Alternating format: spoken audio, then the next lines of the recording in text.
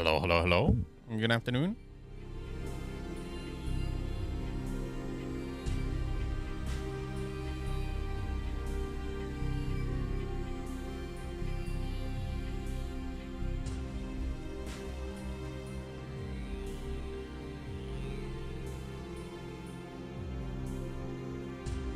Hello there.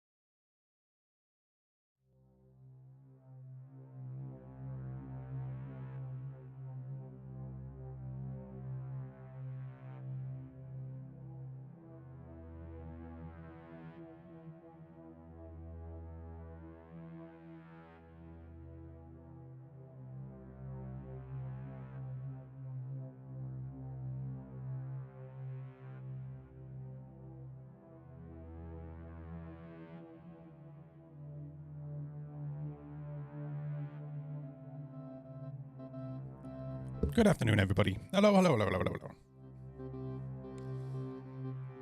Hey, Diggin' Wolf. How's it going, dude?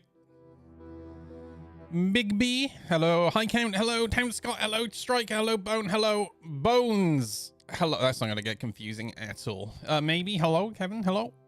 How you guys doing today? Marcus. Clonix. We only have one donkey that buys internet spaceships today. That's nice.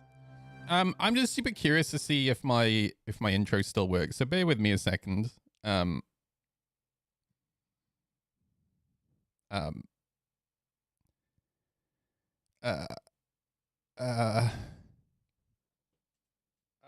there.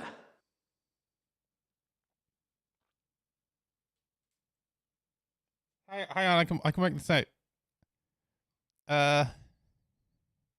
Fuck.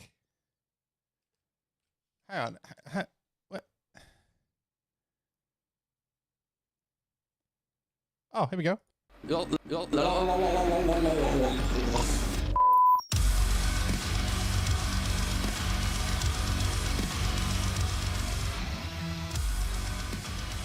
No, it doesn't. Okay.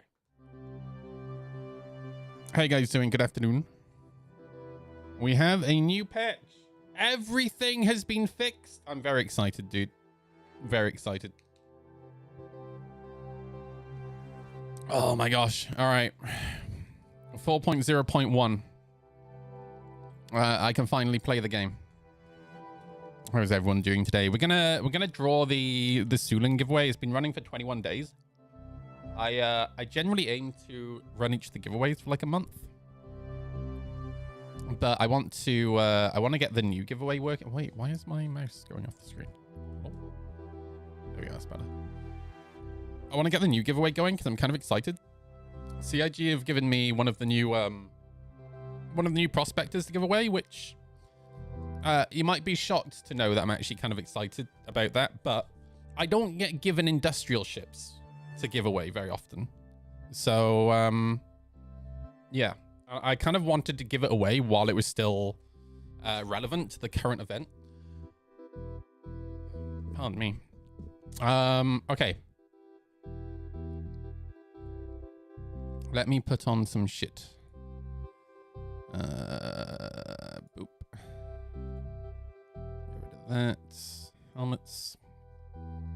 I'll take that. And that.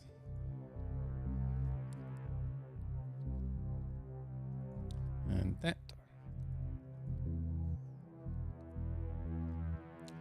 And that.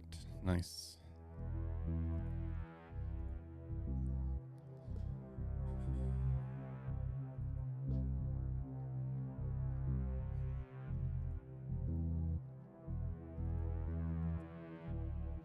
Anyways, Daddy. Stop flirting with me. Hey, why do these look different? Curious.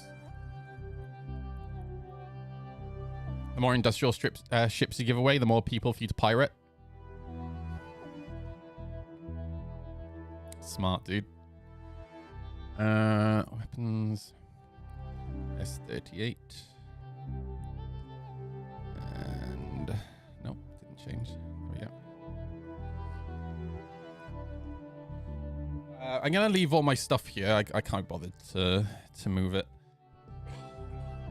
I might actually run some missions around Stanton today. I'm so like fed up with quantuming all the time in Pyro.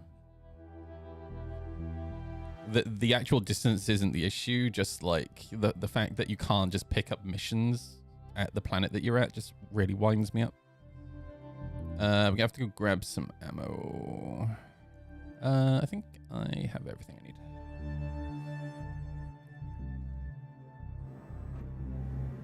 Nice. All right.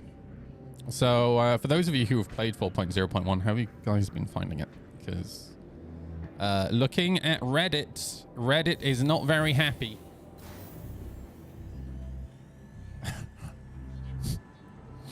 Okay. Everything's fine. Do we not get missions at planets now? No, that's not the issue. So, in Stanton, say you go to Hurston, it will offer you, generally, it will offer you missions at Hurston.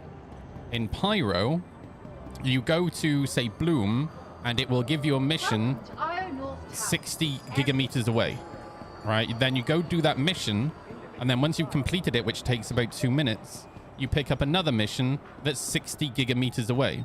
So what ends up happening is 2/3 to 3/4 of your gameplay session is you sat twiddling your thumbs in Quantum. It's shit. Really, really boring. And again, it wouldn't be so much of an issue if they had given us a new contract app, right, where you could actually filter the missions by distance to you, but you can't. And it doesn't tell you. There are some missions where it does tell you the planet that you're at. But first of all, you need to have the knowledge of which planet's Pyro 1, which one's Pyro 2, and it's only probably about 1/4 of them that actually tell you.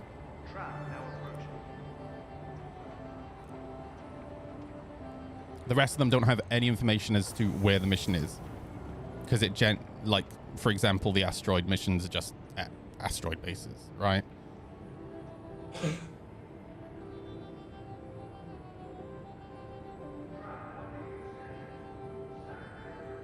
You used to get missions at the planet, though? Was it to stop abuse? I don't know. I'm just telling you what my experience has been over the last, well, ever since 4.x went live. I don't know what the ins and outs and the decisions are at CIG. Like, I don't work for CIG. Hey, Noodly, how's it going, dude?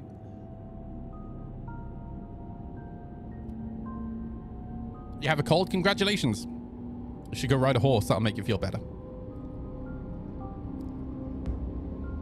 Oh my gosh. I'm looking forward to the weekend. Although, well, we're supposed to be going for a group ride on the weekend, but now the weather is looking pretty shit for Sunday, which is unfortunate. I went out on the bike yesterday. I put my balaclava on and I was fucking sweating. When I looked at the temperature on my dashboard, it was 13 degrees, dude. It was like a summer's day.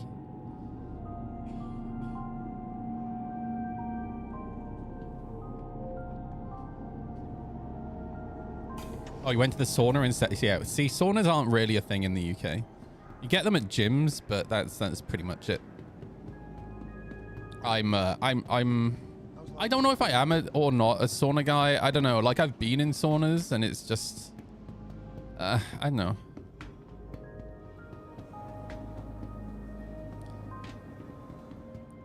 I don't really get what saunas are supposed to do. It's supposed to be good for the skin, right? I actually took my last piercing out the other day, Noodly. I took my my septum piercing out finally.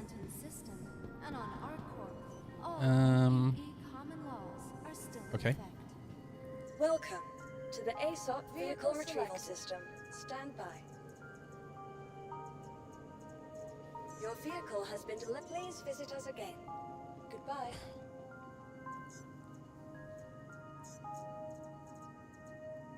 Vehicle selected. Stand by. Monitor your life Hi. at all times. Your vehicle has I was just been fed up with delivered to fighting it all the following time. location. Constantly, whenever I was streaming, I'm always like, oh, gotta make sure it's straight. Whenever I'm out in public, gotta make sure it's straight. You know, when I want to blow my nose, it's a pain. It's just like, Please visit us again.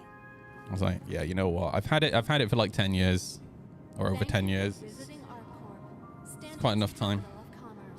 Whatever your transaction, we wish you a beneficial and prosperous day. Oh, don't tell me the elevator's still broken. His works. This one's broken.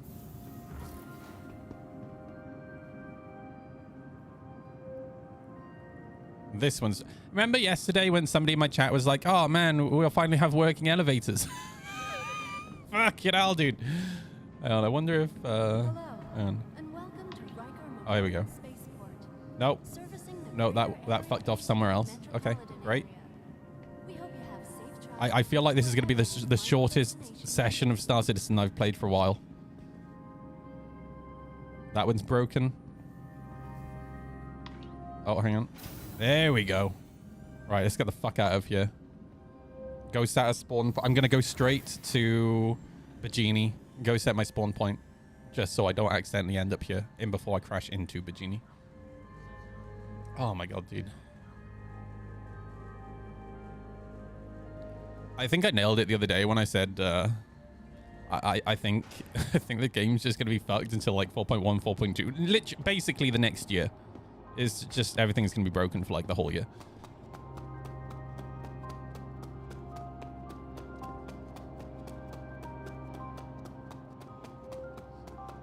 I was on a 550 player shard EU this morning. It was pretty bad delay. US has been fine, although low players. I'd be curious to know why it's different. I mean, I suspect that's just luck of the draw more than anything. Like, you'll have good EU servers or shards, bad EU shards. Same for US, same for Asia.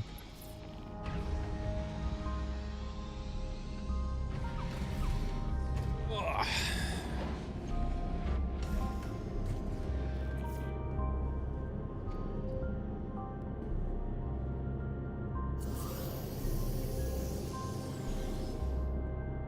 Okay. Wish me luck, everybody.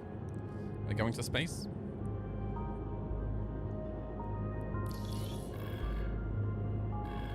Welcome to Roman Space Industries. Enjoy the ride. Oh wow, look, my cursor's broken. I need to work out what's causing it. There is nothing under like interaction or anything that in my key bindings, like nothing around the cursor is bound to my joysticks. Take off, President. It randomly started happening after one of the patches on PTU, and it's been doing it ever since. Landing gear raised. It makes like I literally can't interact with anything in the cockpit. It's freaking annoying.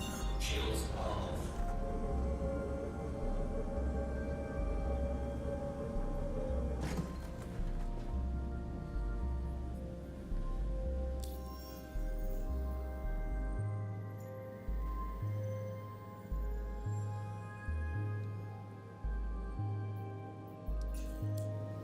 Hey, Tinnabout, how's it going, dude? Oh. Shame the Prospector wasn't upgraded for... Can we not? Please. Holy shit. That mindset drives me nuts.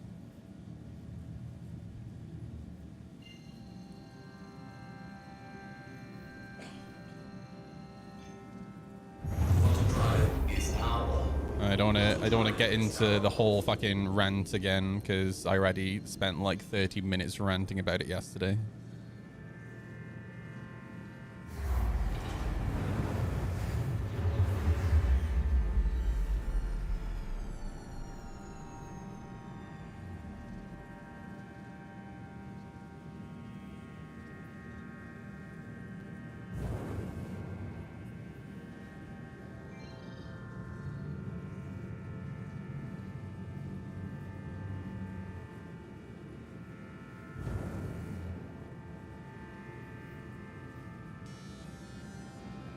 Okay, let me set my spawn point here just so I'm not fighting with elevators.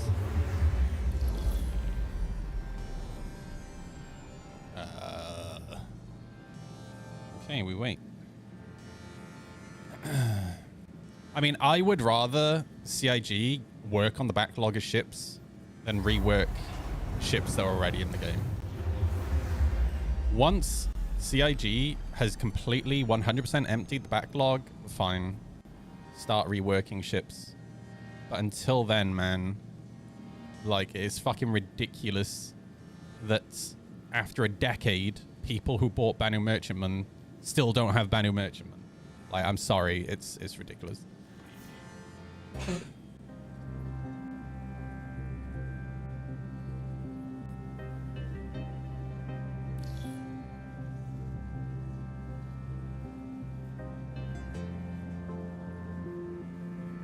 God, can I not land here? Might have to land on a pad.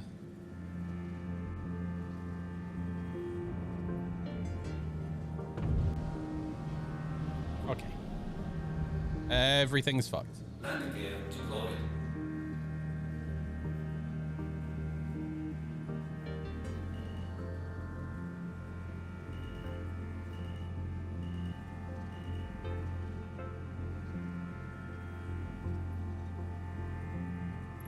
Landing complete.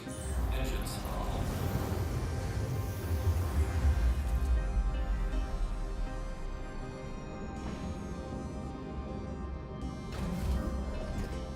Oh, gosh.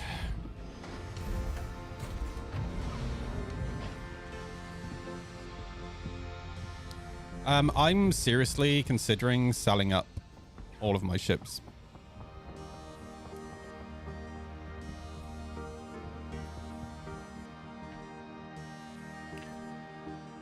And literally only having like a starter package.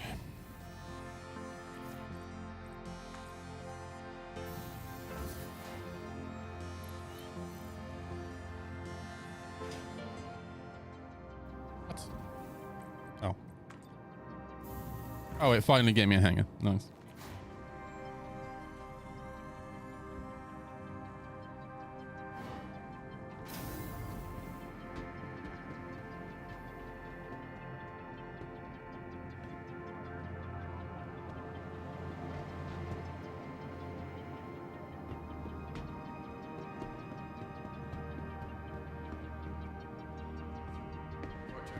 Nice, so stuffery, holy shit. Lab 2 is off limits to all staff until further notice.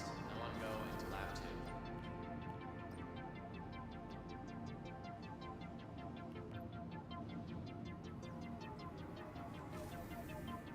RN Ashcroft, please calm the front desk. Okay. RN Ashcroft. How much I pledge? $9,000.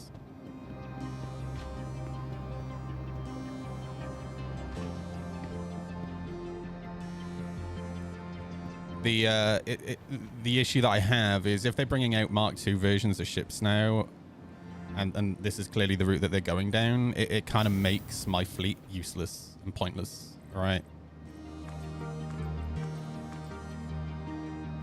Well, maybe not pointless, but I'd rather just buy the ships in game. But it kind of with them bringing out Mark II ships, it just dissuades me from buying any more ships in the future with real money.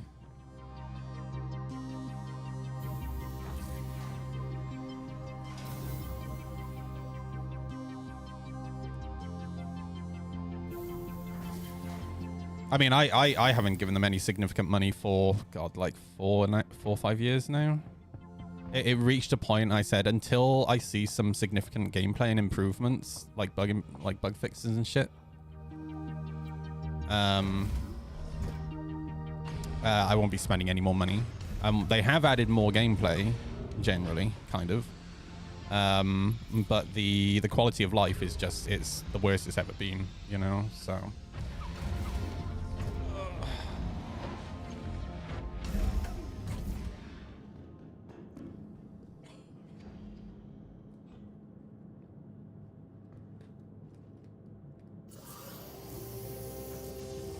You know, and again, like I just said, my mindset has kind of changed now, where if they're bringing out Mark II variants of ships that have power creeped the original ships, I wouldn't mind if they were not necessarily more powerful, just they were different. But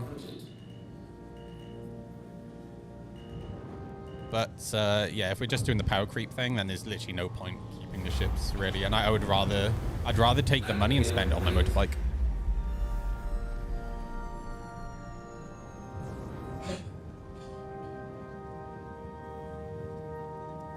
All right, let's take a look at... Oh, F1 doesn't work. Great.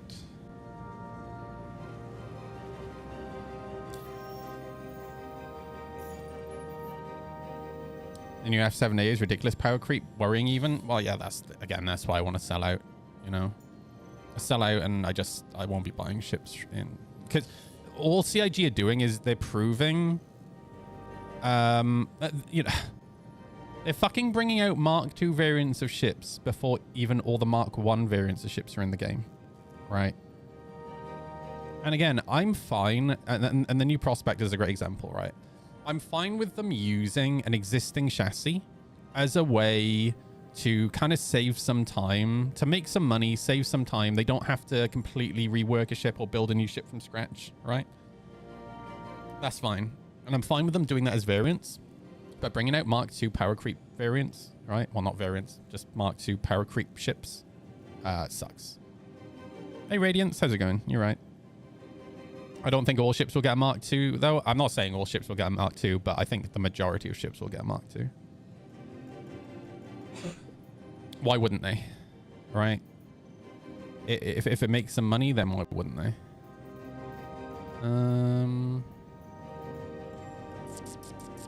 Oh, shoot. I need ammo, dude. I go back and get some ammo. Actually, I do want to land because I want to strip off the coolers as well.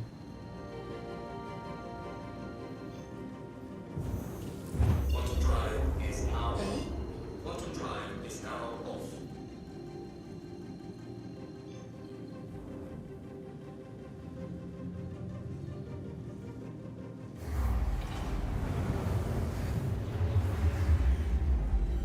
I don't get it. All the ships that I've been flying seem to be doing this with the engine noises. I don't really get what it's supposed to represent.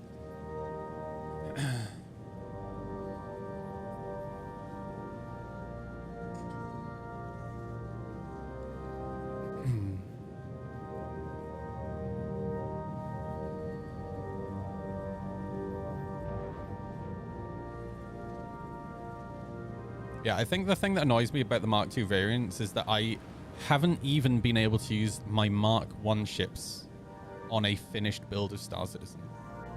Like a 1.0 build of Star Citizen before we had Mark IIs. Maybe after we had... maybe after 1.0, like a year, 2 year, 3 years, and you know, we've had persistence for a while. I already own all the ships I want to own. Maybe then I would be okay with it. Although I probably doubt it. I'd still probably not like the idea of power creep.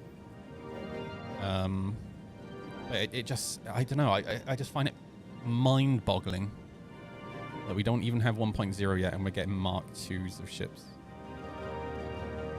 I wonder what they'll do with the Mark Is. I mean, they'll just leave them in the game, dude. You know, it's the same thing as, well, I wonder what they would do with an Aurora because a Hornet's more powerful, right? Like, it's just another ship.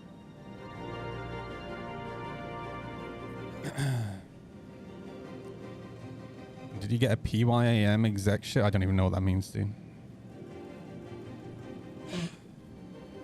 I've barely played Star Citizen since 4.0 launched. I don't think I'll really play it much now, even with 4.0.1 out, because it doesn't really seem that much better. It's still buggy as shit. And there's still not that much to do. Like, why am I sat here waiting for a hangar, dude? There's like no players here.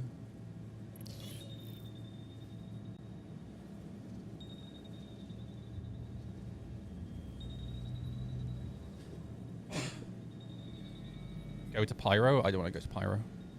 If I wanted to go to Pyro, I'd be in Pyro.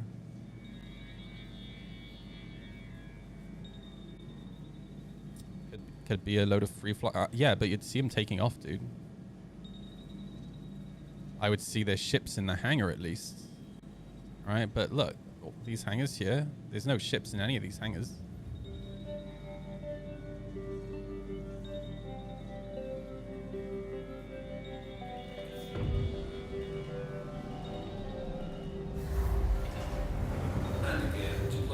Bearing in, you have to understand how the hangars work, right?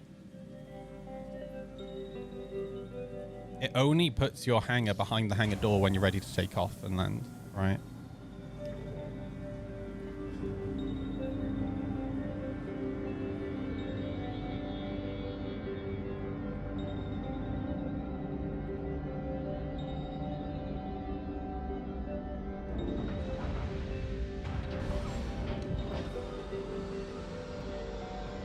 Okay.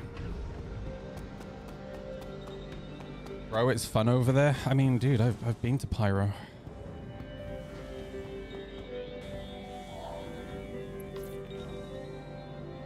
The little amount of 4.x that I've played has been entirely in Pyro, apart from like 2 hours that I've spent in Stanton. I'm fed up of spending 3/4 of my gameplay session in Quantum. It's boring as shit.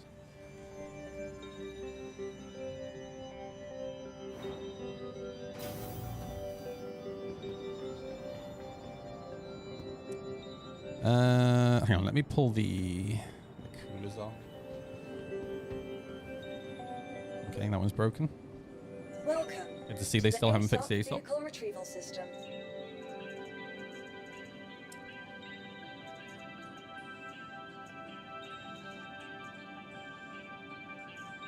Interesting that it automatically stores the ship. Bye.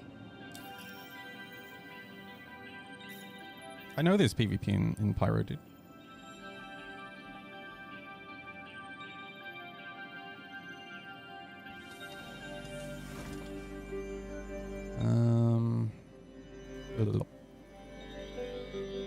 Oop.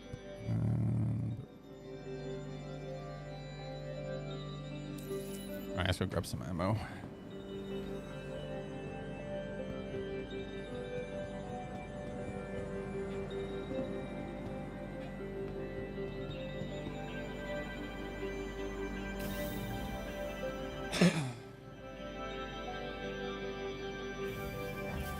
Cutlass might not get Mark II, but they need a ton of work. I mean, I'm not going to sit here and start like theorizing and sounding like a Star Trek nerd about like what's going to get what, right?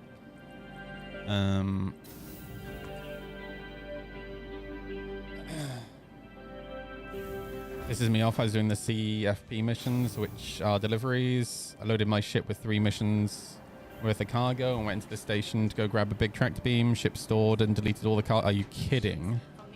Holy shit, dude. I'd be furious. Oh shoot, is there not a weapons store here? I think this is the one that doesn't. Fuck. Stay at the luxurious accommodations. Tour Empire Club. Balls. Balls. That sucks.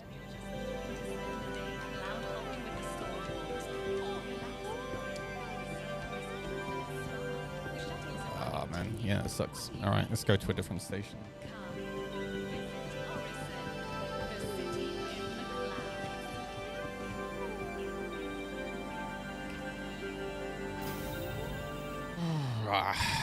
I haven't done any of the cargo missions since 4.x launched.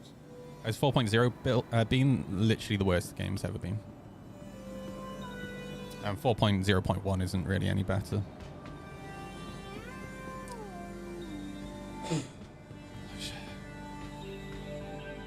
Right, there's still broken ASOP terminals, broken hangars. Like, it's pretty bad.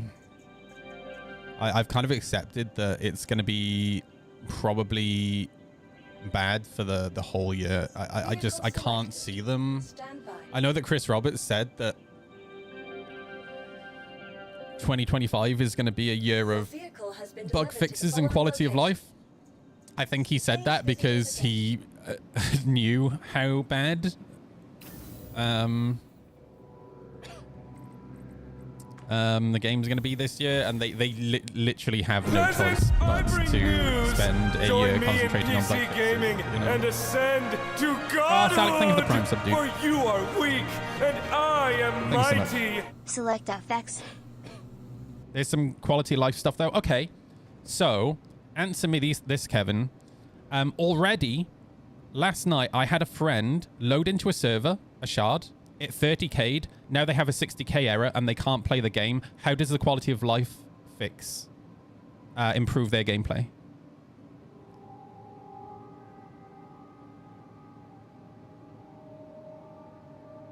Oh yeah, it doesn't, because they can't play the fucking game. Like, holy shit. It's awful, man. Welcome to the ASOP vehicle retrieval system. Like me spending 2/3 to 3/4 of my gameplay session in Quantum, right? That's not an improvement, right? That's shit. Me being pulled out of Quantum every time I'm swapping from server to server, that's not an improvement. My cursor not working in the cockpit of my ship, that's not an improvement.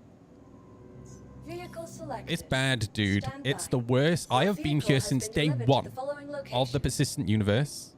And for me, I'm not saying this is for everyone. I'm just talking about my experience. This is the worst the game has ever been in terms of quality of life and playability. You know, I had almost a 2-week period where I couldn't play the game at all in 4.00 because of 2 different bugs. The first one was the 60k bug, which I don't know whether it just fixed itself or me rubbing my belly and patting myself on the head at the same time fixed it. But then I managed, after that fixed, I managed to get into a shard once, it 30k'd, and then I was shard locked for like another 3 days. 318 was bad for the people who couldn't get in, but the actual patch itself for the people who could get in was pretty good. This one, you've got a ton of people who can't even get into the game, and then once you're in the game, it's really bad. So, sorry, 318 was a fucking walk in the park compared to 4.0. Luckily, I was one of the ones that did not get locked out. Actually, no, I did get locked out in 318, but I was only locked out on, like, one of my old games. It wasn't my main account. And I think that was towards, like, it only got locked out, like, a few weeks before they actually fixed the issue. Welcome to Robert Space Industries. Enjoy the ride. System check. Okie dokie. Engines. Quantum fuel is at 100%. Takeoff complete.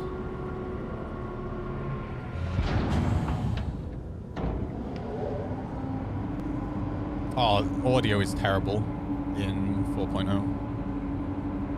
It seems to be like super inconsistent all over the place.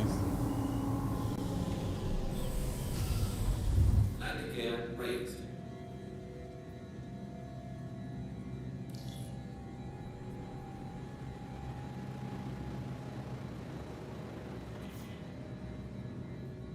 F1 doesn't work, of course. All right, let's go to, I just need to go somewhere, grab ammo. Let me go to Everest.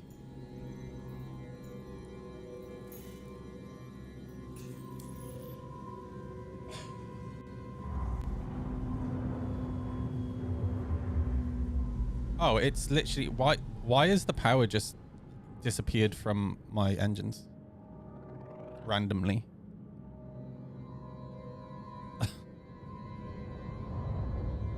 And now it's just magically come back when I press F6. Okay.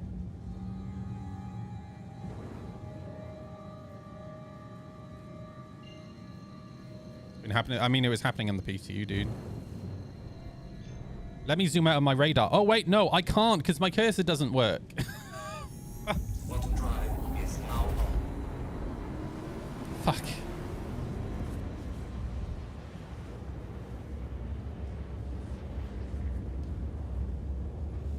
Did they do the flight changes and shit? What do you mean by flight changes? Do you mean did they bring in operator mode? If that's your question, then yes, that was quite a while ago. You can zoom on that radar, yes. You can zoom in and you can zoom out. And you can right click to lock it. Yeah, if your cursor works, you can. I mean, the first thing I do when I get in a ship is zoom all the way out so I can see targets around me, because it by default is zoomed all the way in. So you literally don't see anything on your radar until they're already in weapons range.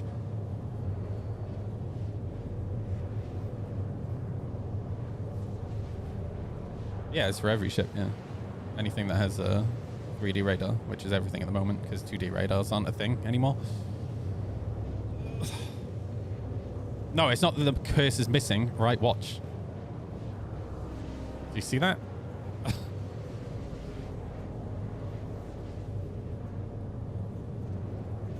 I literally can't use it. It's acting like the cursor is bound to an axis, but it's not.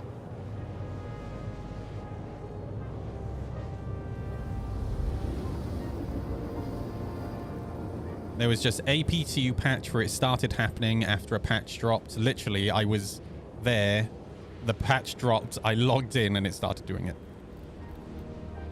And if I go to like inner thought and interactions here, there's nothing bound to the joystick here, all right? I can't think of another section that would affect it.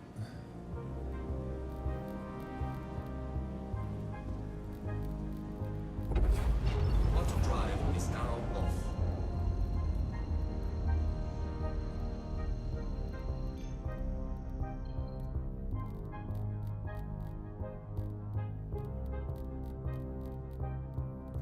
Yeah, it's just busted. Ay, ay, ay. No, again, it's not a joystick issue, it's a bug. Why? Again, it's just deleted the power out of my engine. That's great. That's what I'm trying to show, right? It's not a joystick issue.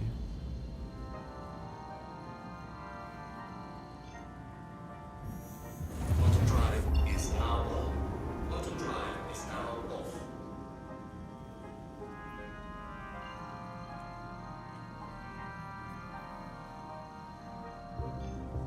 Auto drive is now on. Auto drive is now off.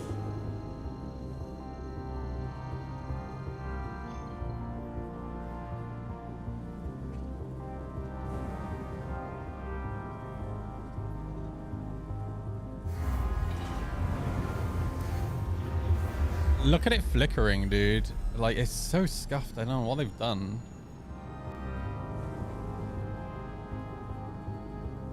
By the way, for those of you on Instagram, I posted a video last night of me and a couple of friends driving down one of the Top Gear roads. Friggin' love that road. It's so pretty.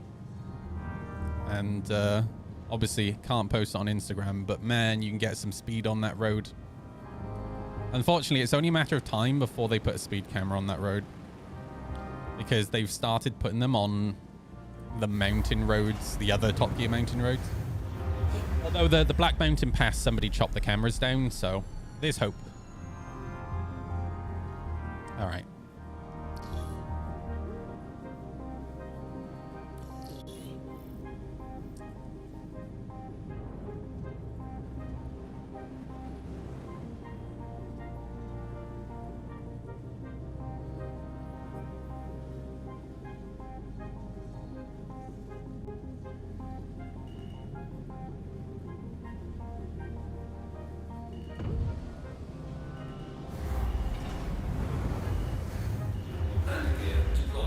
Man, I'd love it if my engines weren't fucking up as I'm trying to land. That'd be great.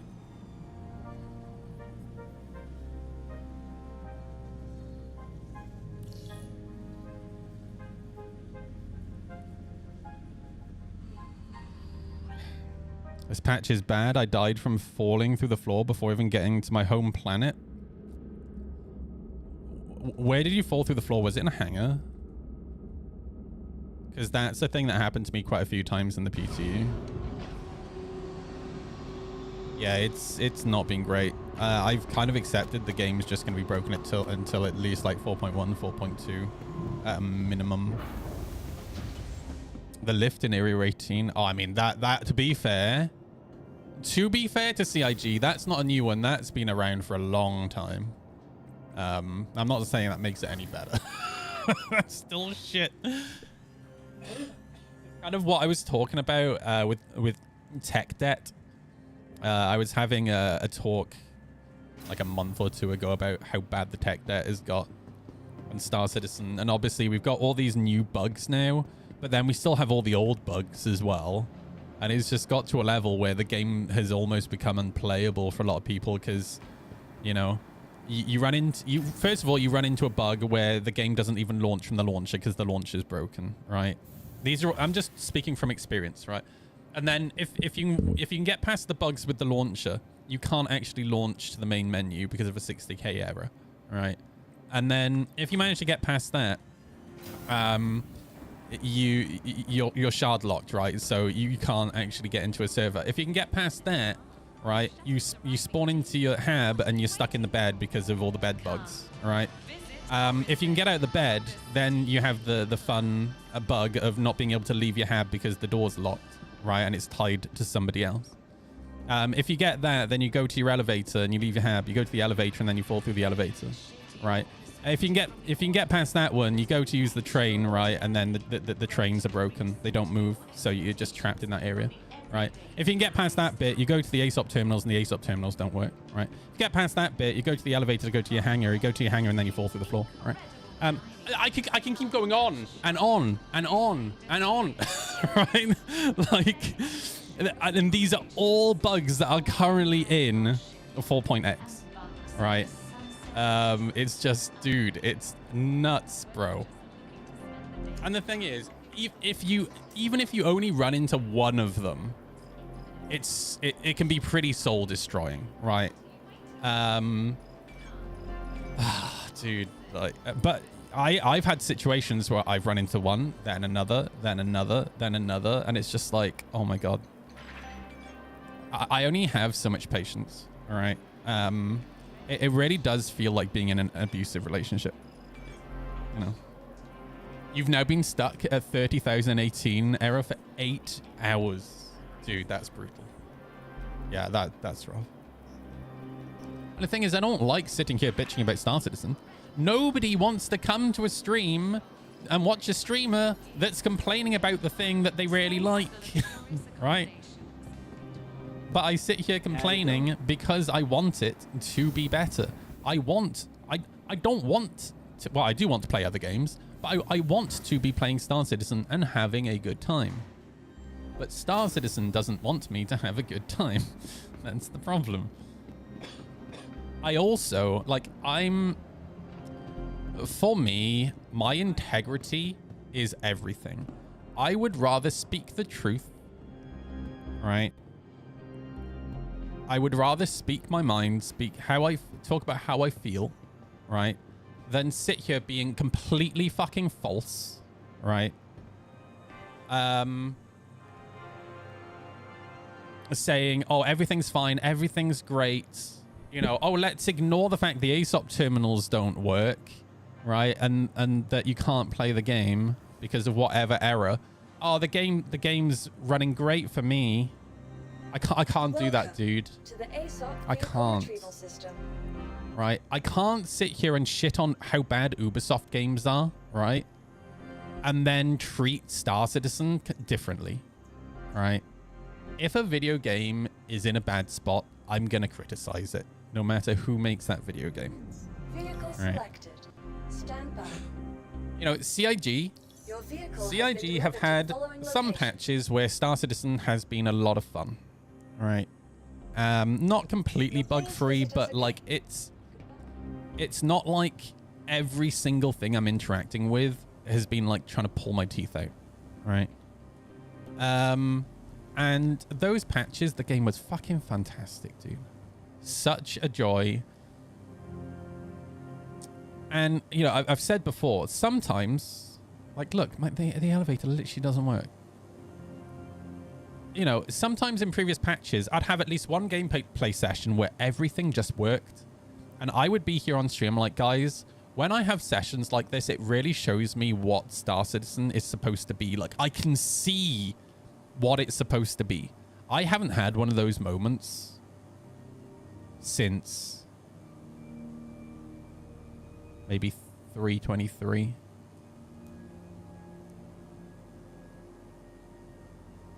Talking smack about Ubi is easy. It is easy, yeah. But that's because all their games are fucking so samey. That's what I'm looking for. Oh, fuck, dude. Now I'm trapped here. Jesus Christ, dude. Yeah, their games are just unimaginative. You know, they don't really seem to take risks. They just keep doing the samey thing over and over and over again, right? Like, oh, there we go. Nice. Oh, I don't know if my ship's actually there, you know. Probably stored it. Yeah. The latest AI scam revelation makes me think of this game. This game is a giant scam, and all I can think of is Luigi. I mean, to be fair, if it is a scam, it's a really fucking bad scam. Like, CIG, Chris Roberts could have just taken the money and run, right? Welcome. But for some reason, he has 1,000 members of staff that he has to pay. He has a really expensive studio in Manchester to pay rent on, right? Let alone the rent for the LA studio, the Austin studio. I think I really, man, the word scam. I think a lot of people in the gaming community just don't really understand what the. I think I know what you mean.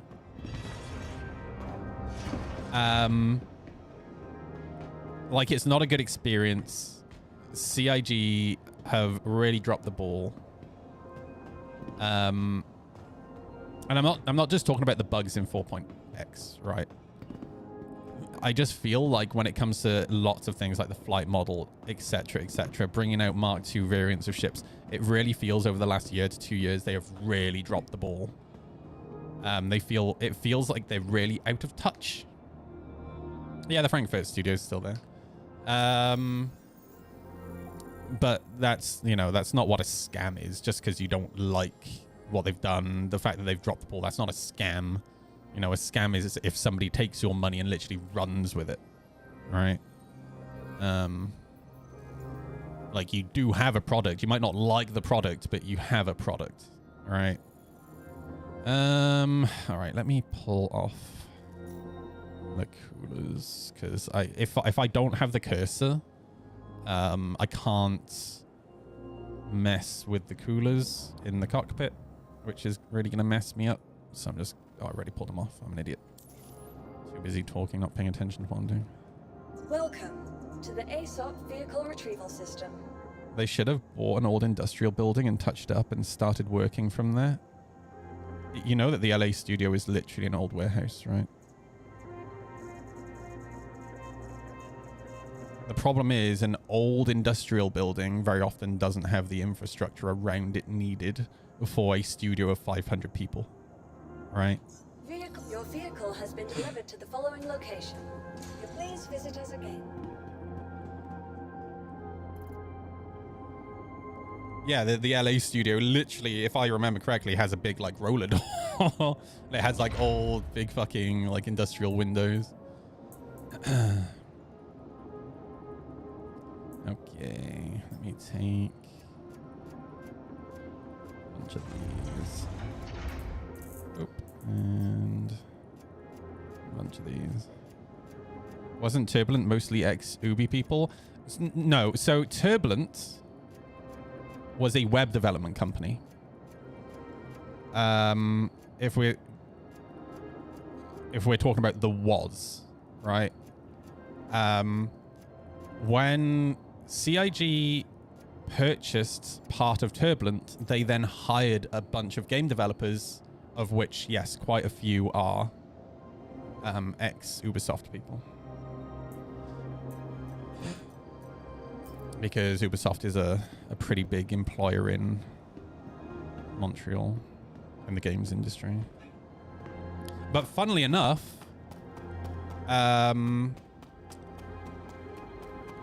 if you have... Okay, so a game, for example, that Ubisoft makes is Rainbow Six Siege. Let me show you something.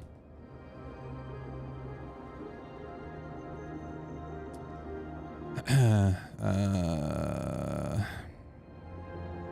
me go to the website.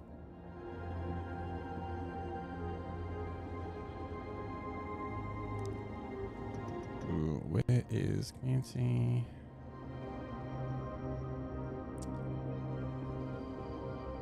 How do I get to... Ah, shit. Have they got rid of it?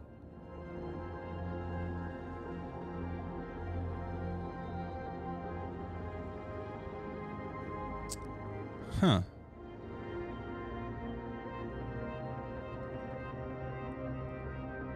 Have they got rid of the official Rainbow Six forums?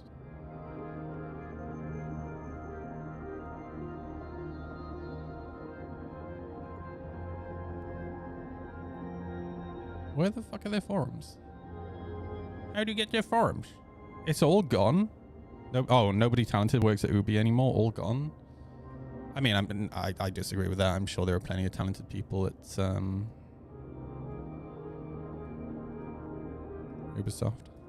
The main issue with Ubisoft, I think, is just bad management.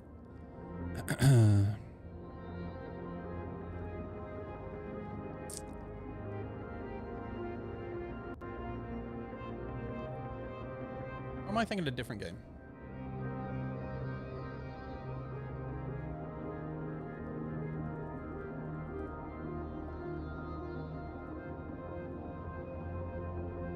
Oh, what they have? They have closed their forums. Holy shit. Okay, well, the point that I was about to make is, so the Ubisoft forums, do you know what software they ran on?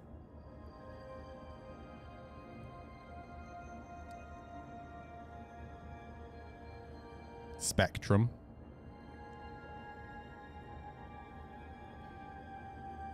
It was Spectrum. Because their web development is done by Turbulent.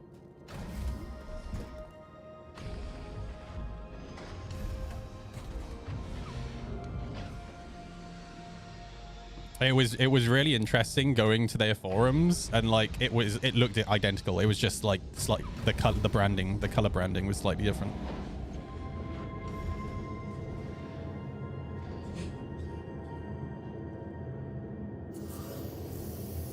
Like if you go to Turbulent's website, I'm pretty sure.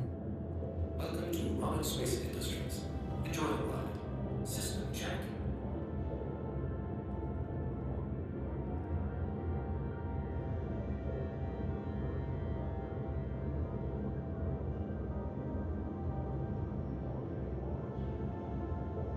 Does it show? Oh yeah, here we go. Oh yeah, Ubisoft isn't on here anymore.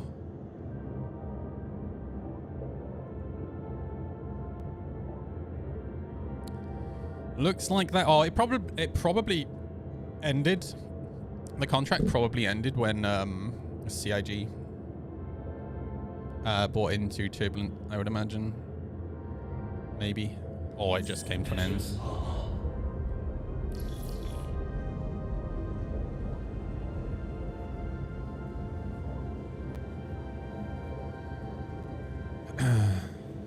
I mean, a big building, build a cafe there and fix walls for rooms. Well, again,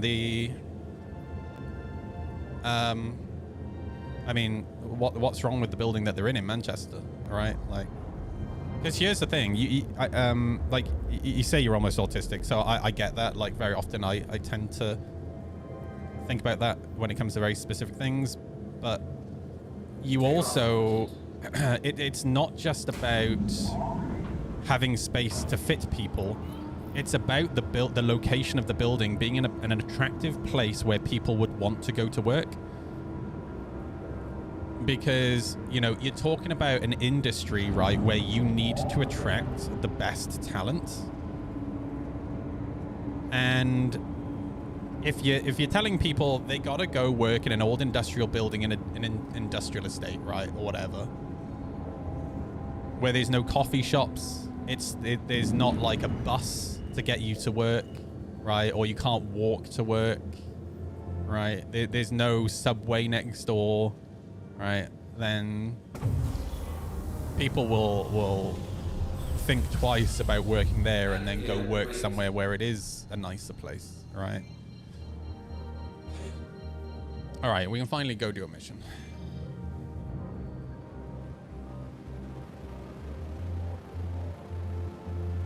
I gotta say, the building that CIG's in Manchester, I've been there. I went on the tour at SitCon. It's a nice building. And it's in a nice area as well. Okay.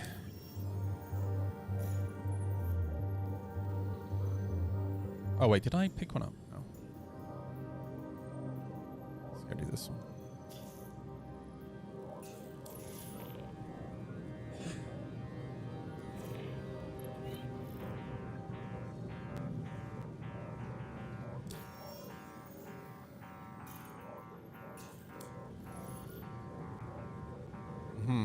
Oh, yeah.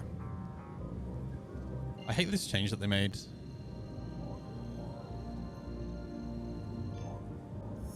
Quantum drive is now on.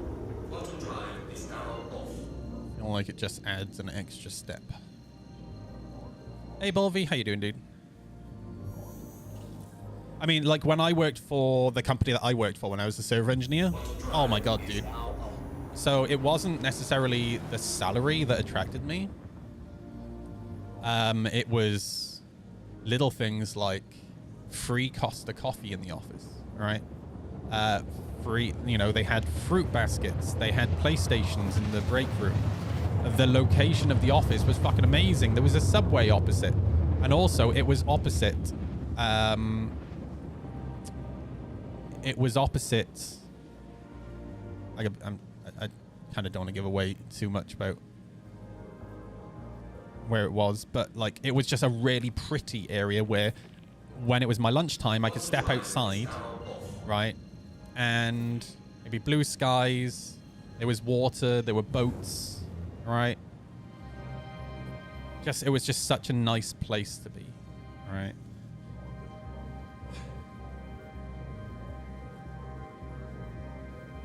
There's a hotfix coming later today. It might be on the hotfix channel, maybe. Yeah, we'll wait and see.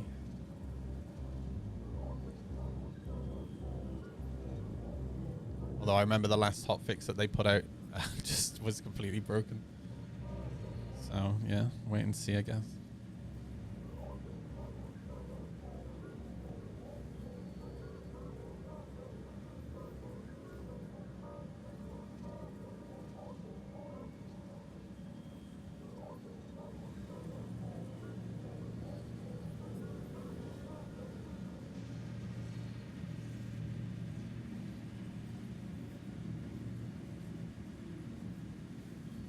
I've been really enjoying Ghost of Tsushima. Like, the combat in that game is just so enjoyable.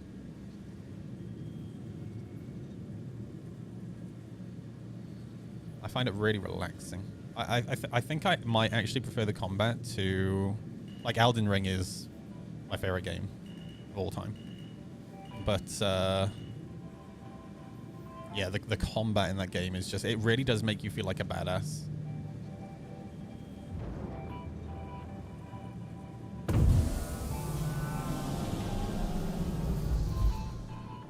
Landing gear deployed. Takeoff complete. Landing complete. I'm in a good spot. I should probably not park on the turret. That's a bad idea. Landing complete. I want to make sure that my...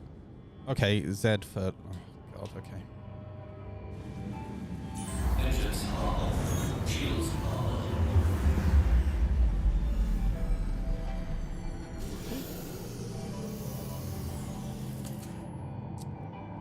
Bought a shock spring clamp compressor, but it did not fix. And now got one from eBay and it fits. Now I can remove my rear shock and replace it myself, which is nice. Oh, fuck yeah, dude. Doesn't it feel rewarding to work on your own bike? I think this is the thing that I mainly love about motorbikes. We live in a time of cars where,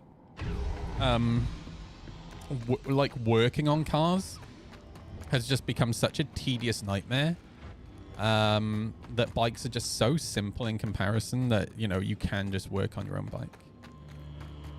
Oh God, it...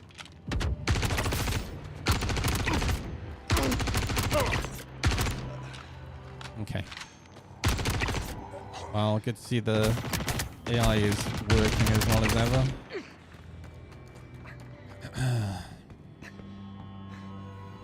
Alright, the button.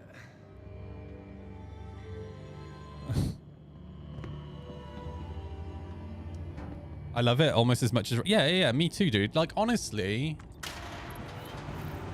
So, with there being as much salt on the road as there is right now, I wash my bike every single time I bring it home. I bought myself a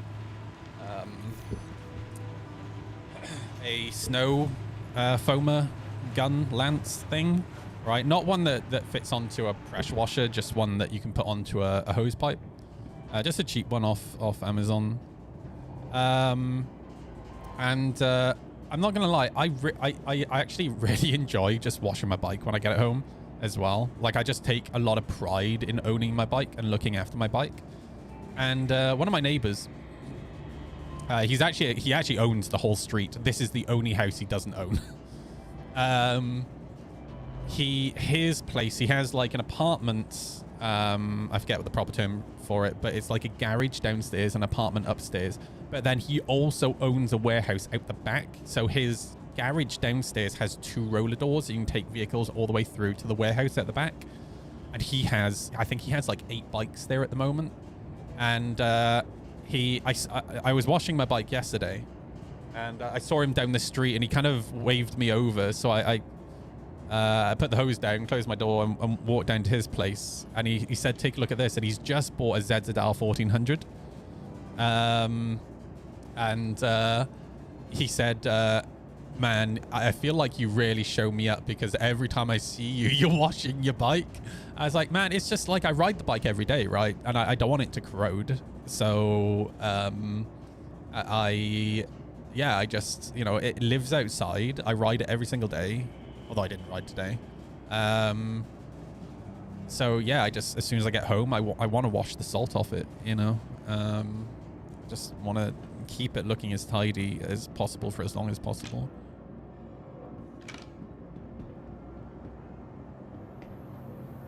Where are my guys at? Oh, wait, I'm done. Wait, it was only those guys upstairs. Oh my god, I'm such a pleb. I wasn't paying attention.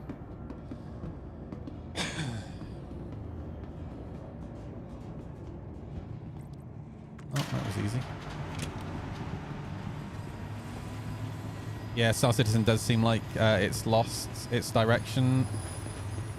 Thank you, dude. That is something I've been saying for so long now, that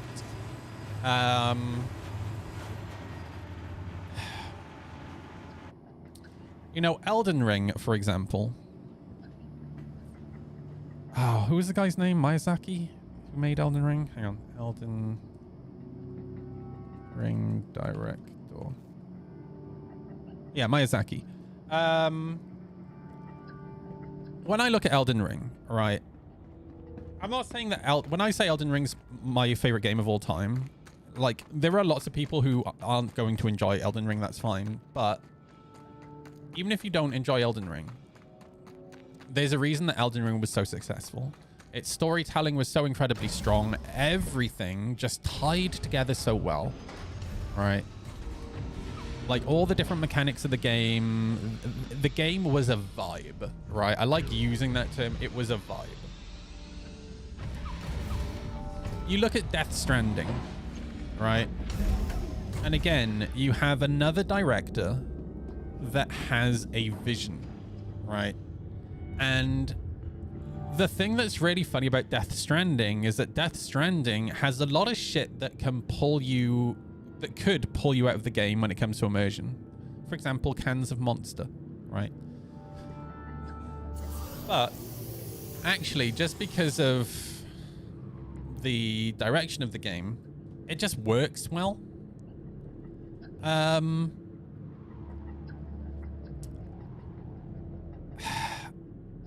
And then you have games like Ubisoft games where, like, there are some things that work well and then other things that just don't really make sense in the context of the game. And an example that I gave yesterday was Far Cry Primal, right?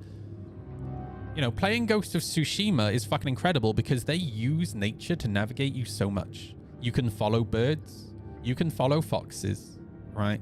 But most importantly, the way they point you towards your objectives is the wind. Look at grass, look at leaves.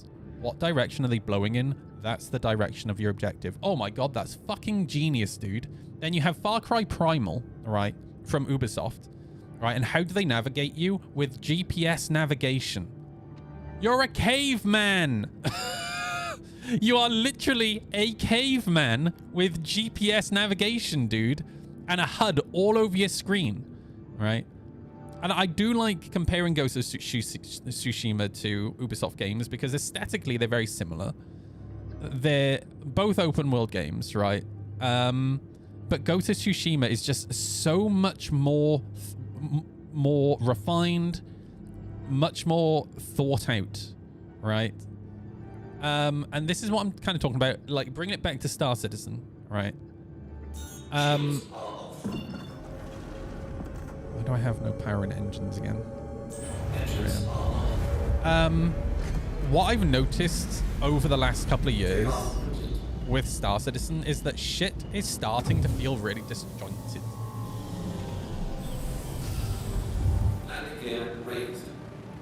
Like, what they've been showing over the last 2 years at CitizenCon, right? It feels like the FPS, for example, is going down the route of competitive esports shooter. Whereas whenever they were talking about FPS in the past, it sounded more like they wanted to go down the armor and squad route. So now it feels to me like they want to go down like this competitive esports shooter route. But then the ship combat feels completely different to that. You know, bringing in like master modes and whatnot. It just, I know, it's the game, it feels like there's not one clear vision anymore. It feels like you have different directors who have different products, right? So what I mean by that is you'll have a director whose product, you know, one of their products is the flight model. Then you'll have another director whose product is FPS combat. And fundamentally, in their heads, they want different things. So you end up with this situation where you have the one product that feels more sim-like, and then you have the other product that feels more arcadey. It's so bizarre to me. Although I would argue now that with master modes, it's definitely the actual master modes, like swapping the modes, feels more sim-like, because in real world aircraft, master modes is a genuine thing in fighters like F-35s, F-16s, F-18s. But the way that they've physically slowed down the ships feels more arcadey. Okay, next mission. I pulled the coolers off. Is that what's causing it, Catnuts? Because unfortunately my cursor... Oh, my cursor works now. Fuck yeah. Yeah, unfortunately my cursor just breaks at random times, so I can't use any of the MFDs.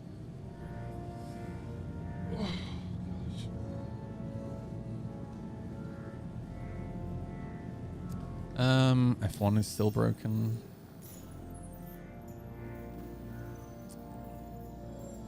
Assist in defending sites. Yellow level contract. Ship under attack. Let's go. Yeah, and it's here, dude. They need to work on the missions in Pyro. Like this feels so much better. Like just all the missions being around the planet.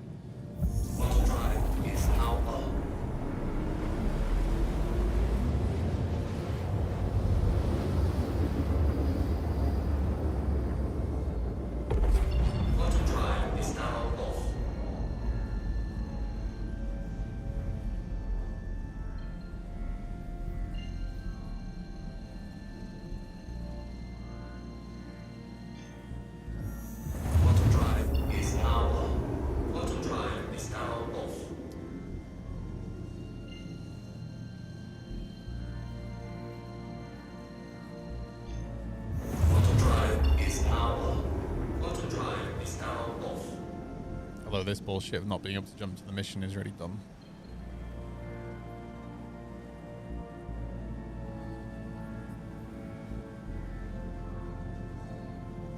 I don't understand what's fixed at the cursor. It's so weird. Oh, maybe physically get out of the ship and back in? Because all I did was got out the ship, went and did that mission, then came back.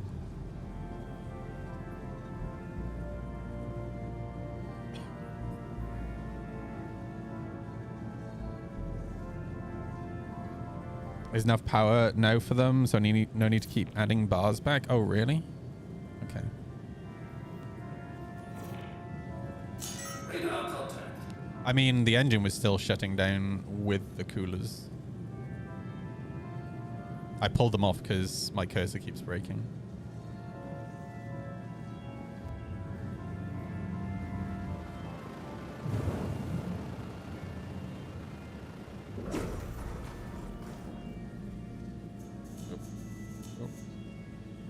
Shields are up.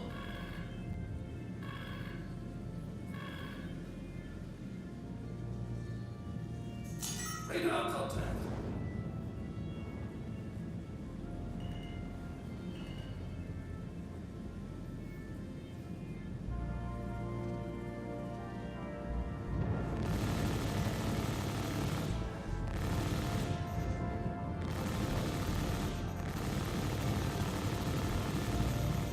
Enemy down. Enemy I down. might go get in my Gladius. These guys literally just spawned on top of the ship. Enemy down.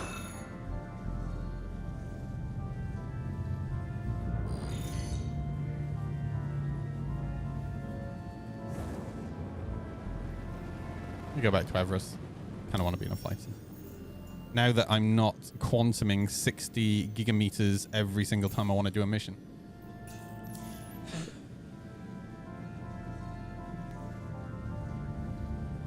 Shields off.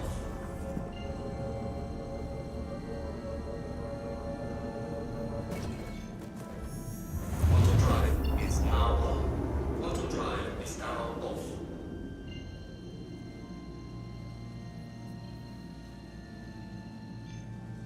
Auto drive is now on.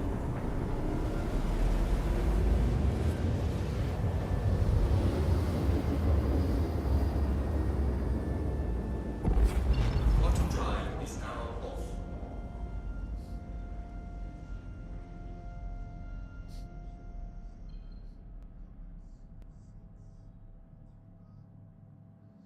I gotta show you this. I gotta show you this YouTube short.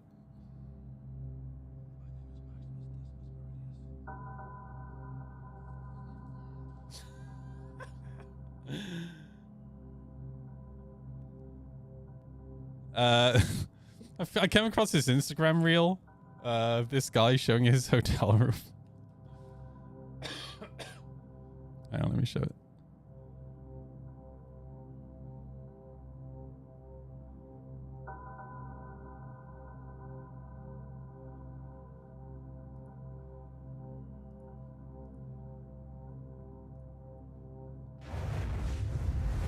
Shut up, engines. Wait, how do I get the share for this? Share. All right. I need to find this hotel room and I need to stay in it. In a hotel room tour, you know, you've got your standard stuff, cupboards, nice seats, not too bad. Nice wee sort of TV seating area, and there's a plane in the middle of the hotel room. Just a fully functioning plane with seats and lights that turn on, and a full cockpit that you can just go into and like fiddle with and shit, and touch all the yokes. It's just standard, you know, hotel room. I need to stay in this hotel room, dude. Why? Why not, dude? Why not? Fuck, I'd love that, dude.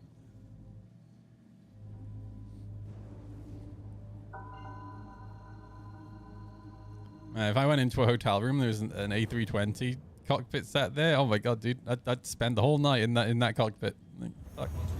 Just fiddling with knobs, you know. Yeah, it's just your average Star Citizen setup, you know. Adventure awaits. Huzzah. Huzzah! Oh my gosh.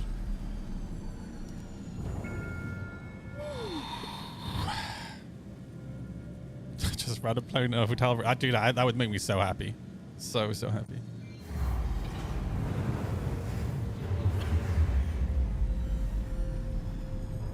Hear me out. Does anybody have an old F-16 sitting in their garage? Because I have a business proposition. Time to get into Airbnb.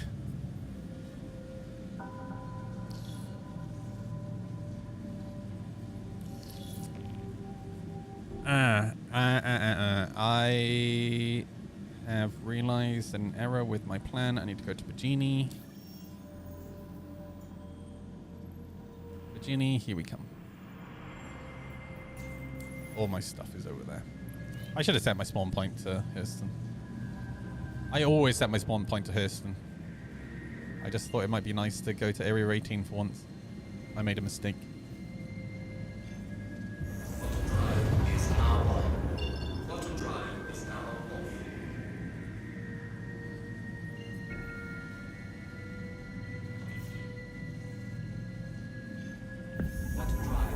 The Jet Business Showroom.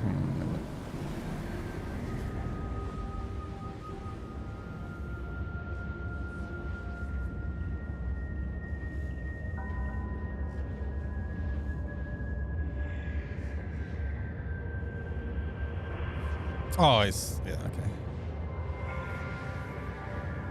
okay. Yeah, this is big money.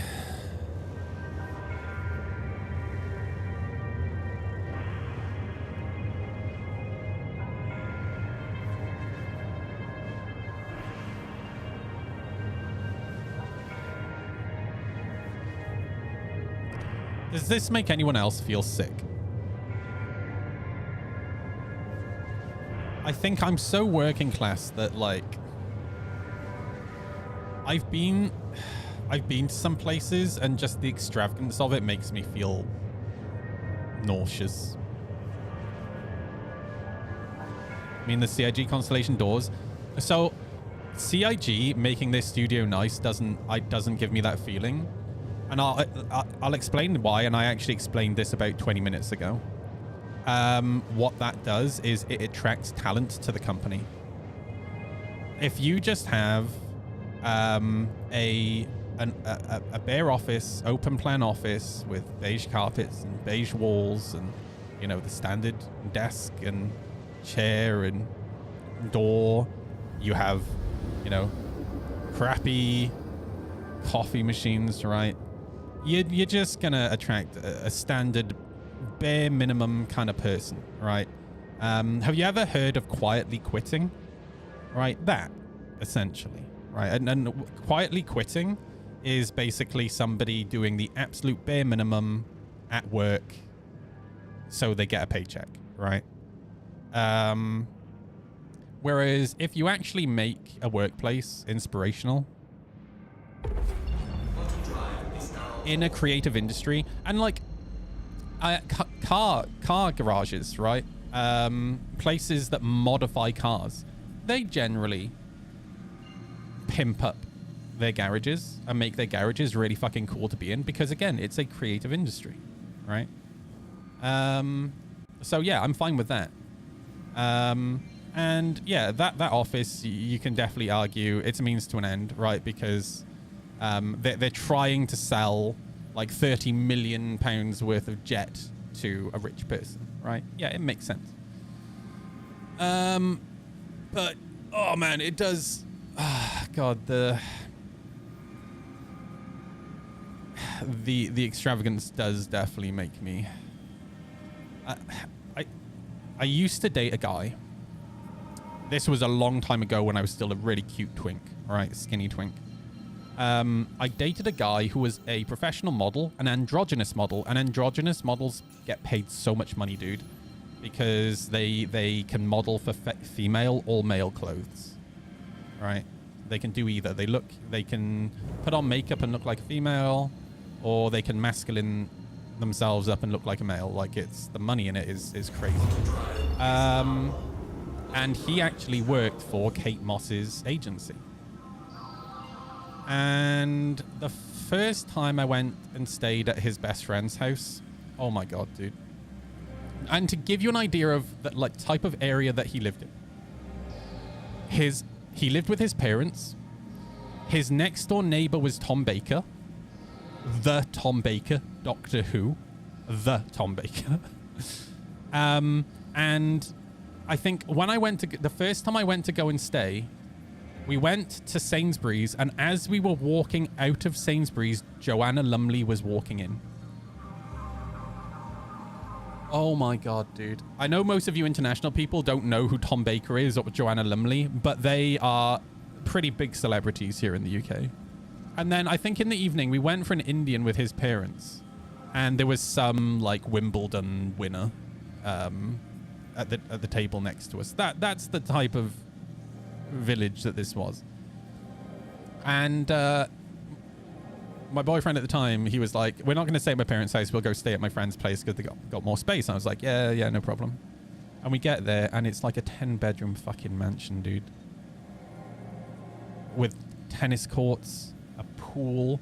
They bought their nanny a fucking Mercedes SLK, right, so she could get to work. And it wasn't a company car, they bought it for her. It was her car. Like, I just... Dude, they had a gym, and I gotta be honest, that back then I was still homeless. And by homeless, I wasn't living on the streets anymore. I was sofa surfing. I'd been sofa surfing for probably 5 years at this point, thereabouts. And to go from like not having enough money to rent my own apartment to staying in this house, God, it really did make me feel really uncomfortable. I can't really put my finger on why. I think it's just because, like, I think it made me realize, like, the whole working class, middle class, upper class thing is a thing. And I think that was the first time I ever really saw it for myself in person. All right. And I think it just, you know, I'm not saying there's anything wrong with people earning money. Like the guy owned his own, you know, he basically owned a building contractor, right? And he came from nothing. He actually came from a working class background. Him and his wife both grew up in council houses, right? So the fact that they worked up to this is fucking phenomenal. But it's just like, it's the extravagance, right? Like, it just makes me feel uncomfortable. Okay.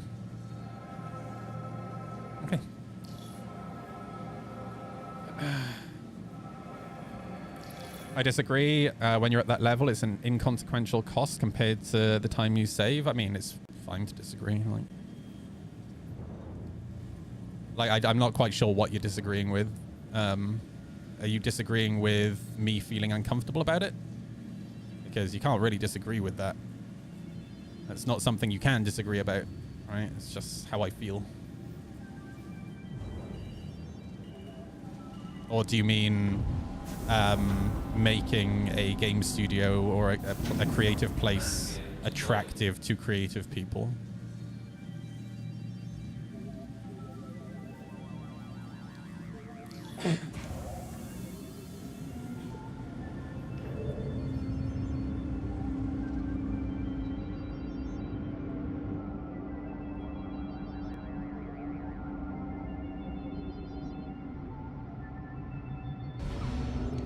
Just drive up to the jet and take off, talking about private jets with natural survival with a viewer. Oh, okay.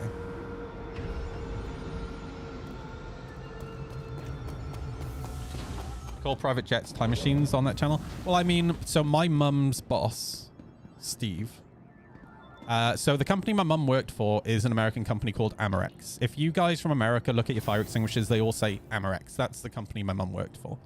She was the national sales manager here in the UK. And her boss, Steve, he would have to go to the US at least once to twice a month for meetings. And Amorex is based out of Alabama, I think. Oh. I don't know why I'm running there. So whenever he would travel to the US, he always flew on Concorde. Obviously, this is before Concorde was retired, right? And it was incredibly expensive. Incredibly expensive. And this is the point that I think you're coming to, Catnuts, right? His time was so valuable that actually the cost of the ticket, his time outweighed the cost of the ticket, right? I think that's the point you're probably making, right? Yes, that I completely understand. But that doesn't, the point that I'm making is that when I am in a, when I am somewhere that drips money, it makes me feel uncomfortable, right? Because that's not what I'm used to. That's not what I enjoy. I'm a very simple guy. And this was a conversation I was kind of having with, I think it was Owen, my hostmate, yesterday. Like, I only buy the bit. No, I was having this conversation on stream yesterday, not Owen. When we were talking about consumerism, right? And the most consumerist thing I buy, really... Yeah, I've been to Vegas. The most consumerism thing I own is my bike, right? But I would argue that's... My bike is my transport, right? Like, arguing that a bike is the same... Well, is a car, I guess, maybe, right? But a lot of Americans view a car as you have to have a car, right? And by the way, the reason I went to Vegas is because my ex's parents went, surprise, you're coming to Vegas with us. The whole family's going. I was like, yay. I don't gamble. I spent a week in Vegas, didn't gamble once. Me and my boyfriend, we went to, there was somewhere with dolphins. I don't know if it was like a Sea Life Center thing or just a place with dolphins. Can't quite remember. We went there. We went to the Titanic exhibit. We just went and did touristy stuff. Neither of us gambled once. Would I choose to go to Vegas? Absolutely not. All right, let's get the Gladius set up.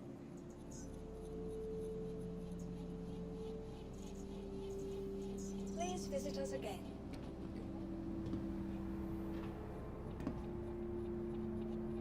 But yeah, I'm a very simple guy. Pretty much each day I go to Tesco and I buy the food that I need to eat that day. Because the Tesco is literally around the corner, like a 2-minute walk, 1-minute walk. I pay my rent. I pay my bills. Sometimes I might buy myself a Monster. Like today, I bought myself 2 cans of Monster. That's the first time I probably drunk a Monster in maybe a month, 2 months.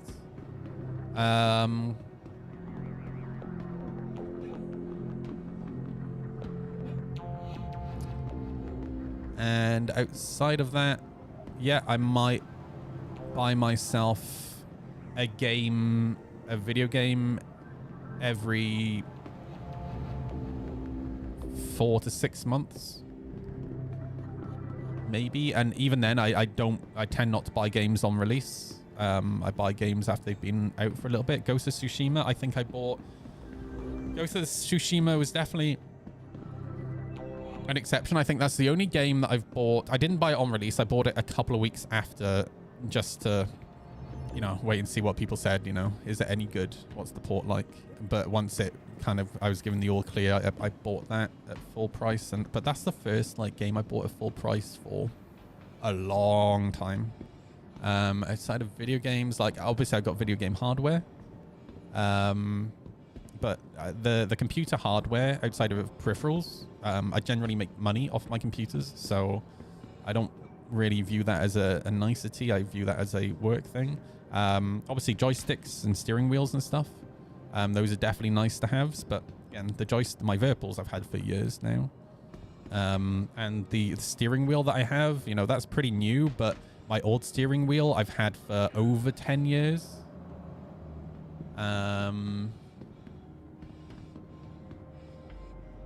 Trying to think of other things that I buy myself, like really the only stuff that I've been buying recently is just like fluids for the bike that I need to maintain the bike, right? I don't really buy myself stuff, you know. Might buy myself the odd book every now and again. Might buy a book every 6 months.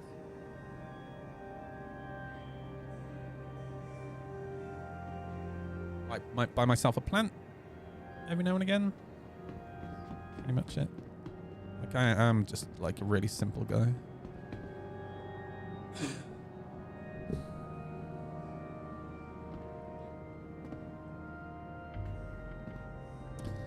Well, yeah, that's incredibly true, Catnuts, which is why like these stop oil protesters, right? They're so hypocritical. They're so hypocritical. Because they're not wearing clothes made of hemp, right? They're all using smartphones to arrange their meetings, right? They all live in houses made of brick and mortar, all right? Like,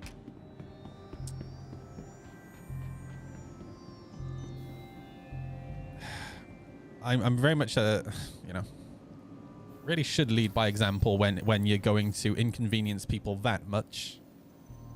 I gotta say though, the UK government has really been hammering down on the stop oil protesters. I saw an Instagram reel yesterday of this guy who's like early 20s, and it was on. He clearly still lives with his parents. He's in handcuffs with like 6 or 7 police around him, and I think it sounds like his mum recording. And she asks the police officer, can you explain what he's under arrest for? And the police officer says, I can't tell you. I can only tell your son. So if your son wants, I've already explained to your son. If your son wants to explain it to you, then he can. And the son says, I don't really understand or remember what you said. Can you just tell her? So he explains. And it's because he was part of a plan to protest at an airport, which is a huge fucking no-no. You do not fuck around at airports.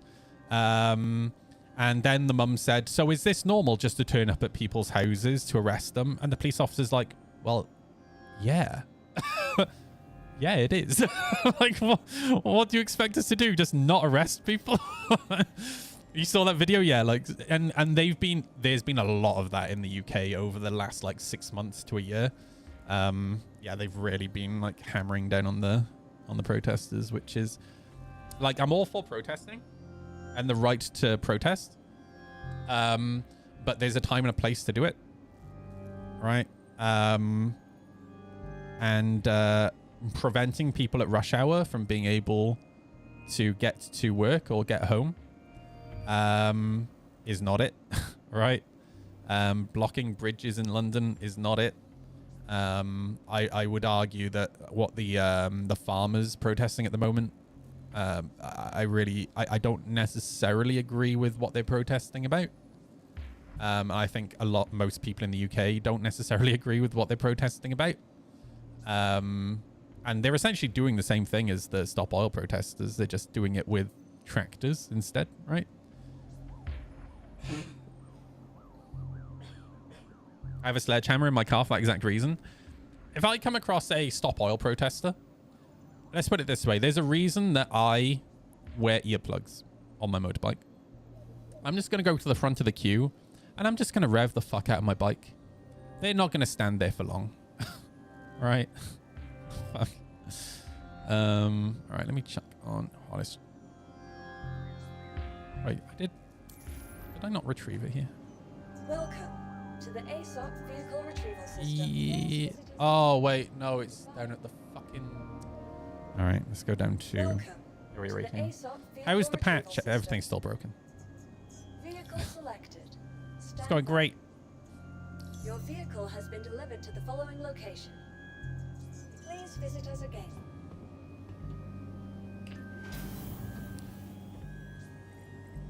You know, if we're talking about exploiting people, I'm from Wales. England has been exploiting the Welsh people for hundreds and hundreds and hundreds of years. Right. New ship though. Yeah, new ship. That's nice. We're gonna. So my next giveaway is gonna be one of the new prospectors, which I'm actually excited about because I don't give away industrial ships very often. That's not true. Everything's broken. The pledge store and new ship works. I'll have you know that I've seen the pledge store break multiple times over the last month.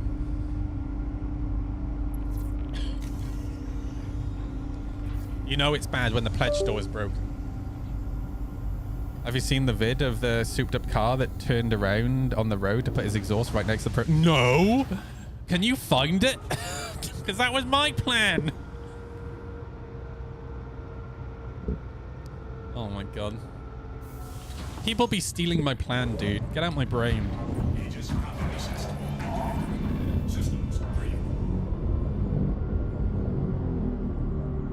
Yeah, my exhaust is so loud that if you're next to it, it is actually like you can feel your eardrums like damaging, like the pain.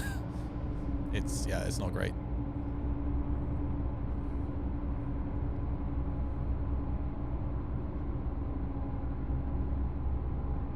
Can I go, please? There is literally not another ship next to me in targeting range. I'm scrolling through targets and there is nothing. So why am I in a queue?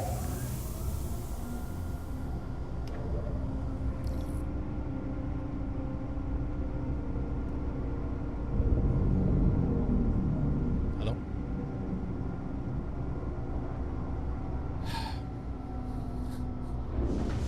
Alright guys, we're gonna leave any minute.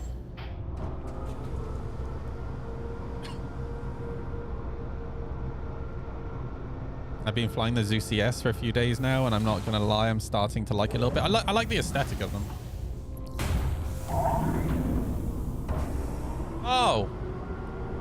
This bug. That's nice.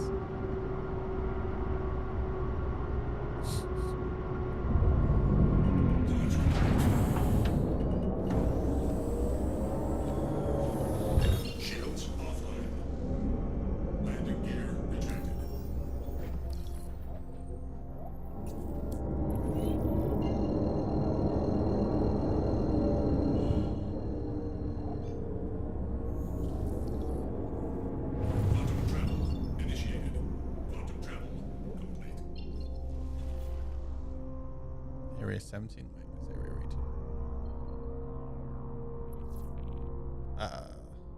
Restricted area, you're gonna be relocated, that's nice. Oh, there it is.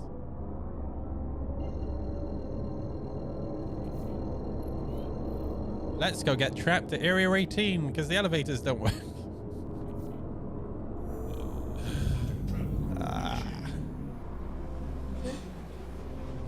I didn't even think to look at my... Hang on.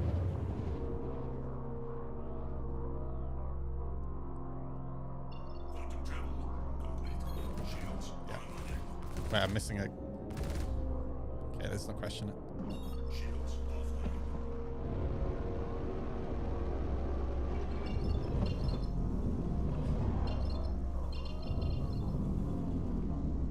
I wonder when Area 18, sorry, Art Corp's gonna get some love. It has broken and just gotten worse over time. Like, the tiles, the LODs for the tiles don't seem to work properly anymore.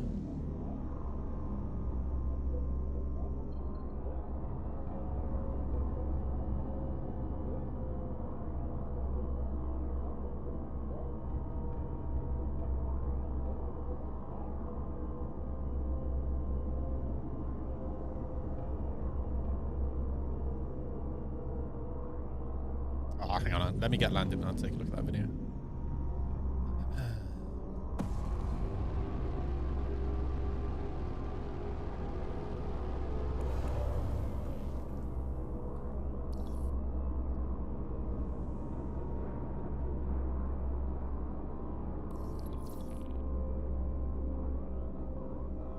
Into the extra large hangar, boys.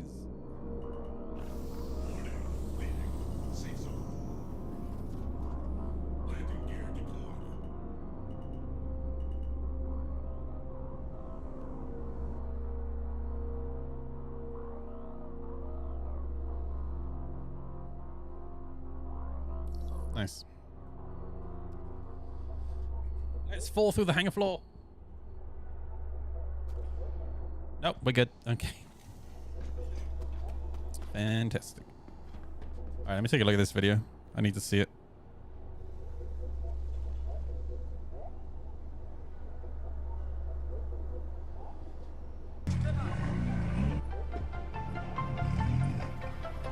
This isn't.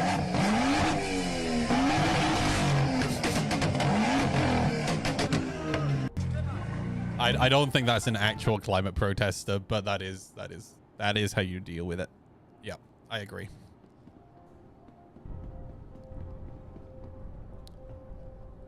Welcome to the ASOP vehicle retrieval system. I'm gonna store this. Vehicle has been moved to us. Please visit us again.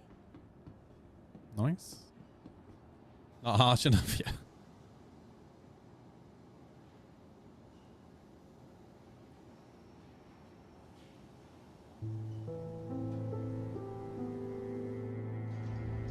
No.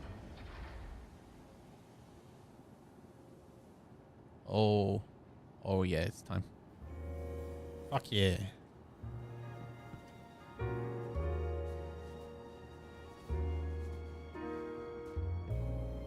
Okay.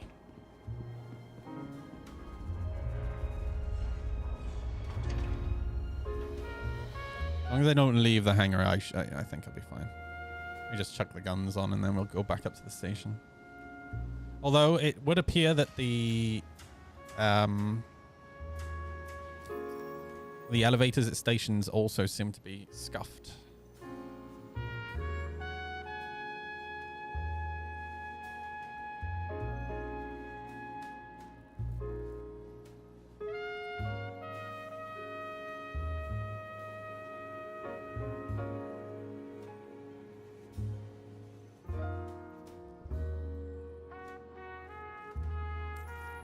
Okay. Welcome to the ASOP vehicle retrieval system. Your vehicle has been delivered to the vault. Please visit us again.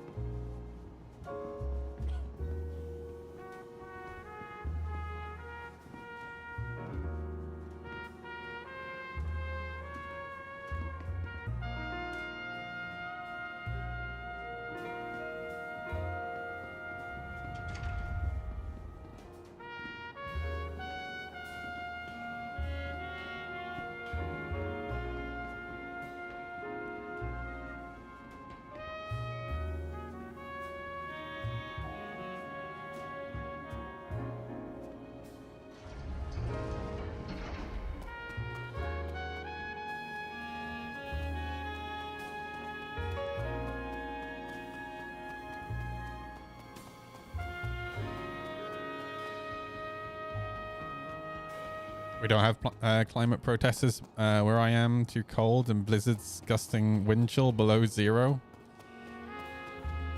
Yeah, I mean, yeah, the climate protesters here in the UK, they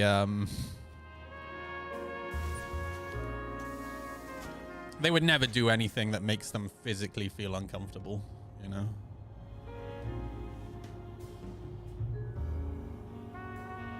Only things that are convenient to them, you know? Okay, so the cursor still works.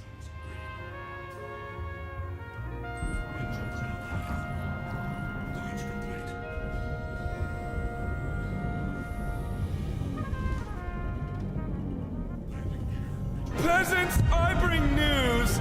Join me in PC gaming and ascend to godhood. Hey, Pastor, how's it going, for dude? you are weak and I am mighty. Pastor, you just subscribed. Have a Prime sub for your SC pain. I appreciate it. Thank you, dude. It does make it feel a little bit better. Oh my gosh. Oh, yeah, Alexis, you're right, dude. Grab myself another drink here in a second. Before we leave the station, I think.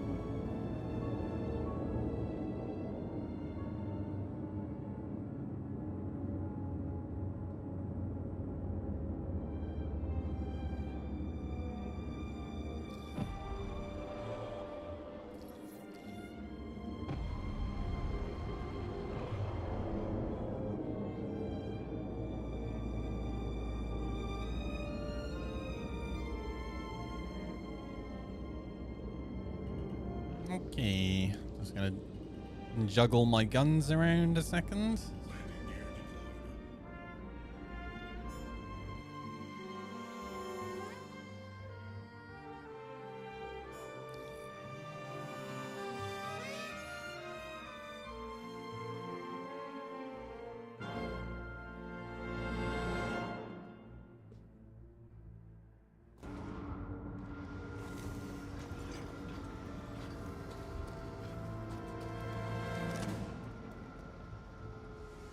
Wait, where's my track? I literally put on it. Fuck me, dude. I put one on. Thanks, COG. Fantastic.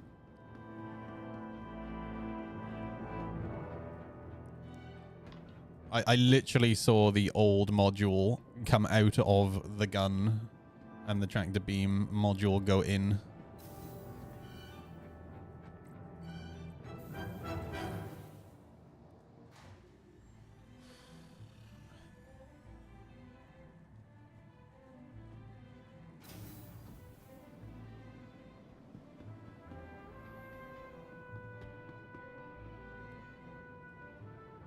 Enjoy your hot dogs.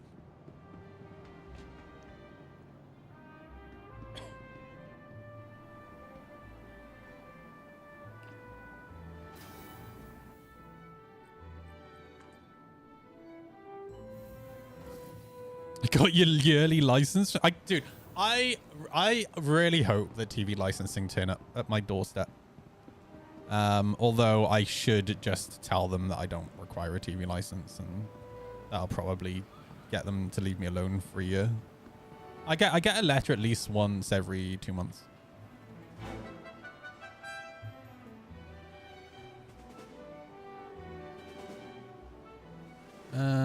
Tractor attachment. I do think in the next few years the TV license will go away.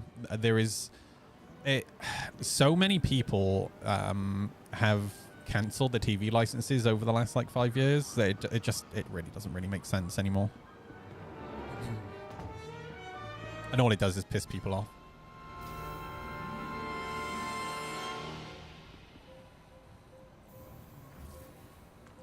What? 5 years, more like 20. No, I think it'll be in the next couple of years. Like, there has been a dramatic drop-off on people buying TV licenses.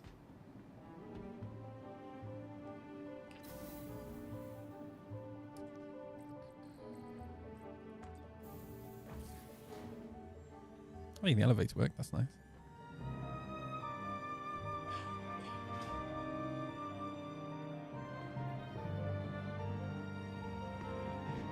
So is everything fixed?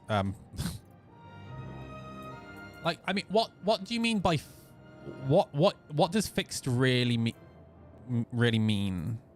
Right? I think that's what we need to the question that should really be asked.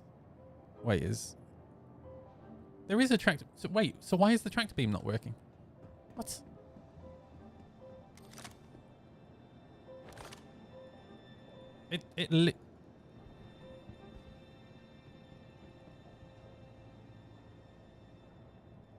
BBC should just take ad money. Yeah.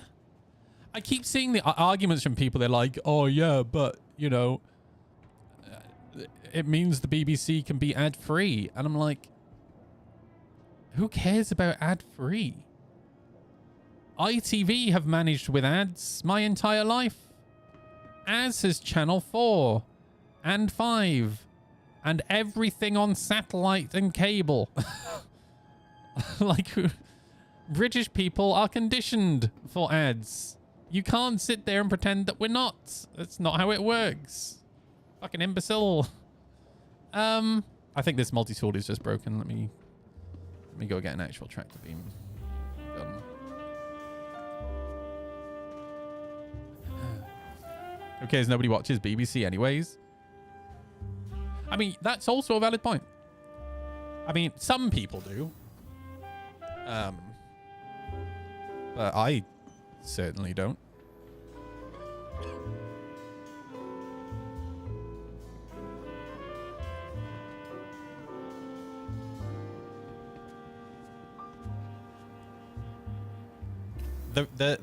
So I used to watch BBC News a lot. That was until I started actually informing myself about topics. And that when I started doing that, that's when I realized how much the BBC, well, I was about to say pick and choose what they do and don't report on. They do that a lot. Like they will not talk about certain protests at all. ITV News, Sky News, blah blah, they will all talk about it, but the BBC, nope, can't talk about that. Don't want to advertise that this is happening, right? But then there are certain like BBC journalists who completely have an agenda, and I'm like, oh wow, that's actually kind of gross. So I stopped. And now I will still glance at their stuff on maybe YouTube, right, or maybe on their website every now and again, but only because I'm comparing it to Sky, Al Jazeera, Bloomberg. Like I don't think there's any one, Associated Press. I kind of like this stuff because they just report on facts, right?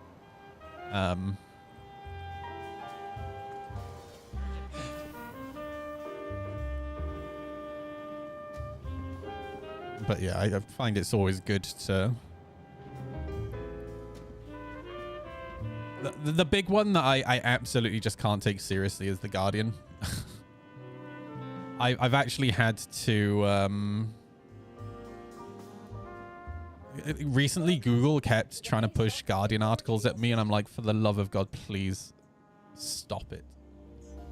Holy shit. Russell Howard had Ofcom on his back a long time ago because people were angry that he was so politically charged and brainwashing kids into voting one way. You know that celebrities have the same rights to talk about politics as everyone else, right?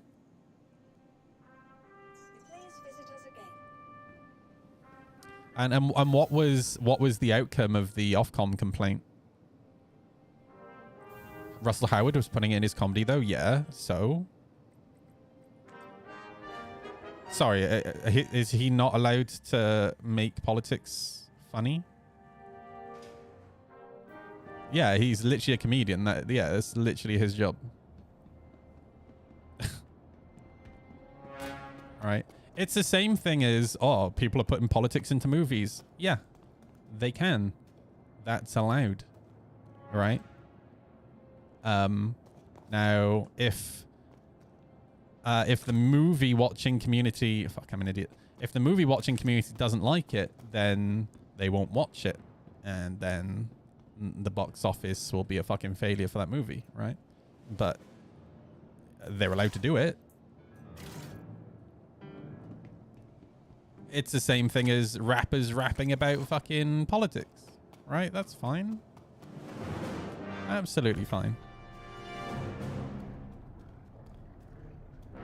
So why shouldn't a comedian be allowed to make jokes about politics?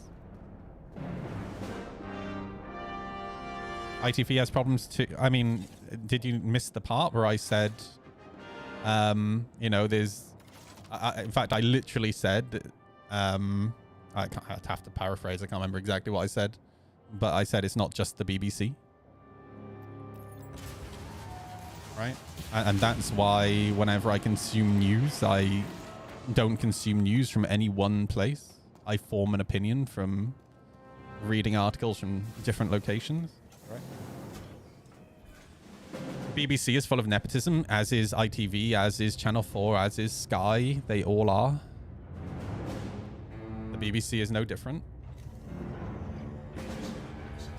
I literally have friends that work for ITV, the BBC. In fact, one of my friends was the PA to the Director General at the time of the Jimmy Savile scandal.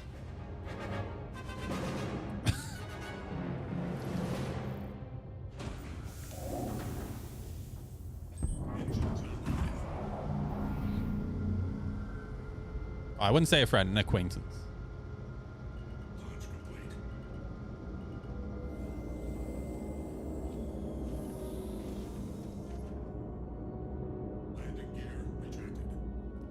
Okay, where are the pets?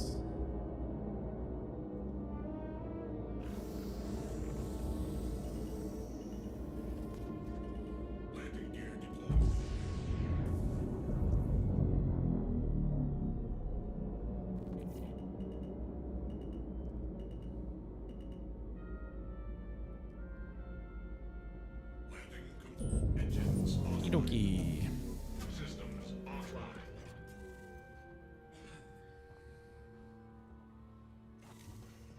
Ed Balls interviewed his wife on TV. Ofcom said it was fine, no problem.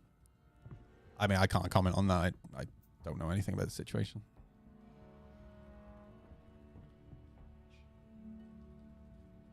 Oh, no. Well, that was broken. Fantastic. Where was the other pad? Was it this side?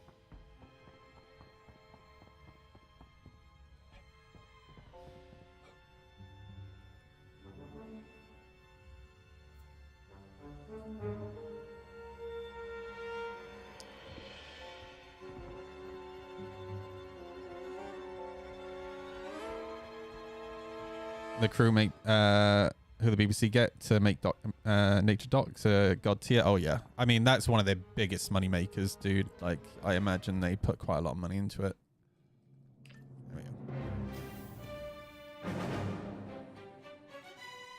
Like after they lost Top Gear, that was because Top Gear was the biggest money maker for the BBC. So now I assume it's their nature docs. And probably maybe... I don't know how big Doctor Who would be, in all honesty. Welcome to the ASOP Vehicle Retrieval Systems. Your insurance claim has been sent. While this is claiming, let me just go get a can of Monster, and we'll be right back. Thank you.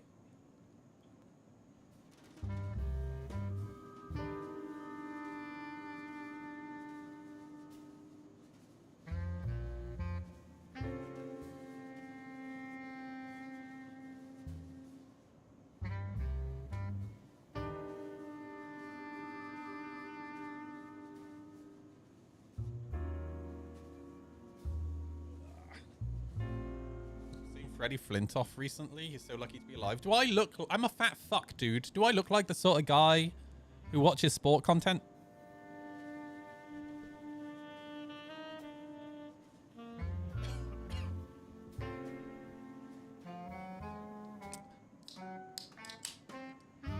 Oh, he was on Top Gear. I mean, I didn't watch Top Gear after. Look. Can we stop pretending like Top Gear still existed after Jeremy Clarkson and crew left the BBC? That wasn't Top Gear.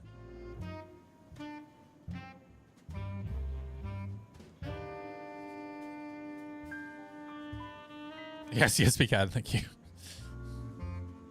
His nose is permanently bent now. I don't know. Maybe it's for the best. Oh, let me go grab some Cruise Lux.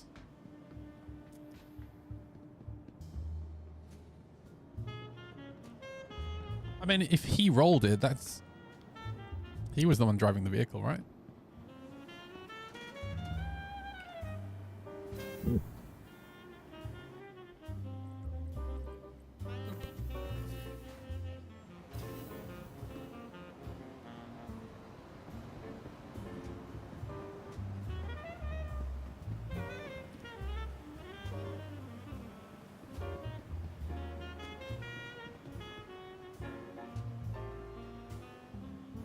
BBC was putting the presenters in dangerous positions for the sake of it, even he said. So are you telling me that Freddie Flintoff is not an adult who gets a say in his own life? That's wild, dude. I'm pretty sure if somebody told me to drive a vehicle at speed, I would turn around and say, give me a helmet or you can fuck right off. And before you say, but he's contracted... I don't give a shit. I will happily fight that in court and win. Because it is not fucking acceptable or realistic to expect somebody to drive a vehicle or ride a vehicle at speed without a helmet. That man made a decision. And you can't blame the BBC for that. Could have said no at any point.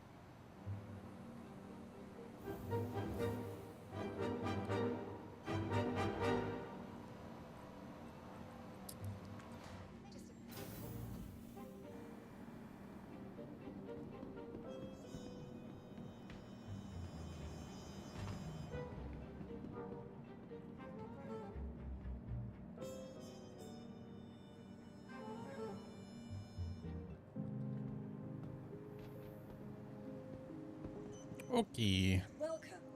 Make sure I don't leave without cruise lux. In fact, I should probably drink before I go. Vehicle selected. Stand by. Consensual face crayon. Yeah, exactly, dude. Oh, I need to put the gun on. What color would you like? We only have red. Oh, no. I shouldn't have laughed. I shouldn't. Oh, man. Is this server falling over? I feel like this server might have fallen over.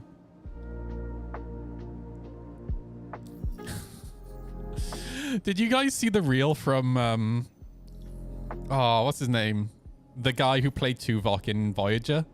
And he's there just combing some sand.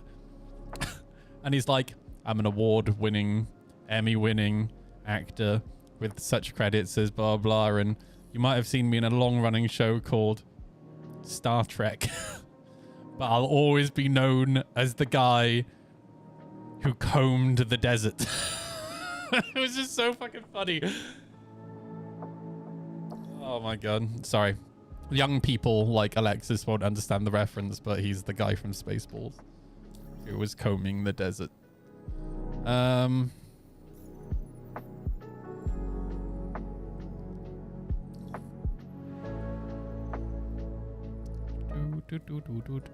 See, they still haven't fixed this. Fantastic. You know, I've never actually watched Spaceballs all the way through. I think it's just the humor is so different to, like, our humor here in the UK. It doesn't mean that you can't enjoy it as a British person. It's just, like, I know. I'd probably enjoy it more that I'm a little bit older and I've got Space Dad humor, maybe. When am I getting my dentures fitted? I'm not going to lie, dude. I'm probably going to need them sooner rather than later. Like, holy shit. I think the game's broken, guys. I know this is going to blow your minds, but I think it's broken.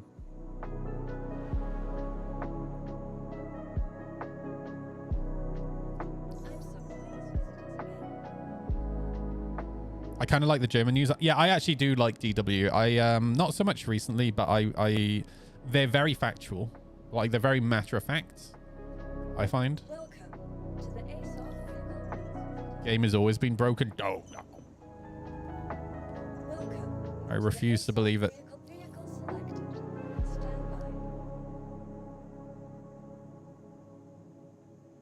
American comedy is too safe. I think that mainstream American comedy is probably too safe, but there's definitely a lot of risky stuff out there. Like, what's his name? The young guy. Oh, fuck. I discovered him through Instagram. Fuck, what's his name? Help. Oh. I can't find him. I can't show my Instagram. Oh my god, it's too risky. Yeah, Matt Strife. Matt Strife is definitely not too safe, dude. He had oh, what was like he'll have somebody in the front row who's in a wheelchair, and then Matt Rife, yeah. He'll have somebody in the front row in a wheelchair and just immediately start ripping into them. But he's also a really likable guy, and he does it in a, like, you can tell that when he's doing it, he's being kind of careful. Like, it's clear that he kind of probes to see how they're feeling as he's making the joke. And then if they seem to be okay, then he'll drop the big punchline at the end, which will very often just be really offensive. But I've also seen situations where he's made like the little probing jokes, and I think the person has probably just seemed a little awkward, so he's backed off, you know? I don't watch comedians as much anymore. It was more when I was in high school I did. I think like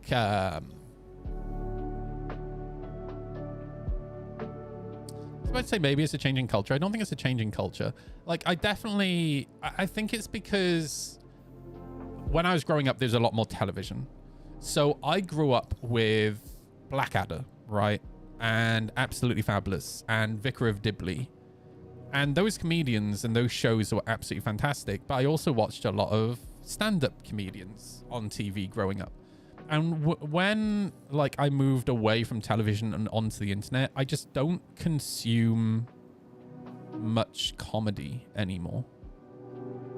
Like, Matt Rife and, fuck, what's his name? British comedian.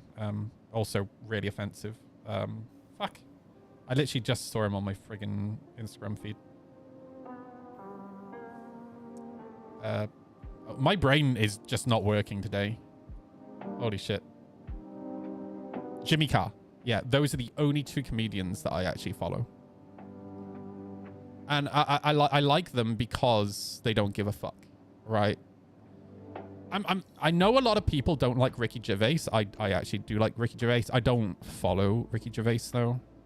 But like some people get really wound up by him and stuff that he says.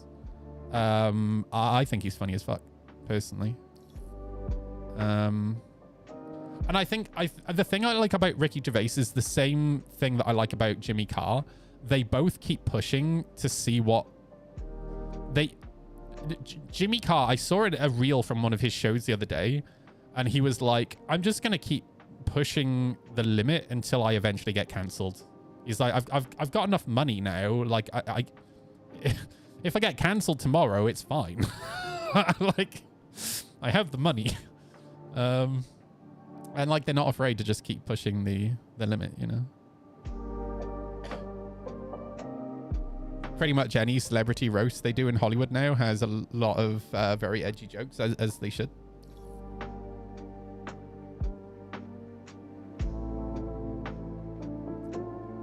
Yeah, I gotta say, I watch a lot of Jimmy Carr's reels on Instagram, and I don't think I would go see Jimmy Carr live,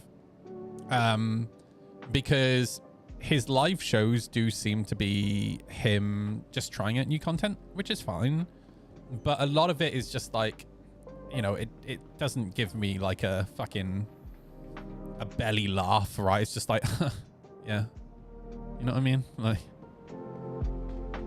oh yeah, that was good. Oh, it's nothing like fucking spectacular.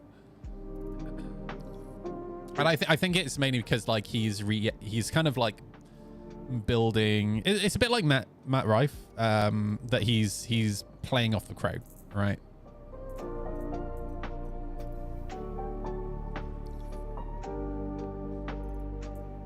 Matt Rife is fucking fantastic, and he's so handsome as well. Oh my god. It was my sister that introduced me to him, and I was like, damn, my guy is fucking hot. Like, holy shit. Hot and funny, damn. Them teeth, they're so American.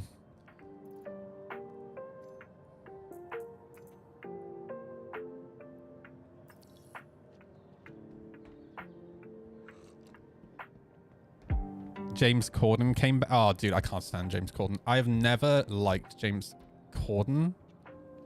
Okay, let me rephrase. I think his writing in Gavin and Stacey, absolutely fantastic. But as a person, I find him irritating as shit. And when he went to America, I don't think he ever really changed. I think he was always that arrogant guy. And yeah, I just... Ugh. The big one for me was his interaction with Patrick Stewart. The moment that came out, I was like, okay, I'm done with this guy.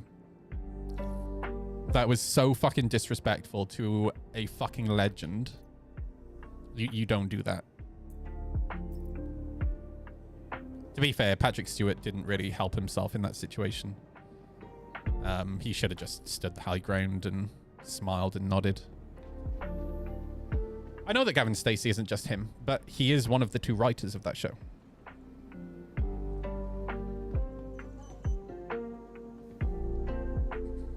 All right, maybe... Welcome Maybe now it'll work. Vehicle selected. Stand by.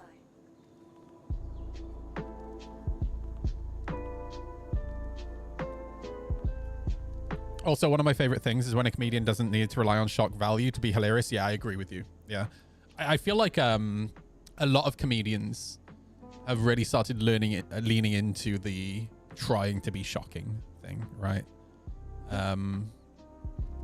I don't think you always need to be edgy, you know. That is an invalid request. Seeing comedians live is a bit boring. I know. Yeah, I've never. My sister's seen Jimmy Carr, I think, and my sister has seen the other British comedian that was mentioned earlier. She's seen both of them, and like, yeah, that's not my kind of thing. I wouldn't want to spend money on that. But then again, I wouldn't want to spend money on a music concert either. So I'm just a cheap, simple fucker, you know. 4.0.1 is going great, by the way.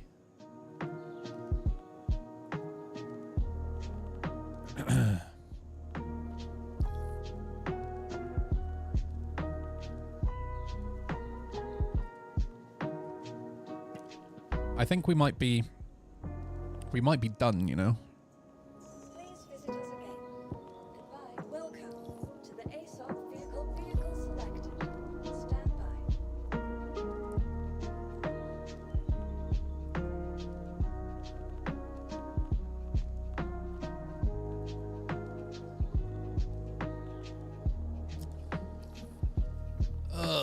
Dude.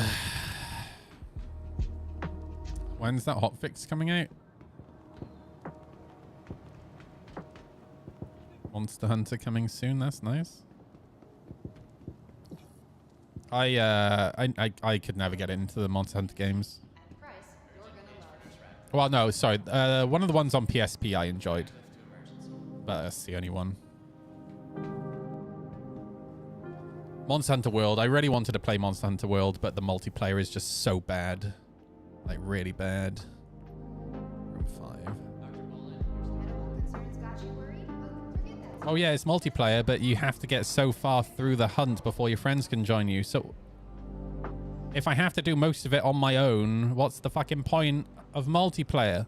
It's so dumb.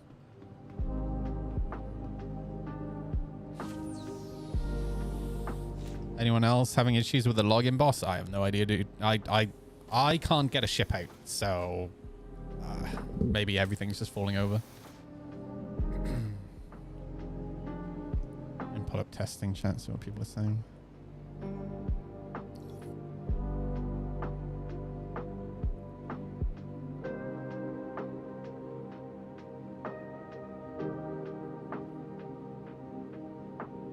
Not really.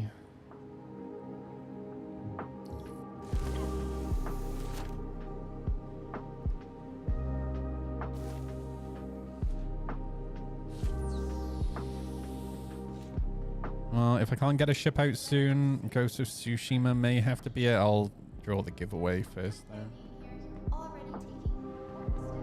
There's only so much sitting and waiting I can do.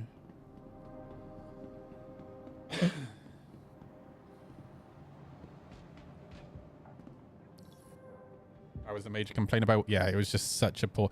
For some reason, Japanese developers. Every Japanese game that I play, the multiplayer is just terrible. Terrible. Vehicle selected. Stand by.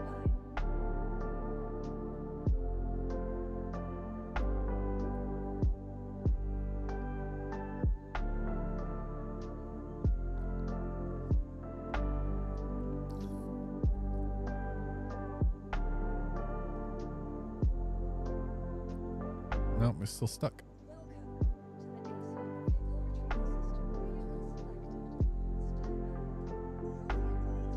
I'm sorry. That is an invalid. Please visit. Maybe I can change regions.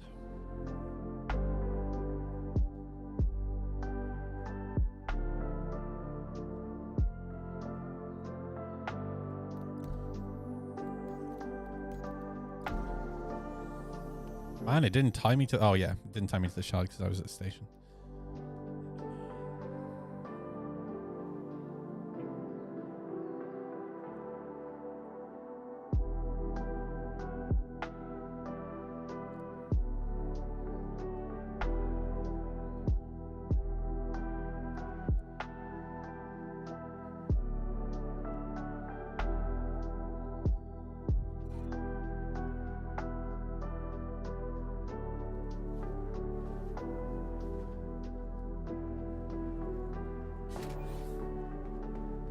Alright, let's try again.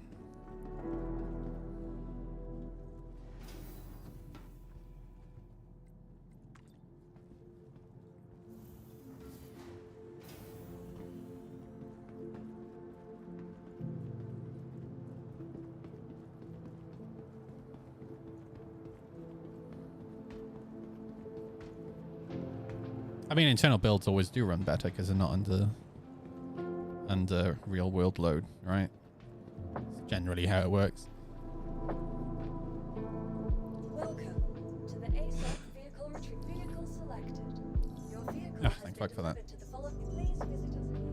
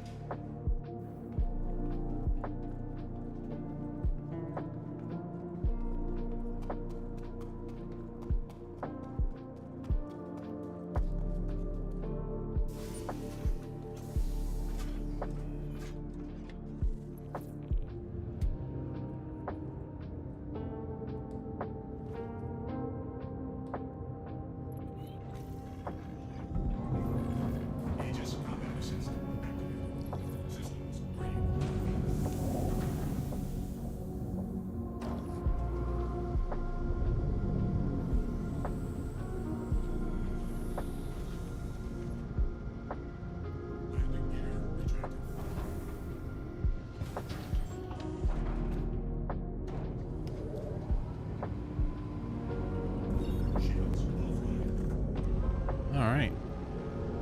Back to missions. Yeah, F1's still not working. What? I don't understand why my F1 isn't working. Is it... Have I accidentally set something to F1 in here now? It's really weird.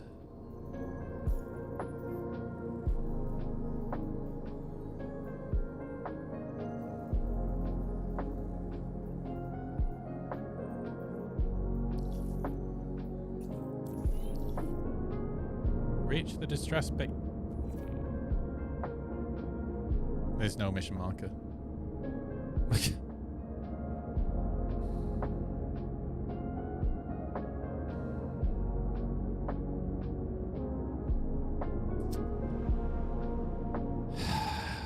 Oh, dude.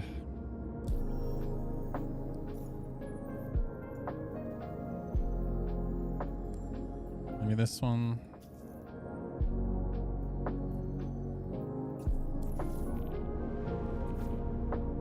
No mission marker here either. Oh my god, dude. I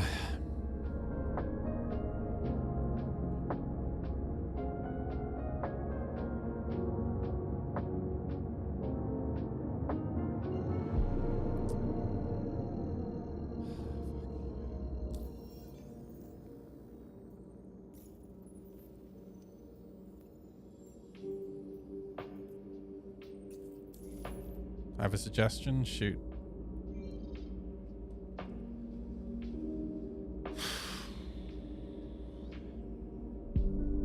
Different game. I mean, that's what I'm going to be doing here shortly. I think it's still too broken.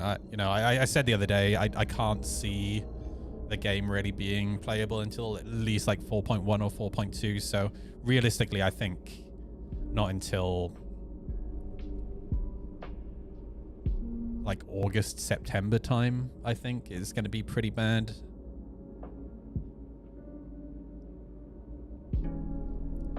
So I get no mission markers on this server, and I can't pull out a ship on EU. Let me go over to Hurston. Maybe if I try a mission over at Hurston.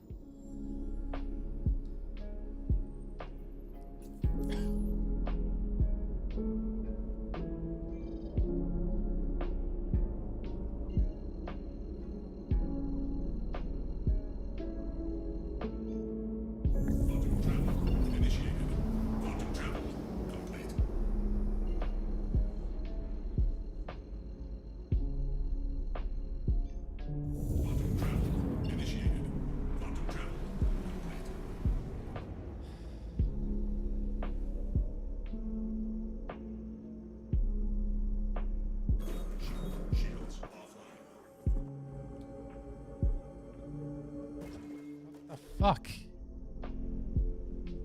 Systems offline. Aegis combat assist activated. Systems green. How do I fix this?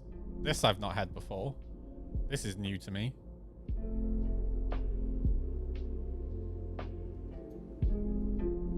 Oh, the quantum drive is off.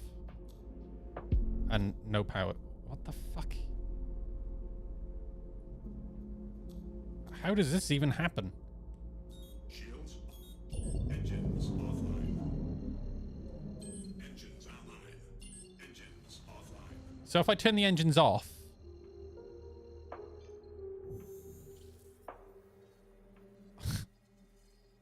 Engines online. Dude, how have they done this, dude? I don't understand. Oh, there we go. So if I pull power... Okay. That fixes it. Dude, it's not a single thing isn't completely scuffed. Quantum travel initiated. Holy shit.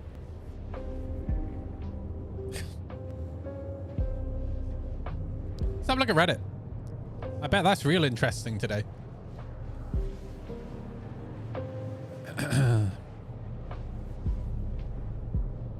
Oh, I've had this happen to me before. Just space.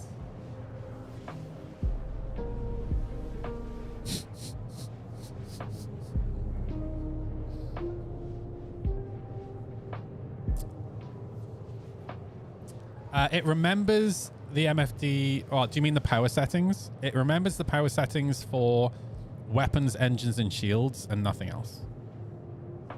So it forgets like your power settings for coolers, for example. That's what causes that issue.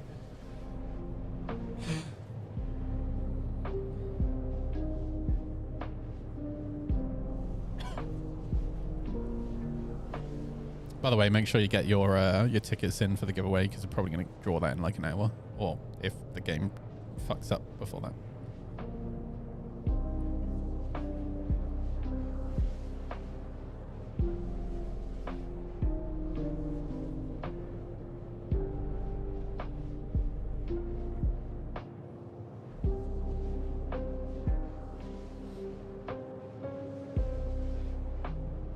Can I go a single day without this being posted?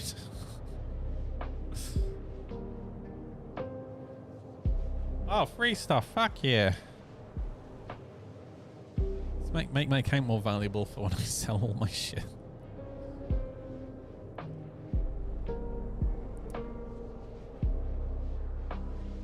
What? Why could this not be an unlockable in-game thing? They could have added gameplay. I know I'm being very critical, but hear me out. They could have added new gameplay.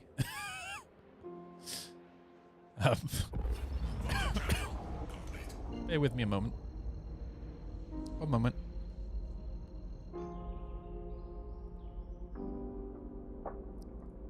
Because they now have a system for unlocking things into your hangar from gameplay. So they could have used that. You know.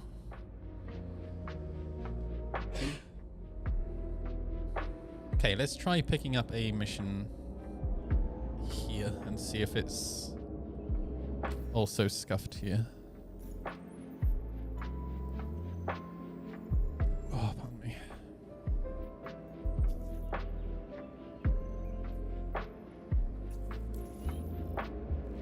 Okay, yeah, so mission markers are just scuffed on this shard. So here's what we're going to do. We're now going to go to Everest, go get docked there, and then go back over to EU. And maybe shit'll work.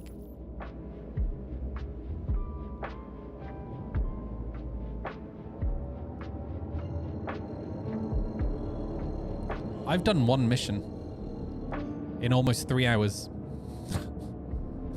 One. Oh my god, dude.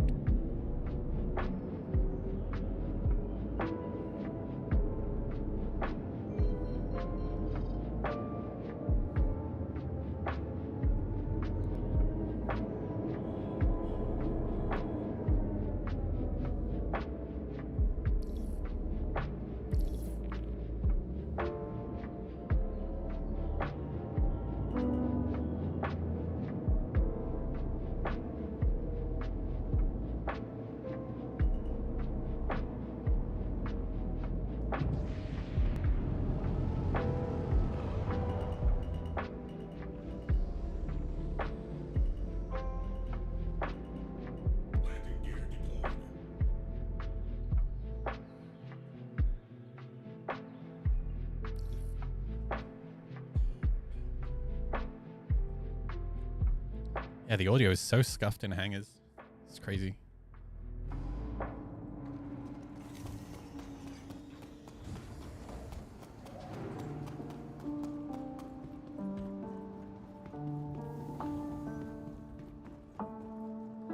Welcome to the ACE. Your vehicle has please visited.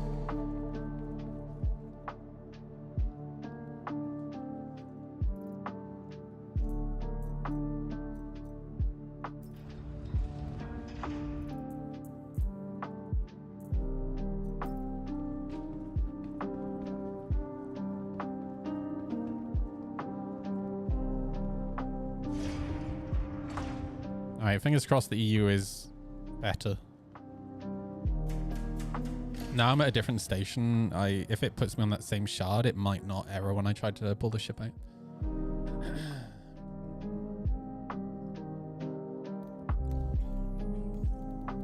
Oh shoot, do I need to be at the lobby? No, we're good.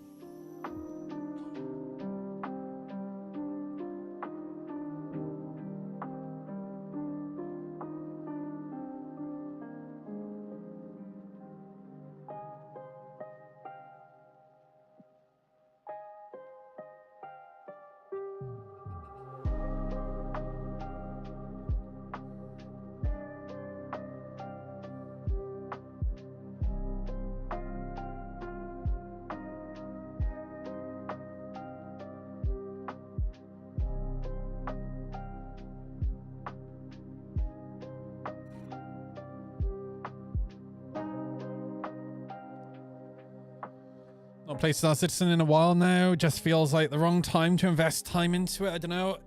I mean, look, if just because I'm not enjoying my experience in 4.x, it doesn't mean that other people aren't. They definitely are, right? Like I see people on Spectrum who are being overly positive about it, but yeah, I find it super frustrating.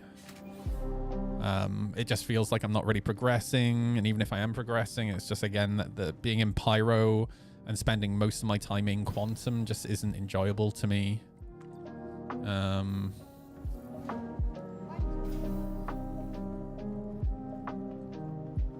And, you know, the game still suffers with a big issue that it always has, and I've always complained about, which is, you know, there are things to do in this game, but the game itself doesn't signpost you towards it, right? And what I mean by that is, let's see if this works. Say trading, for example, right? There's not really a stock app. Yeah, there we go. There's not really like a stock app that helps you work out where to buy and sell, right, and ship. There's not like the game doesn't, for example, give you an indication of where is a good place to PvP or whatever. Like it just outside of the contract manager and giving you missions, the game just doesn't really do anything that give you an inkling of where to go to do a thing, right? And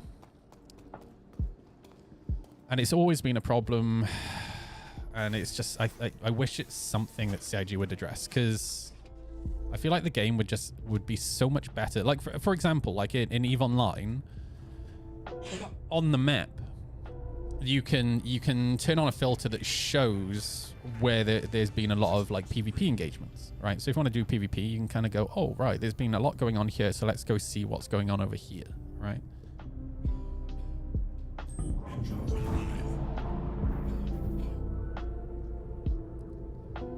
All right, fingers crossed mission markers work.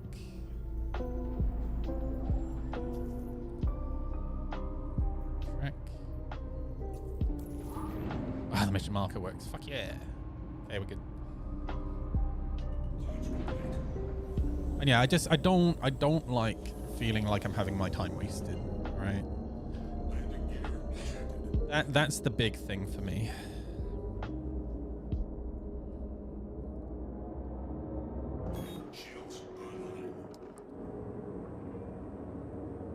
Oh, that's curious. It did remember the cooler settings, but it didn't remember the life support setting.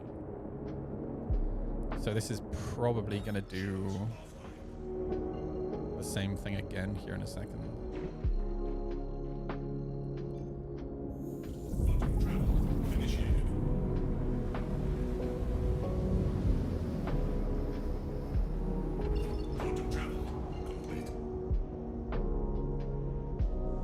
Why can't I quantum jump to this?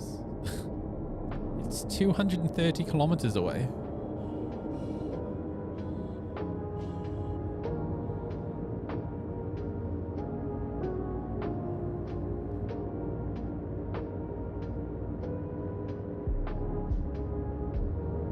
Well, let's read Reddit while we travel.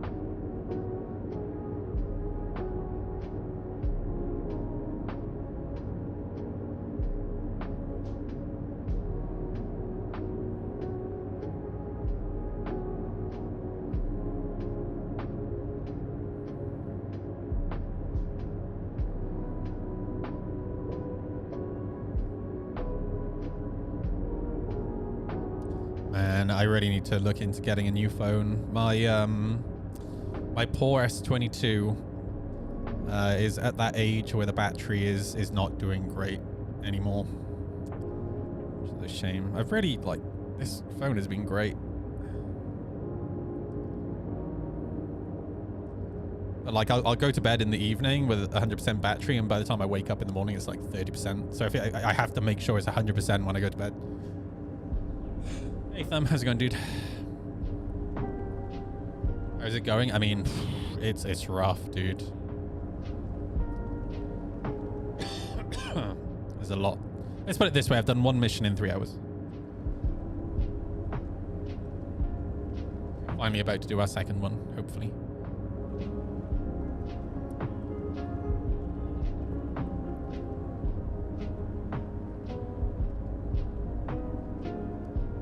Yeah, on US servers, I think mission markers aren't working.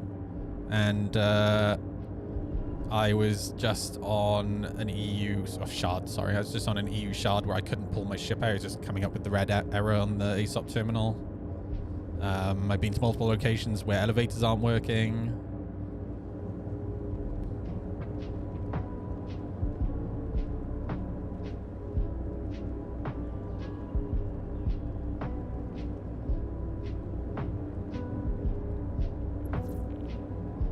All I care about when it comes to phones, good camera and good battery. That's all I really care about. So how's this? So it's turned live support back on again. That's fine.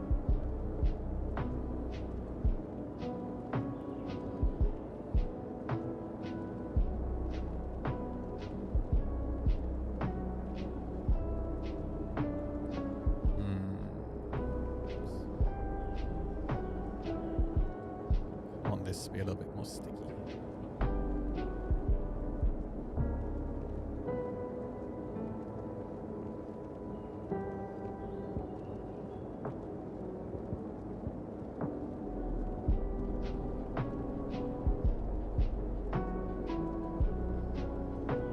Oh, don't tell me they're not actually here, dude.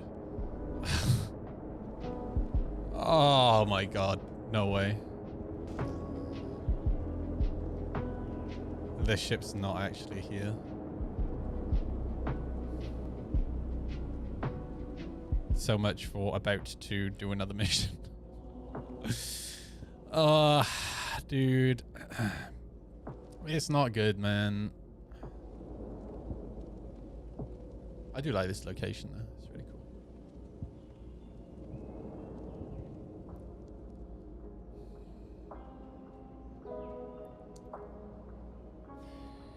Yeah, shut the fuck up, Thumb. Thumb, do you fancy doing some DCS one day in the F-16? I've been really craving DCS, and I actually started setting up all my shit the other day. I remembered why I took a break. It was just because I got the new stick, and I was too lazy to set it up. I've been really craving flying the F-16. I always find that I don't know what to do, no map hotspots and such. Yeah, exactly. That's my problem as well, Hex. Right? Like, I am very much I need the game to tell me what to do. I am not a sandbox kind of person. Like, I want something to... I want to be like, okay, I want to work towards this ship. So how can I work towards this ship? Or I want to work towards this upgrade. So how can I work towards this upgrade? You know? And you can get upgrades in the game right now, but you have to... For components, right? But you have to do FPS content to get ship components. Okay. I want to do... I'm a ship combat pilot. I want to do ship combat. All right. So can I please have a ship combat way to get ship components? Do you not like the contested zones? I am a ship combat pilot. Forcing people who got into a game to do ship combat, forcing them to do FPS content is shit. And really fucking lazy. I know that Disco Lando doesn't like people saying that game developers are lazy, but it's fucking lazy. There is such a severe lack of ship combat in this game. There's literally 2 types of ship combat missions in the whole game. 2. Go here, protect this ship. Go here and kill this ship. Wow. Great. Fucking great. It's like when you finish the contested zone and the loot doesn't spawn. So I did a contested zone once with Coastin. It was fine. I think we killed 1 player the whole time. But I'm not an FPS guy. I got into Star Citizen because I like flying spaceships. So please, can I fly my spaceship? You know. I saw that Jumptown video and it looked awesome. So I went there and it was dead. Yeah, because it's at specific times. Like they run the event at specific times.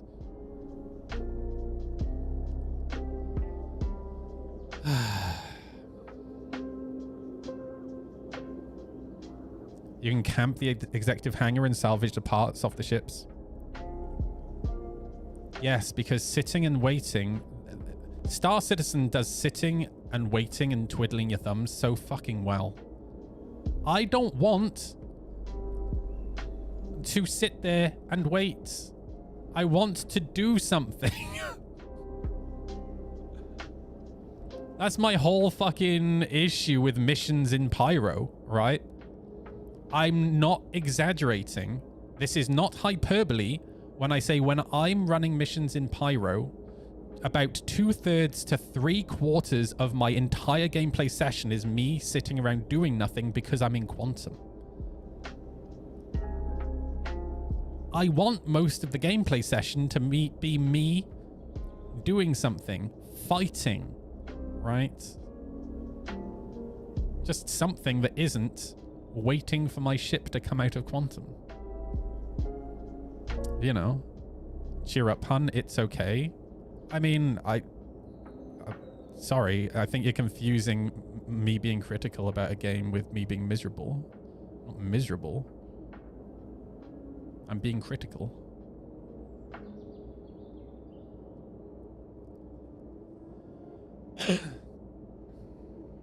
Yeah, knowledge gap, but having the hotspots would have helped there for sure. Yeah, exactly. Like, just on the map, show where there's FPS fighting happening. Oh, sorry, not FPS, PvP happening, right?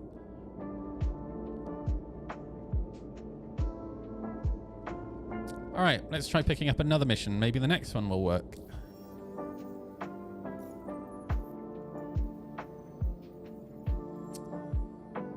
Wow, okay.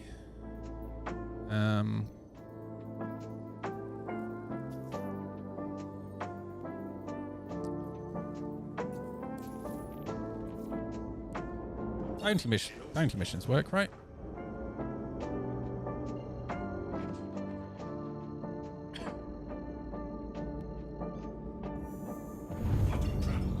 No way they could have fucked this one up.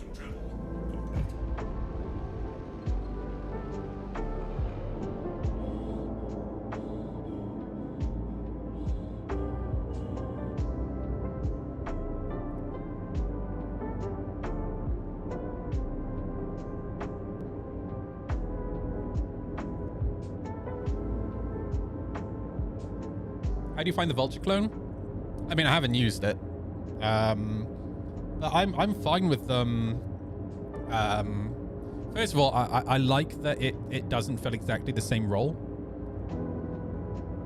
I really do like that it has external cargo. I think that's really cool for group play. And I'm also fine with them reusing, like making a variation, because it allows them to get these new ships out of the door quicker, which hopefully helps them get through the backlog of ships quicker. But yeah, that's pretty much it. I don't know if I'd ever use it. Like, I'm gonna keep my vulture. I'm not gonna get one.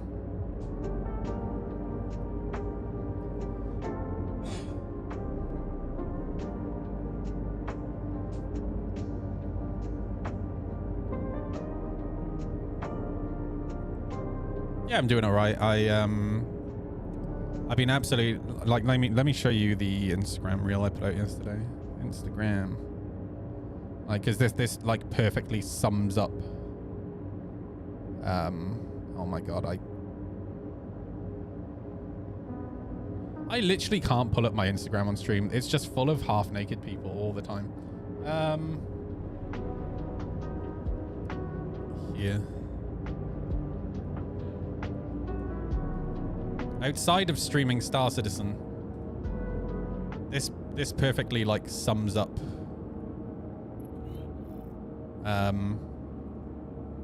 me off stream. I'm gonna crash. No. So this is one of the roads that Top Gear used to use all the time. It's about an hour from my house. But I met, so these two guys I met on Reddit.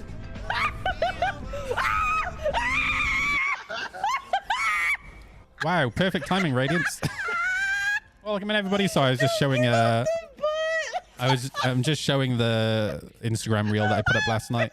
How's your stream, dude? I'm busy. Yeah, I met these two guys on Reddit, and they were like, "Do you want to go for a ride?" I was like, "Fuck yeah, let's go."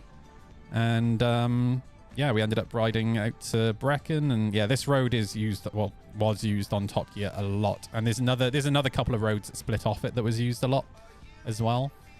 But I mean, outside of streaming Star Citizen, dude, like, I am absolutely loving being out on the bike.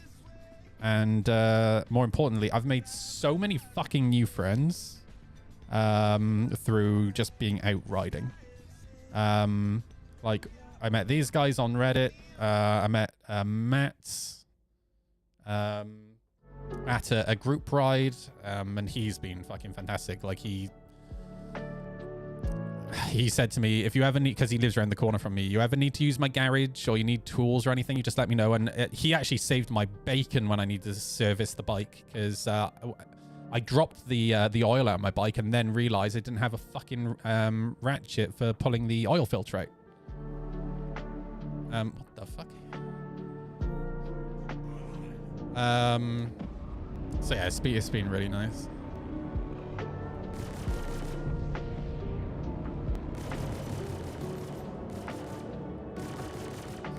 Dude, I need to tweak my curve, I think. Oh wait, no, there is no curve. My ESP settings.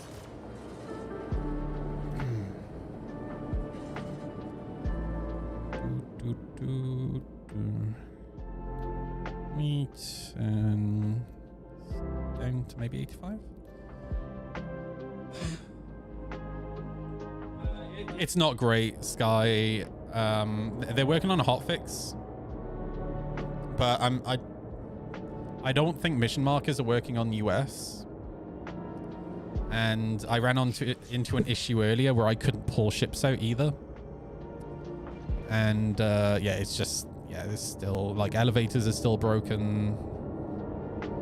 So it's a little bit better. Like, for example, one of the big issues I had with 4.00 was your pips for the power constantly resetting. Like, that was driving me nuts. That is actually fixed now. Oh, thank you for the lurk, Radiance. Star Citizen was broken, too tight to work. Yeah, no, I'm with you there. Like if it feels like I'm smashing my face against a brick wall when it comes to Star Citizen, I just go do something else now. I'm not gonna force myself through it. All right, next mission.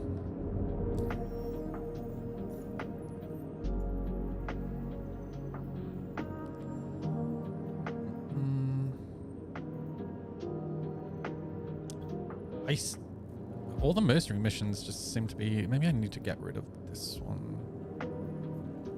Do I still have no marker? Oh, no, I have a... Oh, no. There was a marker. There was just no ships there. Let's abandon that one then.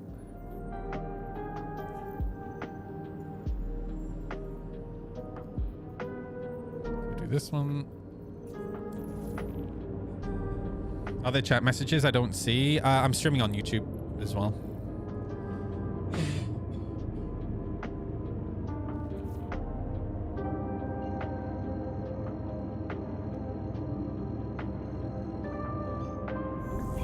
That would do it, yep.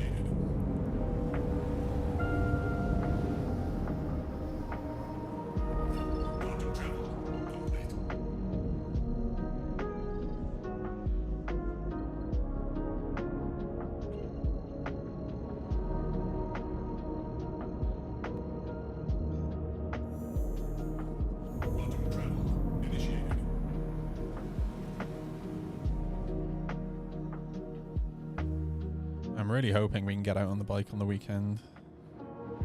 Weather was looking good, and now Saturday is looking like it's going to be foggy, and Sunday looks like it's going to be raining, which is it's going to suck. I hope not.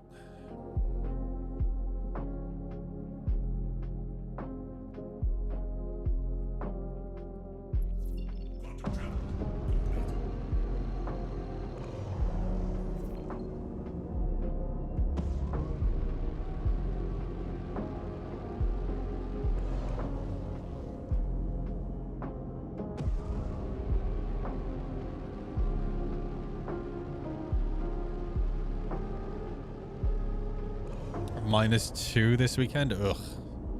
It has actually kind of warmed up here a little bit. Like it's averaging like between like 8 and 12. I hope it just stays like that now. The nights are starting to draw out as well, so it doesn't like get dark here till 4:30 in the evening now.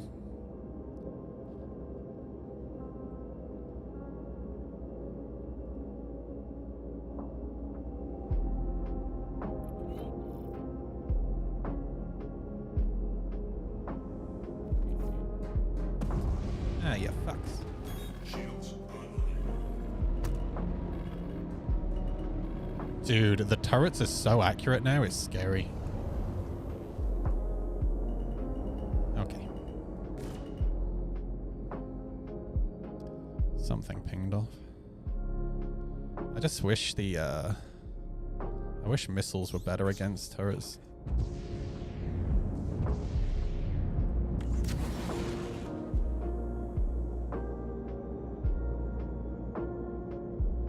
I'm pretty sure they just miss.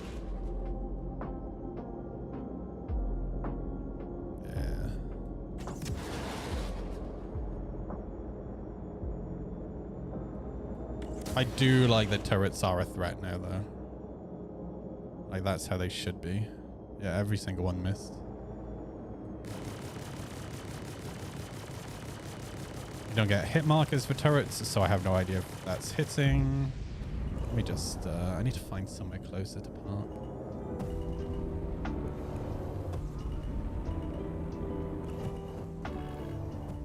Whoop. Oh, fuck. Just lost the way.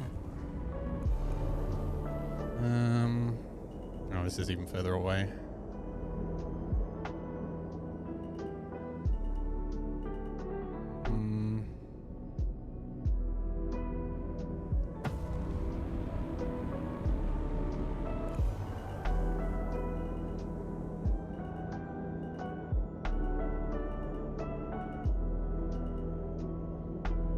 Oh, is that line of sight? Oh, actually down here might be good.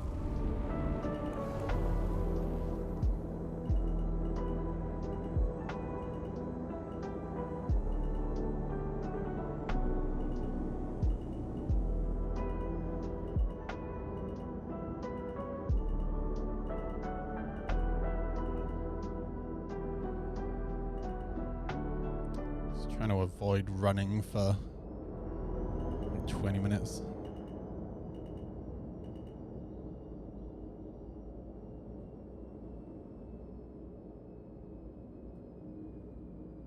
Ah, this is kind of perfect. Okay. Fuck yeah.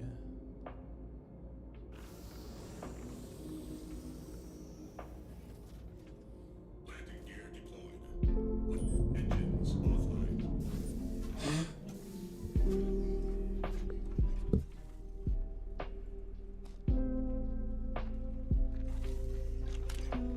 I mean, we're in winter. Like, this is what winter is normally like in the UK.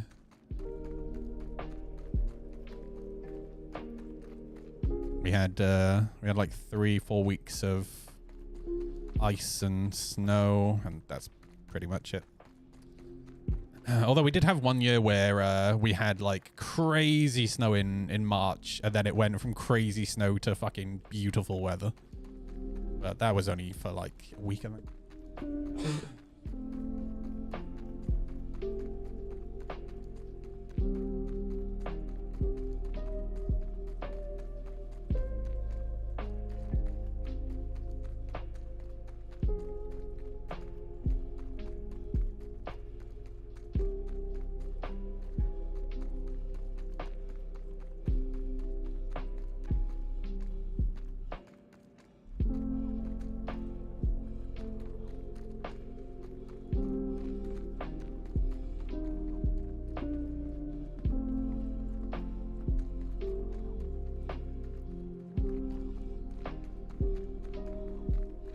It is really crazy. I thought this was fixing the PT.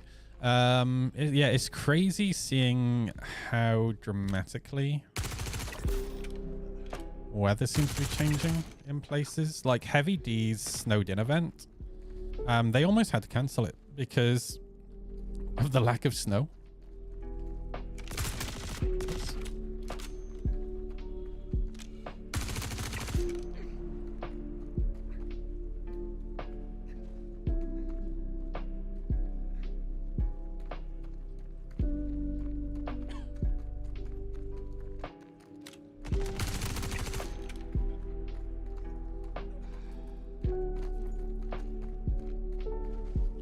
He was hopping.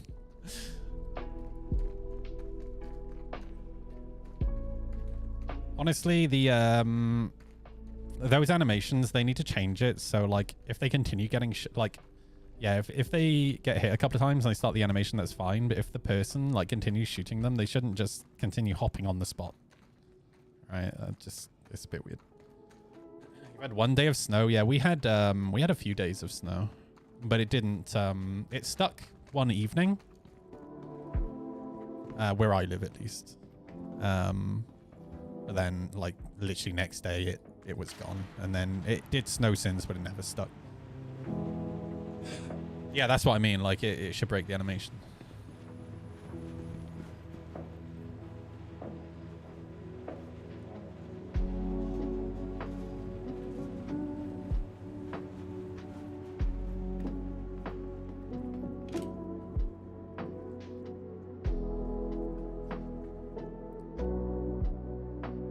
Stick your head up.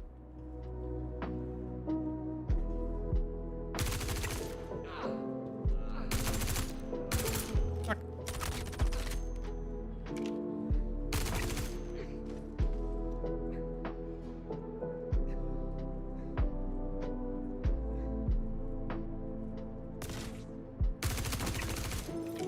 Got him.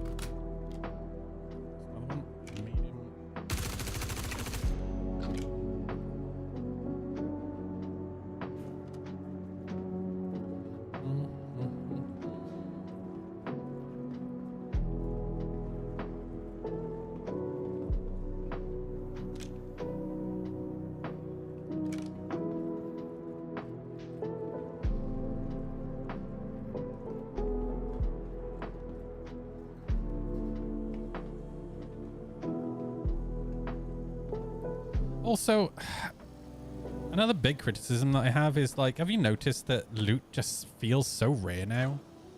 And it doesn't feel that exciting.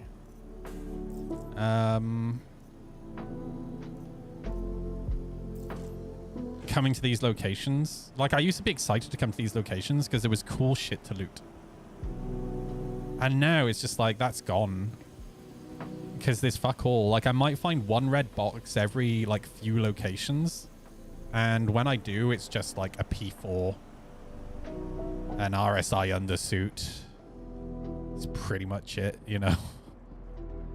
No more railguns. I mean, there's that. Like, like, I don't remember the last time I saw a P6.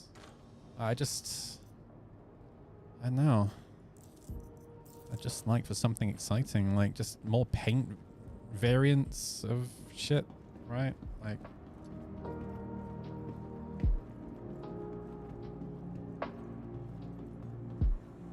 just feels super lame. Wait, what's in here? Luminalia C54. That's nice.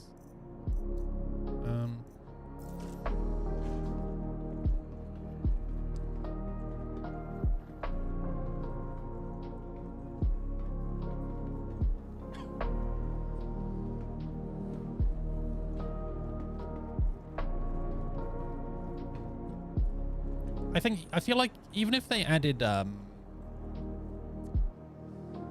say they could add a different type of crate that has like resources like mineable ore and stuff. Like maybe you could be in one of these and you find like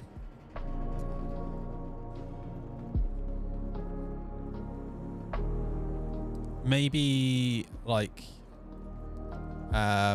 some sort of device that you can hand in for a nice sum of money, or like a nice amount of reputation might be even cooler, right? Like maybe I'm down here and I find, say, a weapon that was used by, sorry if you can hear the crickets in the background, by the way, a weapon that was used by a bounty hunting target, and you can go hand that weapon in, right? And it gives you a big chunk of bounty hunter rep or something.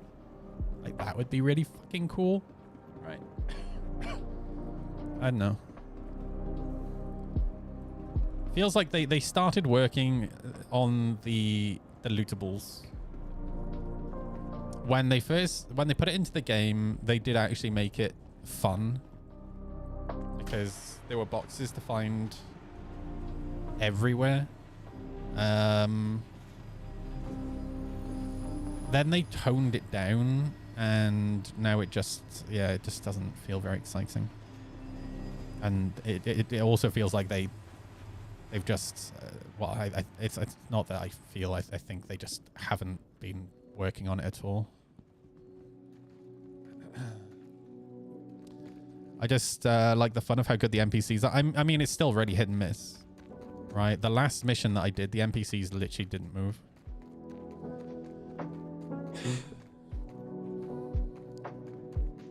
But that doesn't fall into the go to place kill thing repeat cycle. True, my bad, sorry.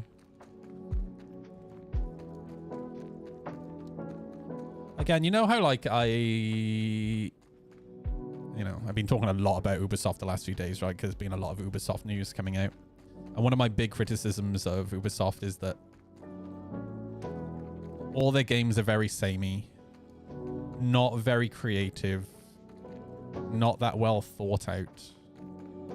Combat is just the bare minimum, right? It does feel like that's where Star Citizen's at now. I feel like there's more tech, but the actual gameplay feels like it's regressed somehow. You know? Ubisoft ditched the mobile division game. I didn't even know there was a mobile division game. I think somebody mentioned it yesterday, maybe. But before that, I didn't know.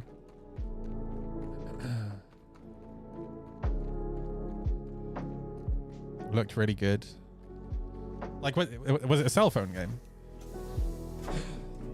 I don't think I played a cell phone game since Fallout Shelter came out.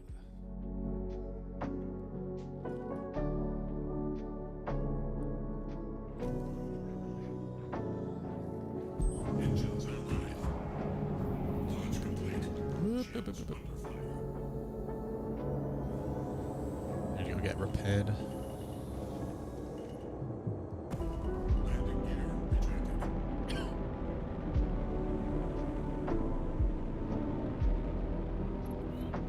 Since Plants vs. Oh, dude, that was such a good game, though.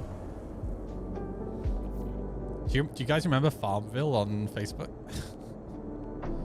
Let's see how old everyone is.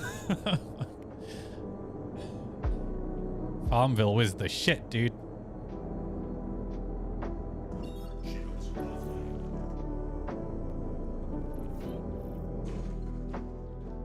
Fuck. I should have got milk when I was at the store earlier.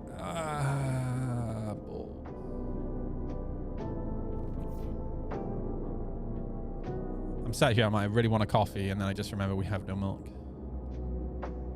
My godmother introduced me to that. Yeah, Farmville was great. I had the biggest farm of all of my friends. I was like the godfather of Farmville amongst my friends.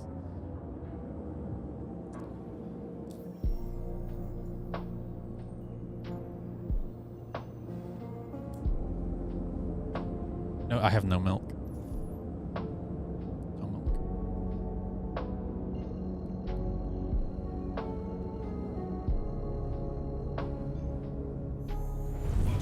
A home without milk is just a house. That's true. I agree. I love milk, dude. Like,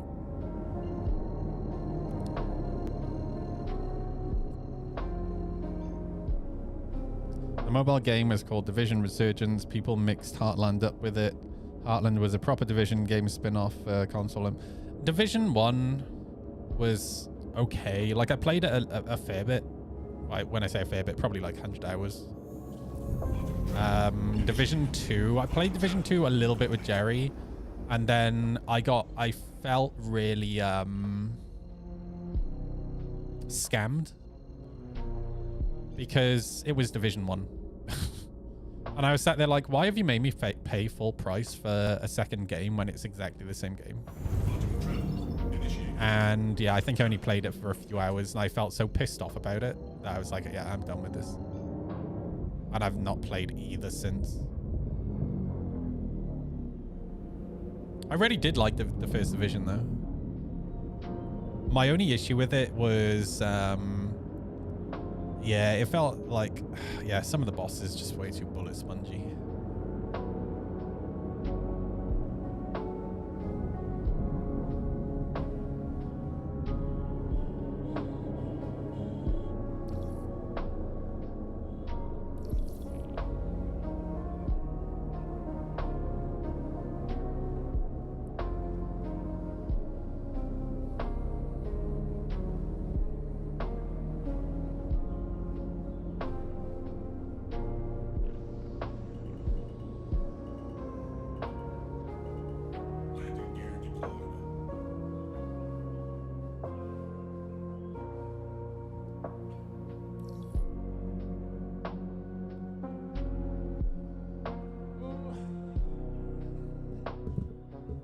Division 1 had one large dark zone. Division 2 had 3 tiny ones. Yeah, it just, I don't know, man. I felt so scammed after paying for that game.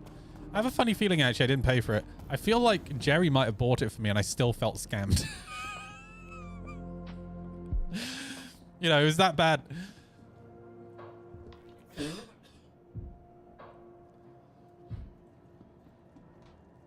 Wait, what am I doing? I came here to repair. Fuck. God, I'm dumb.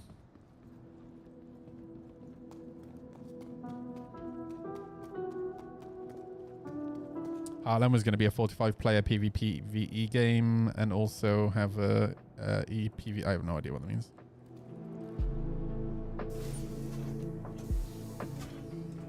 Was it going to be the same map again?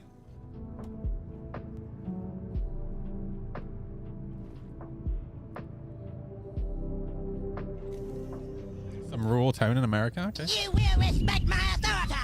Bravo 230 just subscribed. I could get that maybe. Hey, Bravo. How you doing, dude? You right? All right, I need a pee. I'll be back in a minute. Maybe I should go get some milk. This is Warcraft Lo-Fi. Do you like it? Yeah, do you mind if I just go run to the store and get some milk real quick? Because I really do want a coffee. Pardon me. I'll take that as a yes. All right, I'll be back. Here, stare at my computer. Whilst I'm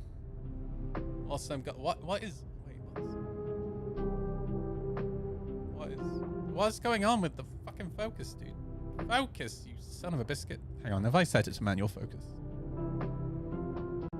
I bet I have. Configure video.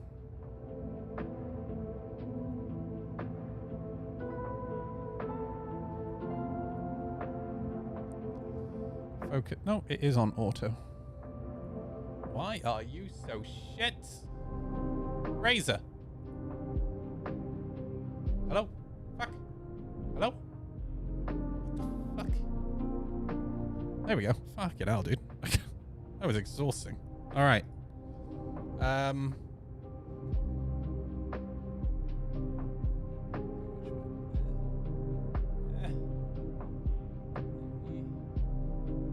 All right, I'll be back in like 5 minutes. I'm just gonna get some milk.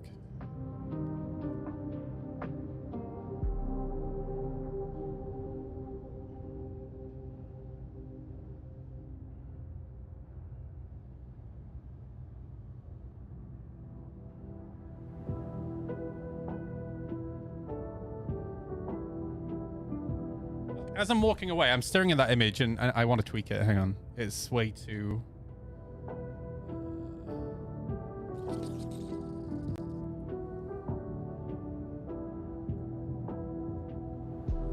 filters. Actually, let me do it in the video.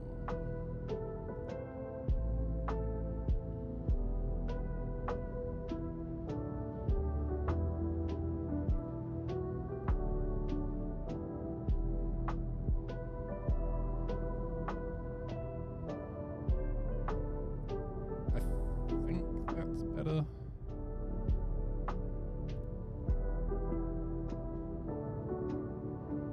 Okay, I'll be right back.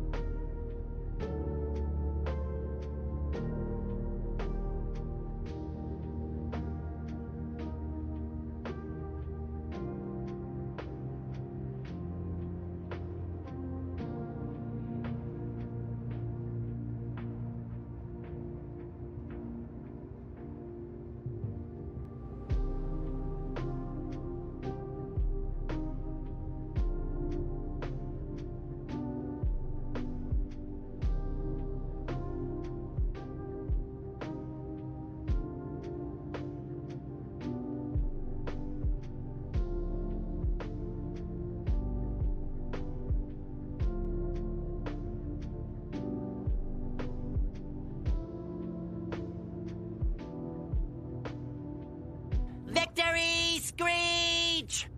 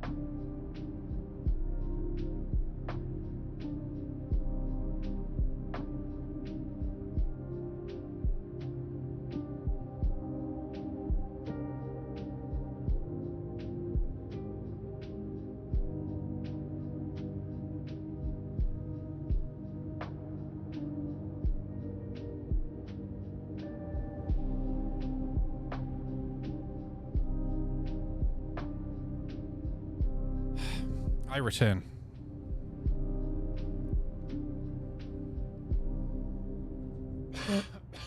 Oh, pardon me. It's a nice little walk to the shop. Okay. We are all repaired, good to go. Engines on. Adventure Find a working mission. awaits. Huzzah. Huzzah! Let's see if this one works.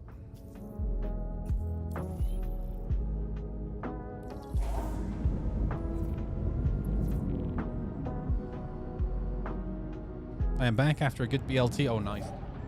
I'm actually okay for food for now.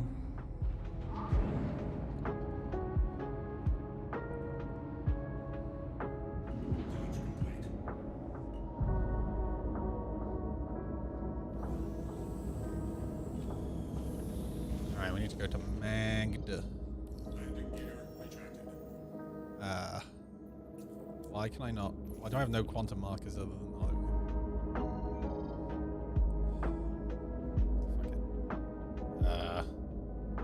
where are all my quantum markers, dude? What the fuck? Dude, the quantum system is so scuffed. I'm assuming that they've left it this scuffed because the new quantum system has to be coming in 4.1. Where the fuck am I going? What the fuck?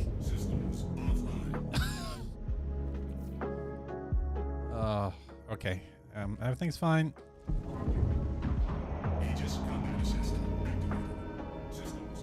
Jesus Christ. Now there's no marker for the one place I actually want to go. Fuck. Jesus. Oh, dude, you can't make it up.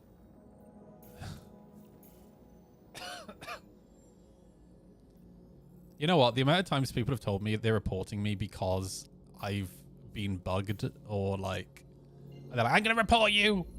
I'm like, okay, mate, have fun. Fucking great. You know how many times I've been banned? Absolutely 0 in a decade.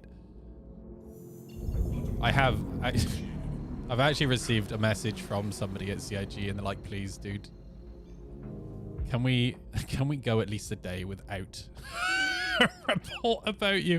This was, God, this would have been around 3.8, something like that, I think. One of the guys from CIG actually messaged me and he was like, dude, we've been getting so many reports. I'm sorry, man. Calm down.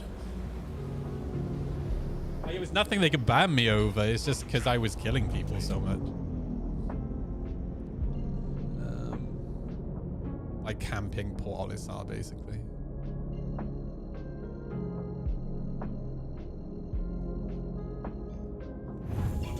Hi, Dan. Oh, never mind. Yeah, being reported for griefing, exactly. Yeah. But the thing is, I always worked out like where the line was, right? So I wouldn't just sit there going like targeting the same person over and over and over again. Very often, like the people who would report me were like I'd kill them once at Port Olisar, right? I would always let them get in the ship, let them power up the ship, get their shields up, and take off from the pad before I'd attack them. And then I'd kill them. Then they'd come back, and then they would actively engage me. And then I'd kill them like 5 or 6 times. And each of the subsequent times, they would come after me. And then they'd report me. So like, I kind of worked out where the line was to not get banned. So technically, I only actively went after them the first time, you know? And then obviously they just lose their shit, get really angry, and then get more subsequently angry every time I kill them, follow up. Oh god, man, the good old days, you know what I mean? My policy back then was always, if you kill me once, I'll come back once and try again. If I lose, I'll just move on. And that's the best way to do it, right? Like, don't just sit there getting more tilted. Like some people, honestly, they let their blood pressure get so high. And then, you know, I've had a couple of occasions where people have slid into my DMs telling me that, well, just coming and sliding in with death threats, you know, like that's definitely way too far. It's definitely not been as bad the last few years. Back in the Port Olisar days, though, oh my god, it was so toxic.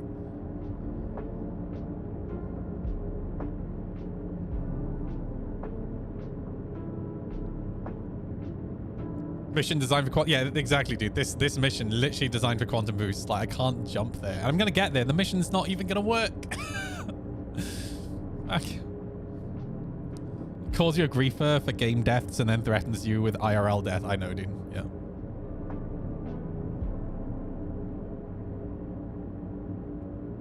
Yep.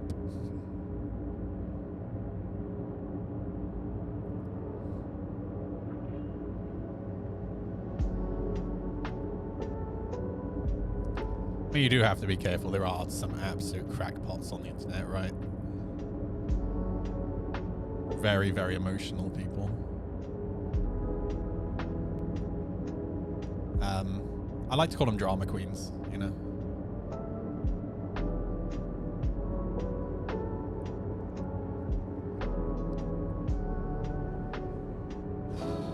But we'll call you mentally unstable for killing them in the game, yeah. Yeah, well, that's the big one. That's the one I get a lot, actually. People saying that I'm a that's the one. I get called a sociopath at least once to twice per patch quarterly patch. At least once, sometimes twice. I guess somebody called me a sociopath. And they genuinely think that I'm the type of guy who goes out and, like, you know, I'm walking to the shop and I see an old granny. I fucking grab her and I throw her in front of the bus. Whereas in reality, like, all my neighbors on this street, I know all of them. I talk to all of them. If any of them ever need my help, I go and help them. All right. Like, I have a great relationship with my neighbors, thankfully. Like,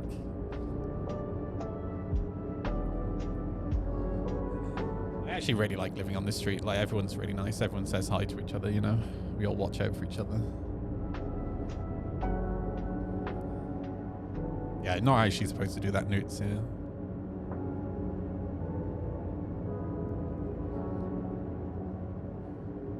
Yeah, I genuinely think that, like, if my neighbors spotted anyone in my front garden tampering with my bike, they would come out and tell him to fuck off. Especially on the one side. Like, the girl and her boyfriend on the one side. He definitely would. And I'm sure she definitely would as well. She's like one of those, angry gingers. Yeah, you wouldn't want to fuck around with her.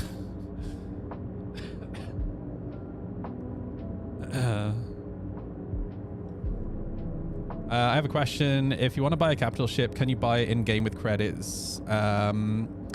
Most ships are purchasable in-game with credits. The way it tends to work is when a ship is added to the game, for the first patch, it's only available to the people who purchased it on the store, on the website. And then the following patch, they make it available for in-game purchase. Is how they normally do it. There have been, like, a couple of ships where I think they've just fucked up and forgotten to make it available, but then in the following, like, sub-patch, they've made it available.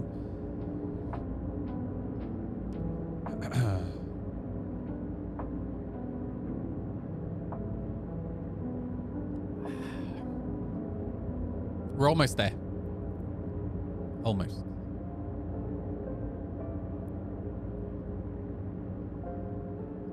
Yeah, exactly. Yeah, exactly. Don't be afraid. Like, if you want to try, like, a ship, don't be afraid to ask in global chat. Very often, if you just say, hey, could I borrow somebody's Polaris just to try it? Most people, like, someone will be like, yeah, no problem, but.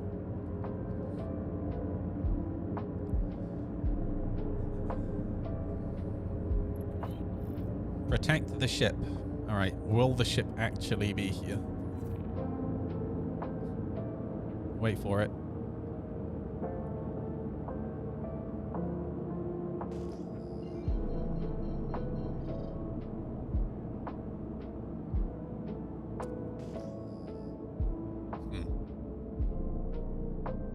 Wow.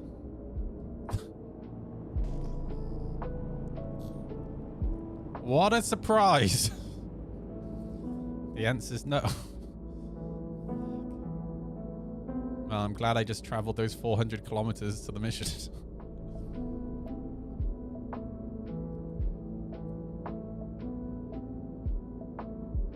I'm just going to wait here for a minute. Maybe it'll turn up. I don't know.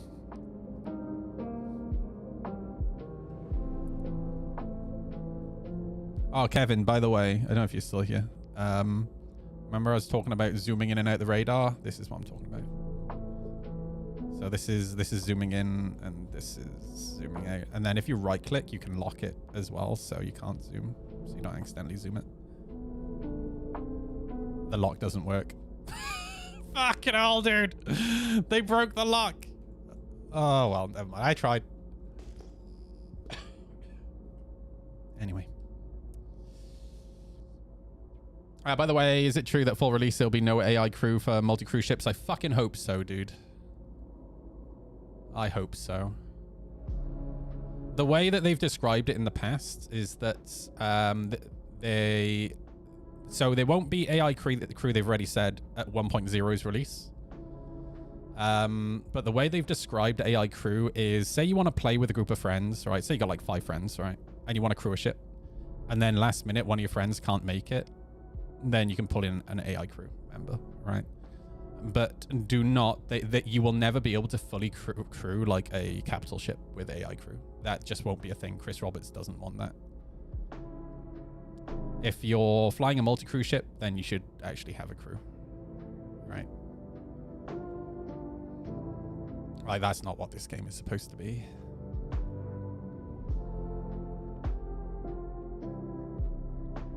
They've also said that AI crew will never be as good as players, right? So that's something to bear in mind as well. Are you stuck in mobile? I am. I'll reach it. No, I can move around. I'm just waiting to see if this mission works. I don't think it's going to, though.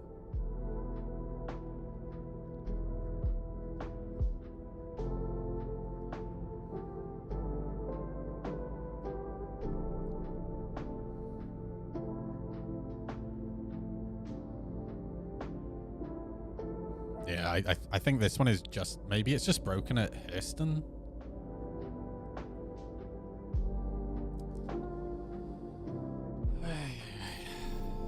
The pyro side is experiencing a technical difficulty. Oh boy. You know what? I'm gonna come. Oh, fuck it. Yeah, I'm gonna come to pyro. I feel like killing people.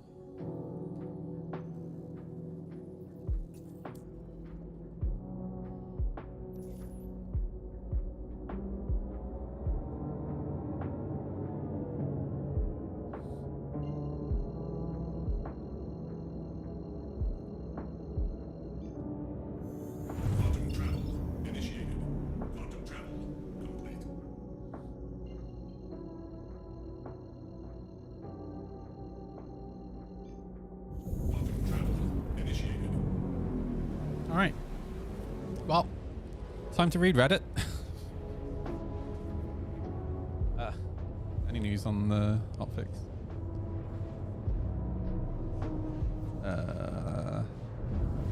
Not yet.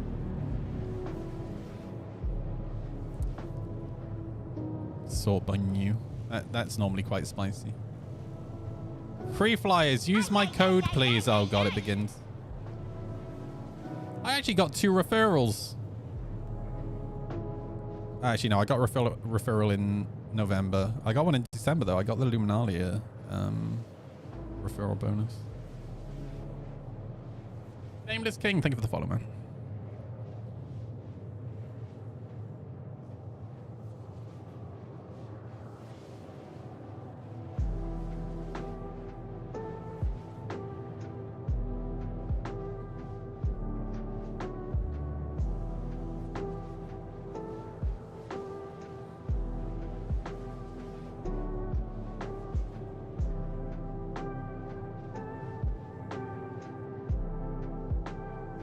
Nobody show this to Zell. She will buy the Pisces paint.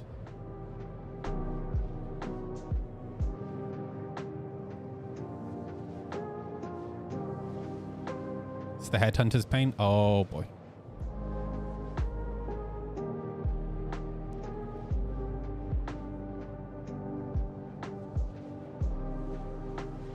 Glad I picked Headhunters.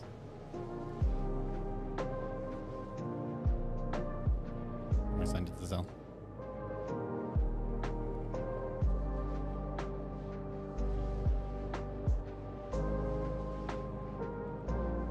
How the fuck do you spell Pisces? Jesus Christ. Nailed it.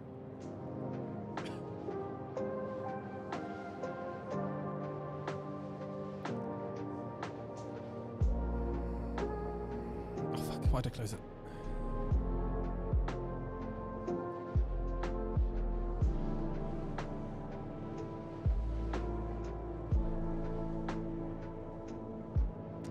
While I do get what CIG wants to do, I really do wish they wouldn't do rewards based on who you choose to support. I'd much rather prefer they let players choose, like Faction offer us some of their own skins or Faction skins trophies over doing it this way. That's literally what this is, isn't it?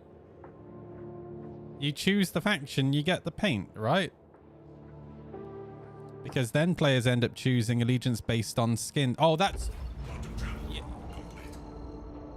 I mean, no, I actually chose Headhunters because I believe in murdering everyone. This is actually the first time I've seen these paints.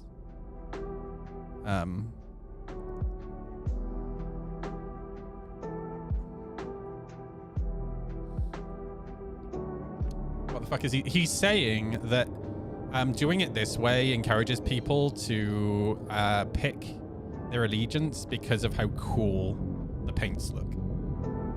Yeah, so what? Why did the devs remove some gear sets from stores for human? They were too OP? What do you mean?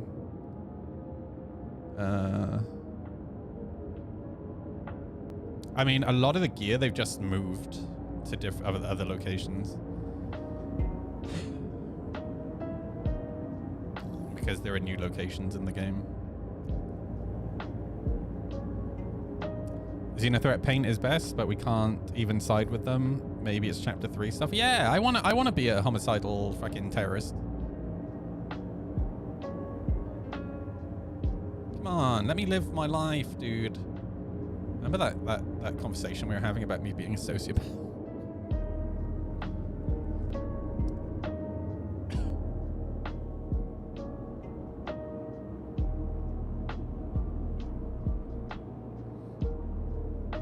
Get ready, we're gonna go in.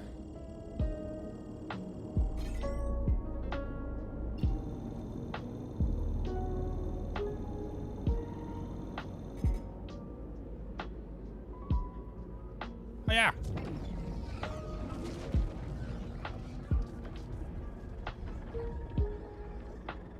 God, the jump points do look cool.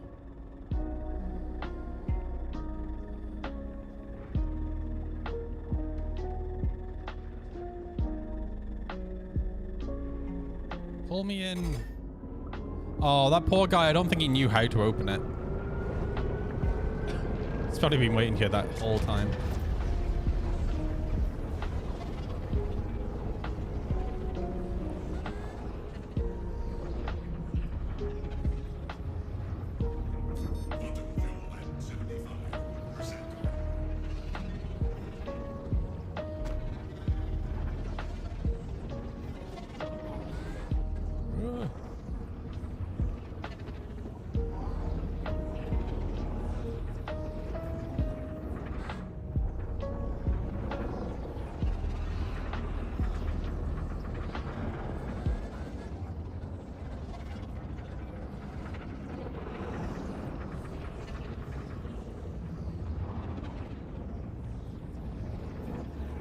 I'm coming, catnuts.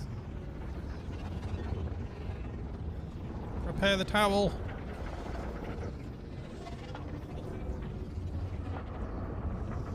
You should always carry a travel towel with you at all times when you're exploring the galaxy.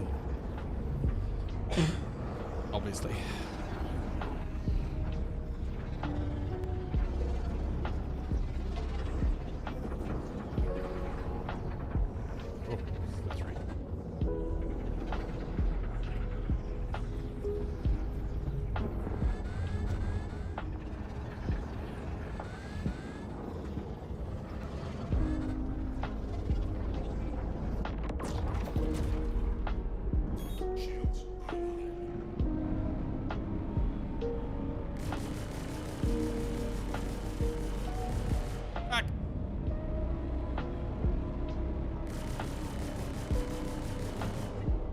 Welcome to Pyro.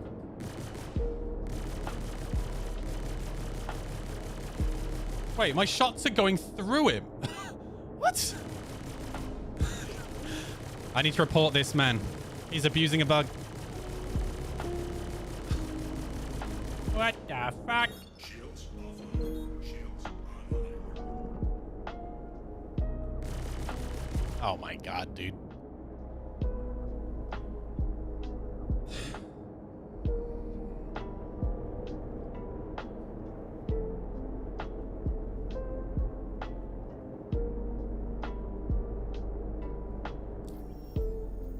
Where's the best place to go to kill people?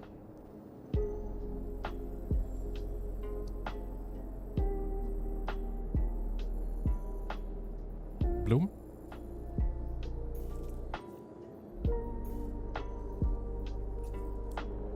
Okay, let's go to Bloom.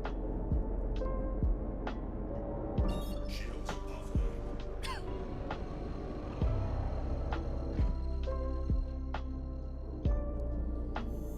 Quantum travel initiated. Oh, I should probably set my spawn point somewhere here.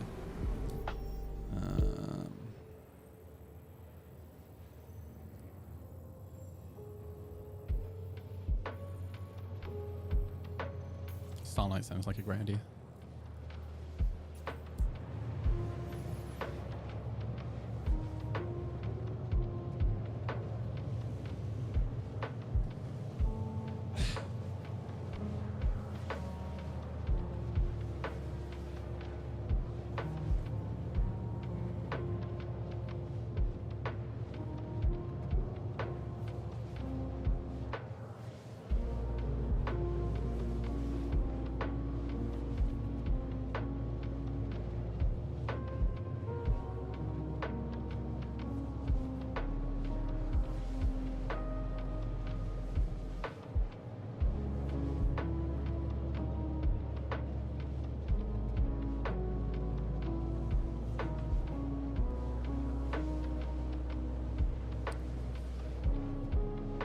Hi, Xylo. It's,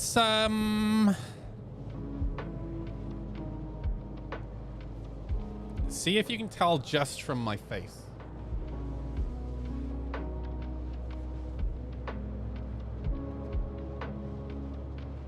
How was that?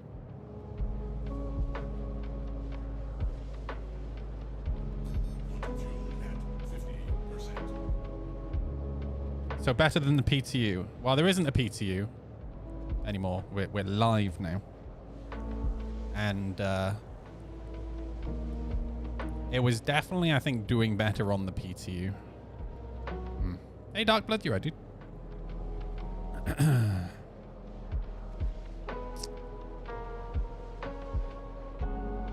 think it's just running into some issues because of the scale. They're working on a hotfix though, so maybe that will fix some of the issues.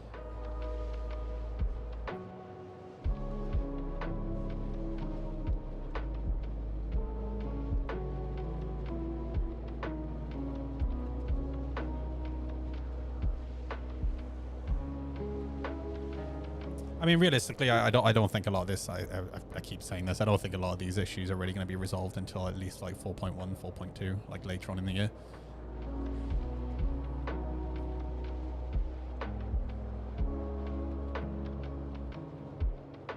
That's not me being negative. I think it's just being realistic. You know?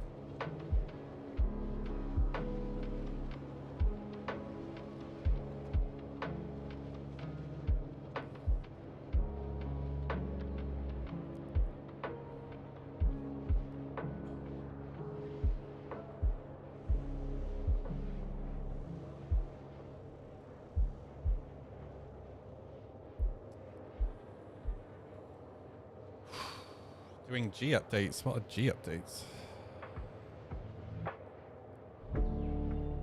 Oh, doing updates. Sorry. My bad.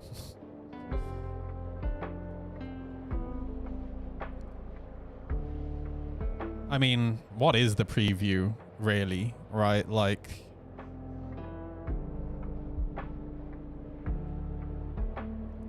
I guess it's... It allows you to have your progression but on a different build, right? Which I guess, you know, I'm fine with that. I think my only issue with it is that it does split the community, right? You know, I've definitely run into situations over the last few months where I've had a friend who refuses to play on live, and then another friend who's refusing to play on PTU, like coasting, right? It's just like, fine, okay, well, what do I do?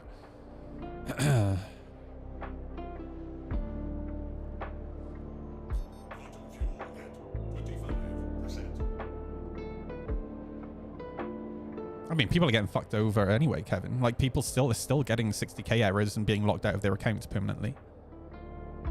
Now, right? It still happens. That didn't go away because they added a preview. I tried playing when they first dropped 4.0. I couldn't finish any missions or make money. It's definitely better than that now. I wouldn't recommend doing missions in Pyro unless you like spending most of your time in Quantum.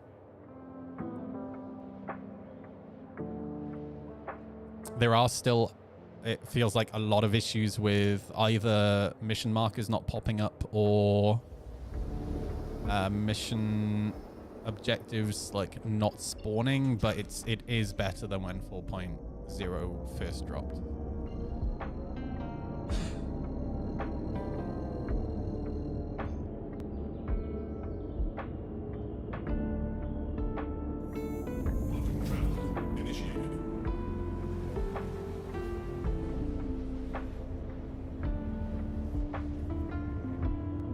Pyro is out live though, so this isn't a 324 4.0 split. Yeah, but with the preview, you're still splitting people. Again, you know, I have, for example, one friend who doesn't want to play on the preview, and then another one that does. Like, that's still splitting the community, right?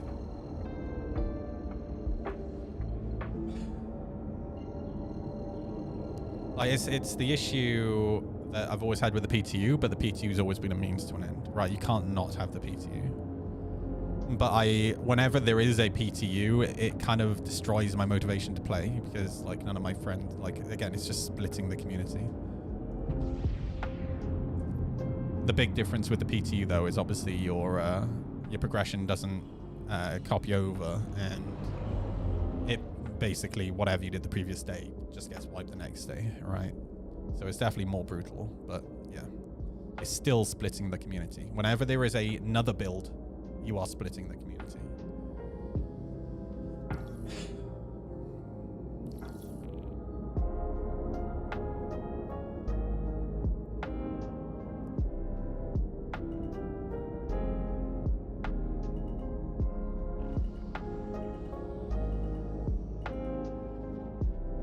I'm gonna set my spawn point here real quick.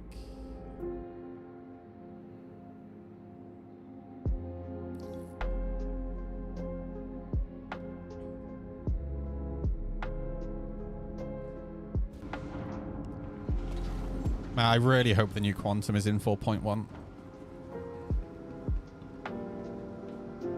I was a little bit disappointed it didn't make it into 4.0.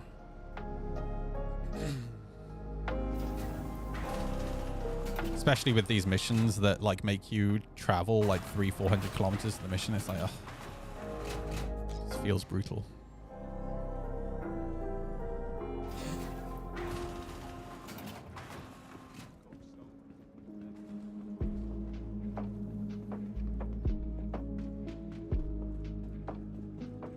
Oof.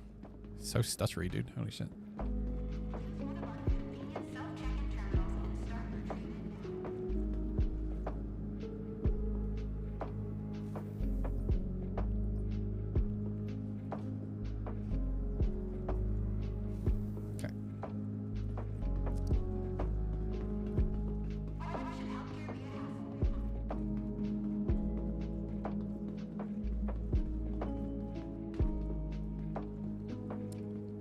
I don't know if Catnut's ever made it. Wait, did it store my ship? I think it did. This like auto storing it does is really annoying.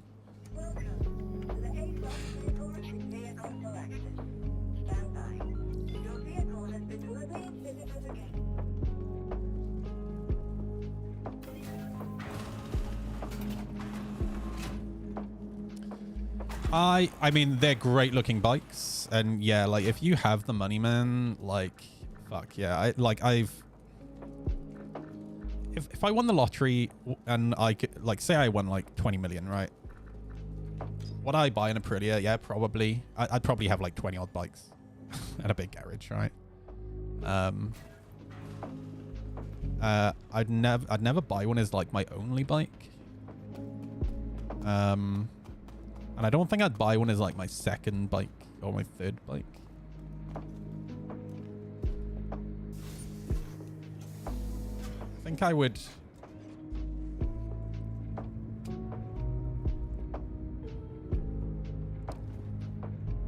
buy a Ducati before an Aprilia.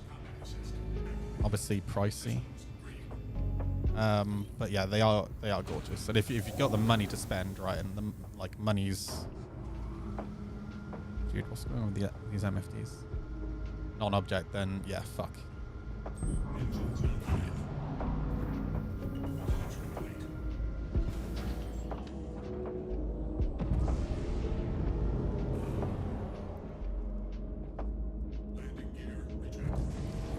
I think I'm just like too sensible. When I say sensible, what I mean is like if I was gonna get a sports bike, whether it be like a 600 or a liter bike, I'd go for an R6 or an R1 first, and then something like a Ducati and Aprilia after that, maybe. All right.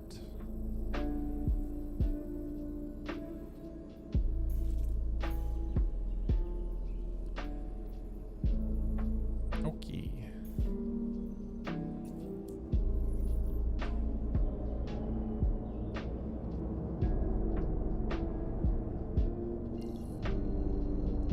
So I saw a post yesterday on one of my local bike groups on Facebook, and just kind of show the naivety of some people on social media, but it turns out that there have been quite a few bike thefts, like locally, that have been targeted through the Facebook groups. Like after people have posted pictures of their bikes have been stolen, and that they've finally like worked it out that it's through the Facebook group.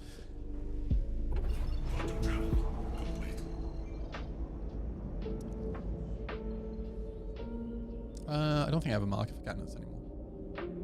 Come on my own.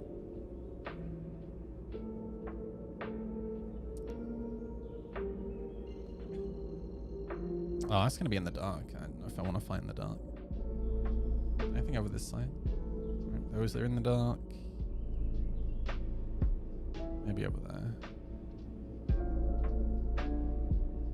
These are all in the dark. Those are probably going to be in the dark as well.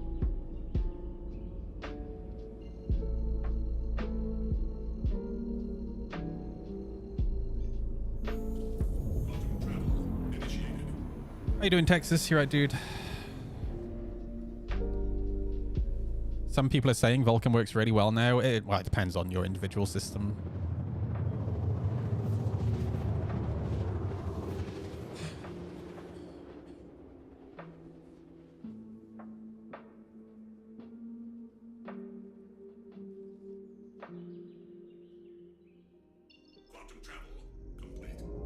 Also depends on like the individual patch. Like for this exact patch, I'm using Vulkan, but like in previous PTU patches, I was having to swap over to DirectX. I've also noticed it depends on like your location in the game as well. Can be really hit and miss.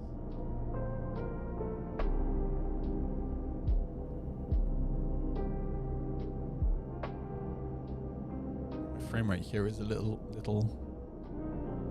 chuggy.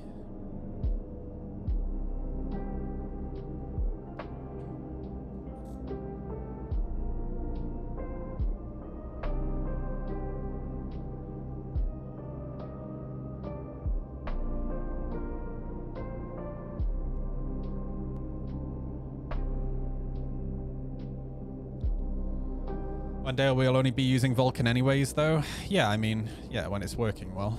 But unfortunately, right now, it's really inconsistent.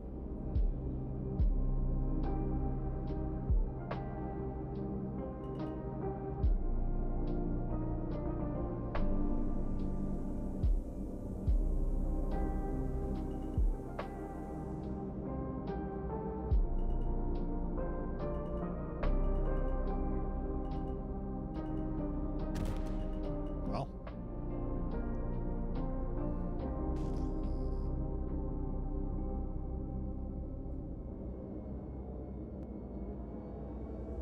Oh man, my frame rate, dude. Shit. Curious, let me turn off cloud seconds, see if it gets any better.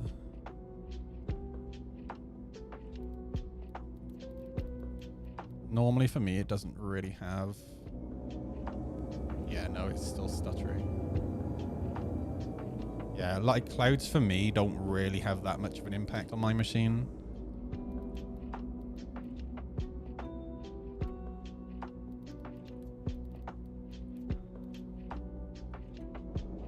Yeah, it's the same.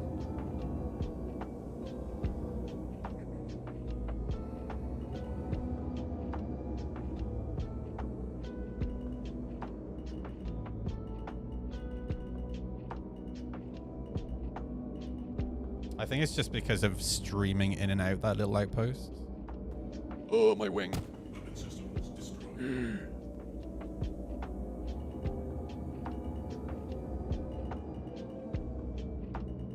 Please give wing. Dude, these... I think it's a LOD issue with these exploding. So obviously when you're further away, it's a different LOD. But I don't think there are... I don't think there are LODs for these tanks of them exploded. So when you get to the highest quality LOD, then it explodes. Oh, dude, why do people leave their fucking ships on the pad, dude? These people are so fucking ignorant, man. Please fuck off.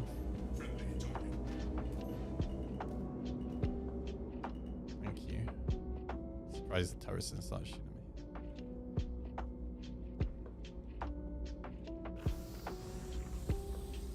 That might still be too close. And the cutter.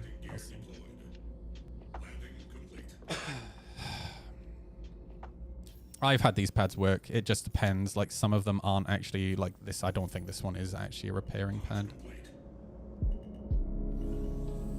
But the problem is they use the same pad model for the ones that do work and the ones that don't. Like, as in, which one? The ones that are repair pads and the ones that aren't. It's only at set locations. Like, if I have a look at the map here, what does it say for the location windfall? Yeah, vehicle services. So I think this one is supposed to work. Unless it's a different pad, because there are different... Oh, hang on, it might be this one.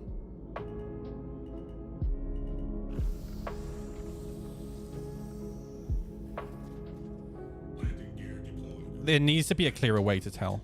That, like, that's the big issue. Yeah, there we go. It's so dumb.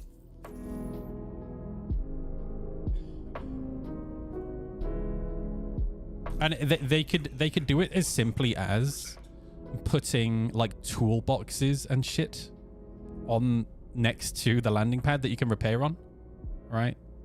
Doesn't even look like, yeah, that's my point, right? Like, it's so silly.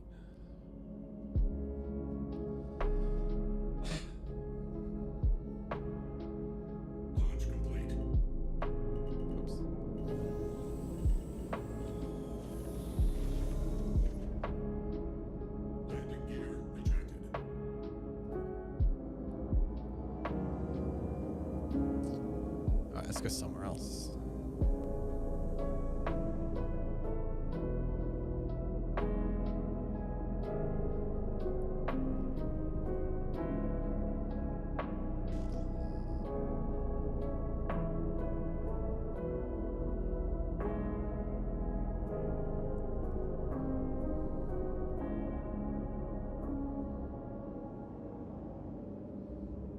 I'm gonna try and avoid being on the dark side if I can. Where's the sun? I think it's directly above us. Yeah.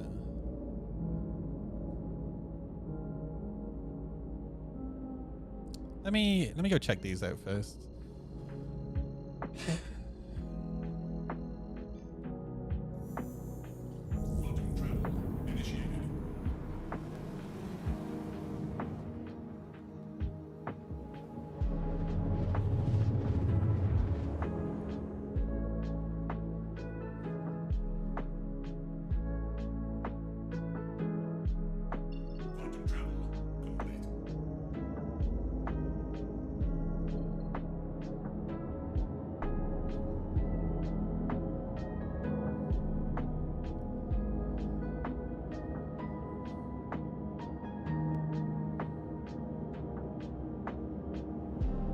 I'm glad I had that coffee. I feel way better now.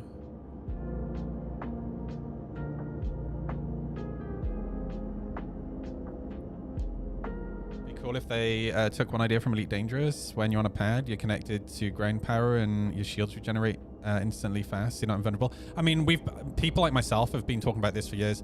Me and Cutler, I remember we had this conversation and basically recommended the same thing like 4 or 5 years ago. You know.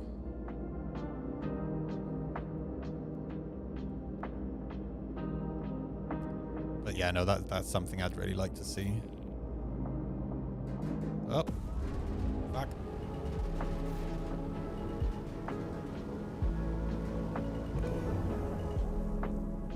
They don't like me here. I need to tighten my my right stick. That's better. Well, there ain't no one here.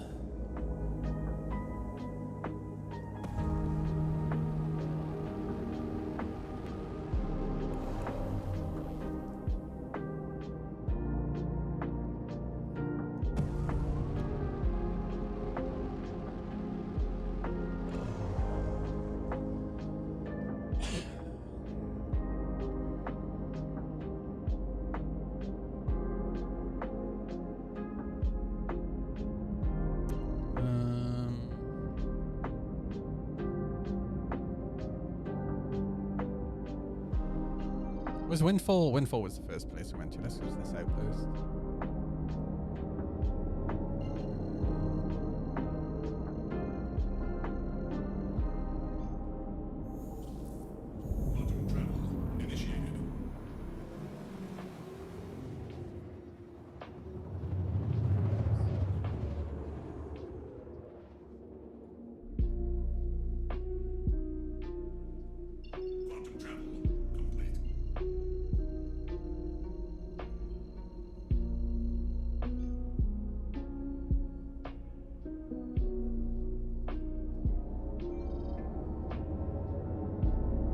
Where is everyone?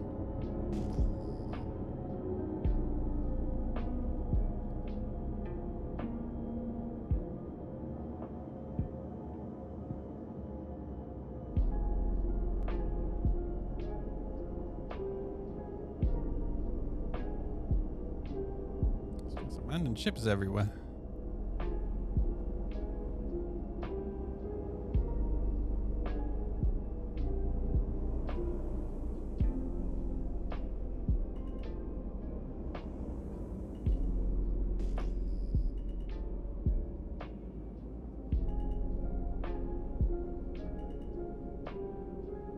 Faction unavailable.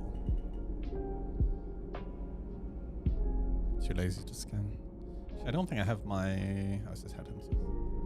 I don't think I have my scanning set up. No, I don't. Is this somebody who shouldn't be here? Those tanks are exploding again.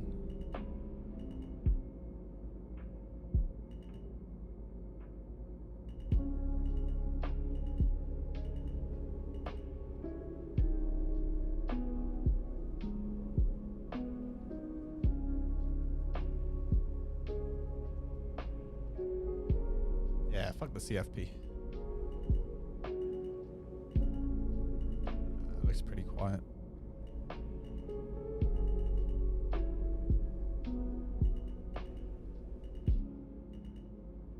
you know what I want in Star Citizen? You know we were talking about the Division earlier, right?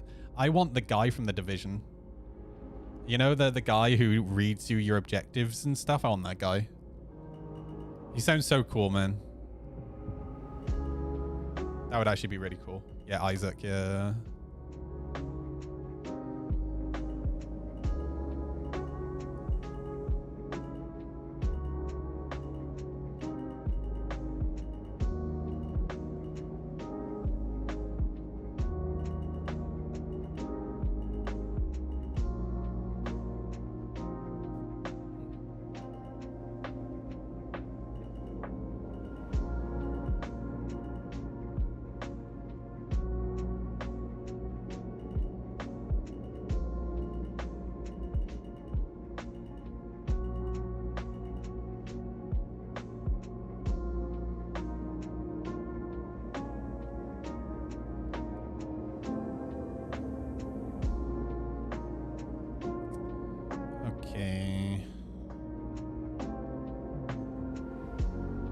Over to the dark side, I guess.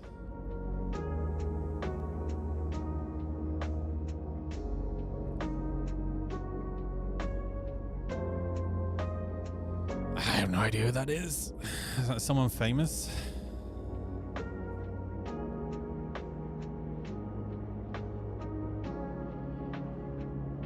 Okay, it is a really distinctive voice.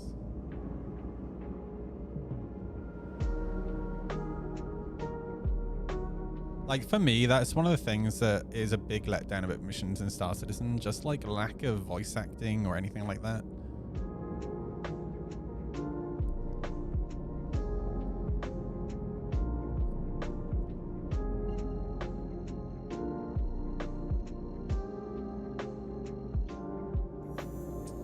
I have not really done any PvP in so long, so I'm going to be so rusty if I run into anybody good.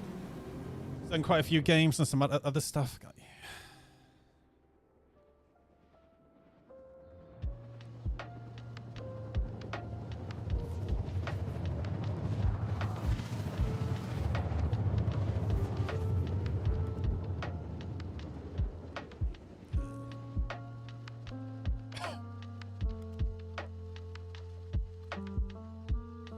Before I crash into the ground.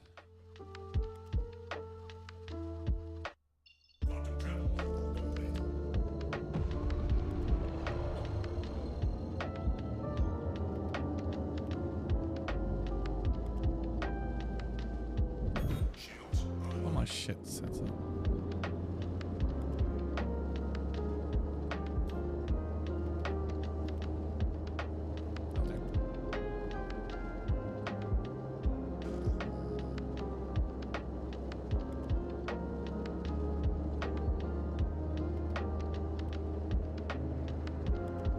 I haven't had a single Firebird throw missiles at me yet. I didn't really play the Mass Effect game. I played Andromeda, and that put me off ever wanting to play a Mass Effect game. I got to like the second map area in Andromeda. I was like, okay, I'm done with this. This is so boring.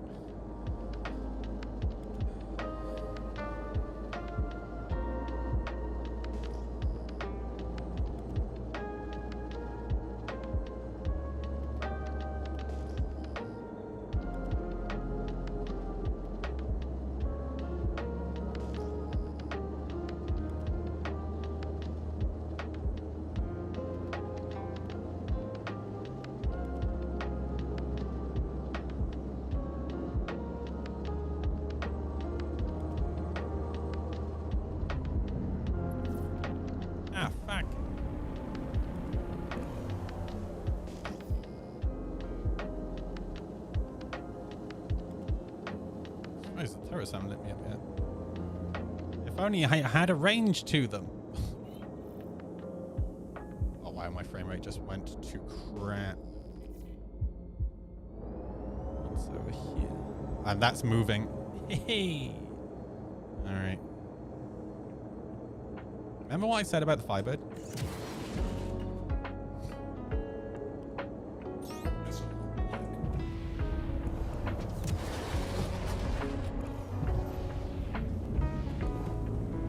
Fuck. frame rate is so bad. Holy shit.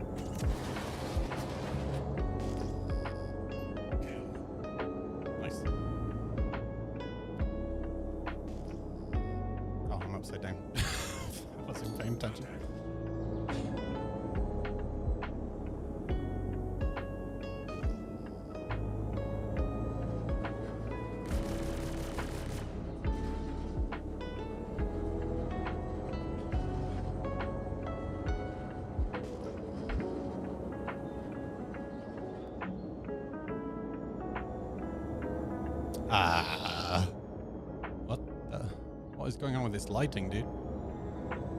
I mean, I'm not complaining. I can see-ish.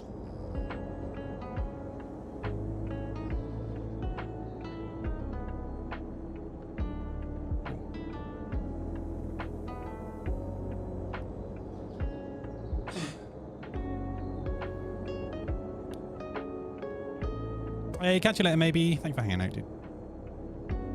Hello, Earthbound. How you doing, man? You alright?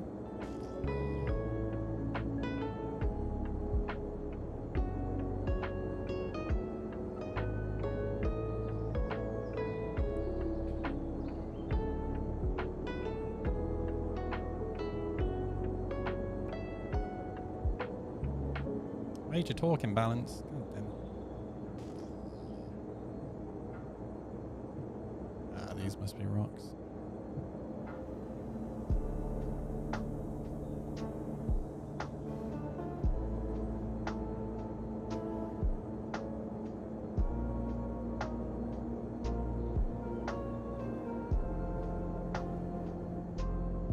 I'm gonna play Star Citizen soon without getting bugs stuck. Well, you'd be pleased to know that the elevators are broken in 4.0.1. And that also earlier I had the ASOP bug where it wouldn't pull out a ship. That was good. Other than that, it's been... Yeah, it's been, yep.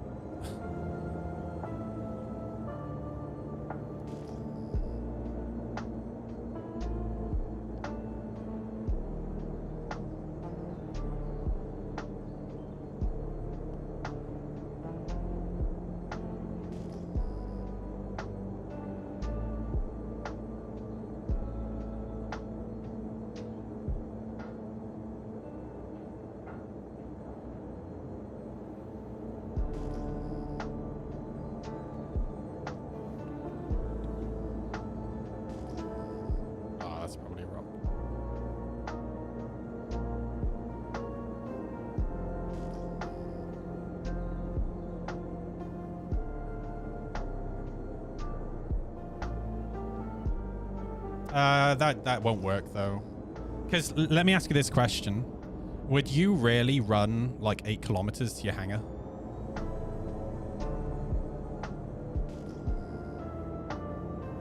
Because I wouldn't. It like at the stations and the cities, it is a long way from the hubs to the hangars. And I also disagree with like devoting man hours to a workaround for something that should just not be broken in the first place. All right.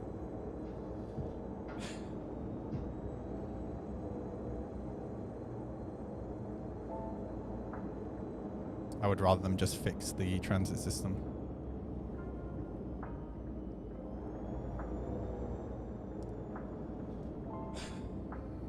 Cities are much harder to do that. I mean, the stations, dude. Like from say the ASOP terminal lobby to the hangar is actually, if you look at the distance, it's actually about like 8 kilometers. Right?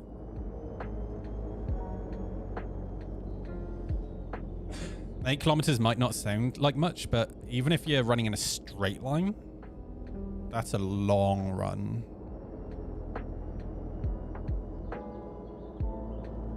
Bearing in mind, a lot of these stations are like donuts and shit, right? So you'd have to run around, so it's even further.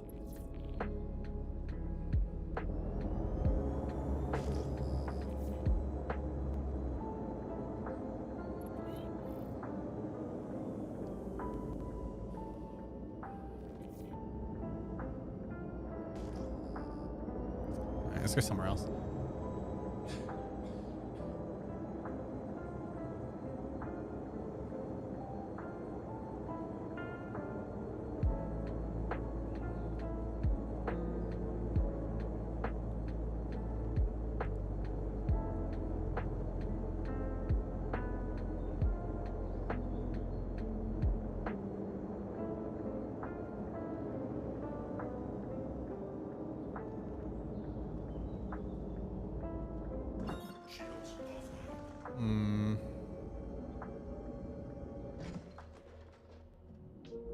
Let's go here.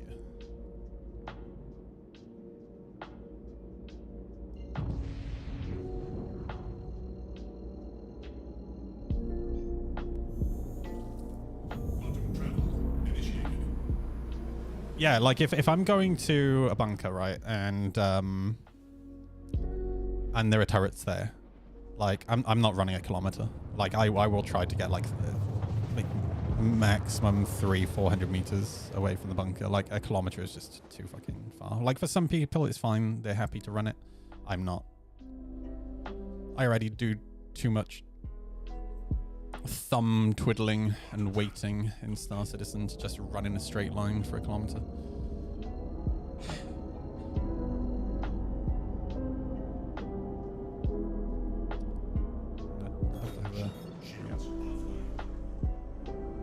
I do wish they'd managed to fix this HUD issue before pushing it live.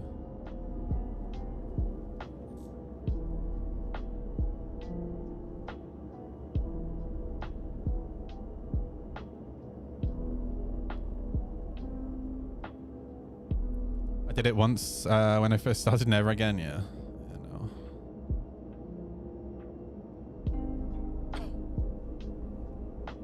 I think I once tried to run like 3 or 4 kilometers and I was like, I got like a kilometer and I was like, oh yeah, fuck this shit, dude.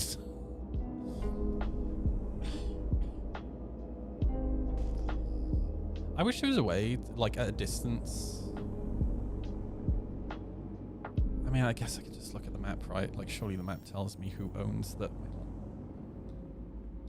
My mobi-glass just stopped working. My mobi-glass doesn't work anymore. Alright. Oh, yeah, and the head tracking is broken. Alright, let me... Well, this is Headhunter, so let me go... Go land over here.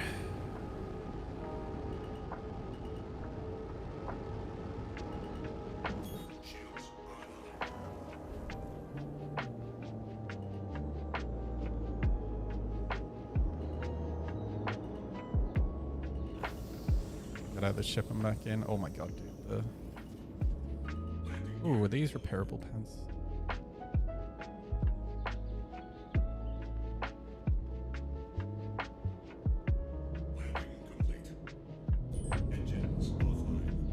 Oh, I'm trying to repair my mobi-glass doesn't work. I'm a fucking idiot. Is it good playable now? I mean, they're working on a hot fix because there are a number of issues. So maybe once the hot fix is out, it'll be better because there are issues with surprise, surprise. I can't get back in the ship. I have no inner thought doesn't work. Is it more playable now? I would say it's not great.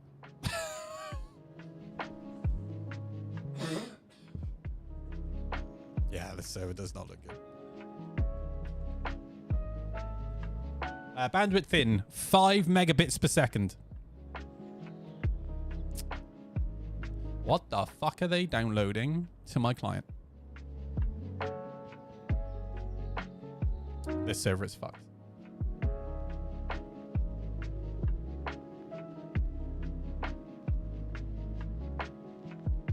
What game is this? This is Star Citizen. Yeah, this server might be done. If this server doesn't recover, I'm probably gonna go play Ghost of Tsushima. I guess none of these doors will open either. Honey, I'm home. Oh, they do work. Fuck yeah. Wow, there's storage here that I can't interact with because I have no inner thought. I can't interact with this box because I have no inner thought. Marvelous. Dude, there's a fucking turret inside the building. What the? That's pretty sick. Nice.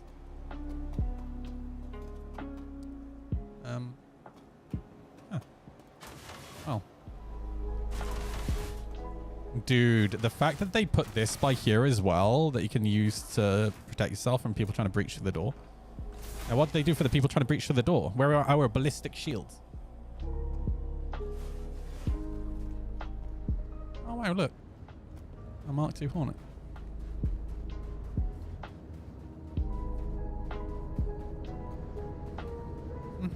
It's not a bad looking ship, is it? Yeah, my inner thought is just completely scuffed. Oh, my mobi-glass works. Bandwidth in is still 5 megabits per second. Oh my god, I'm under attack. Back. Back. Run, run, run, run. Get shitting me. Hello? Oh, has somebody spawned a mission? That gun's very pink.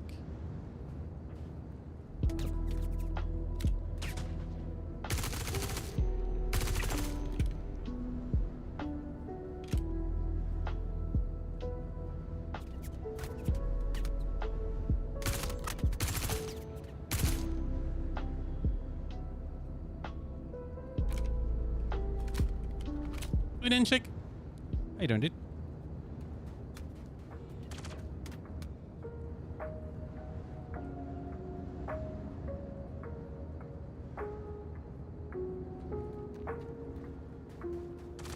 Ah! That's coming from behind me. Oh, there is.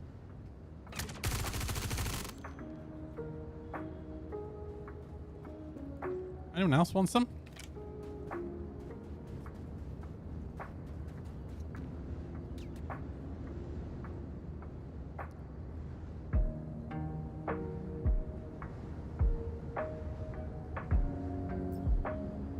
Ooh, free med pens and a grenade. Fucker.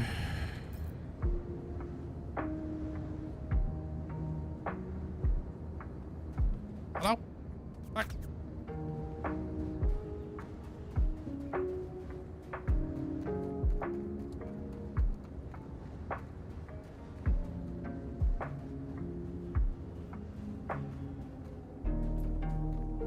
God, my frame rate here is not great. Like, there's input lag and everything. It's just... makes me want to vomit. Please, CRG, multi-threading, please. Oh, fuck.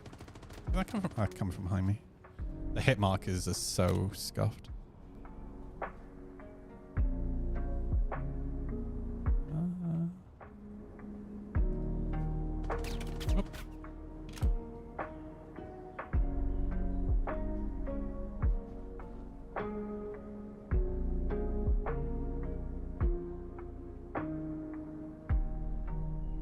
Hello?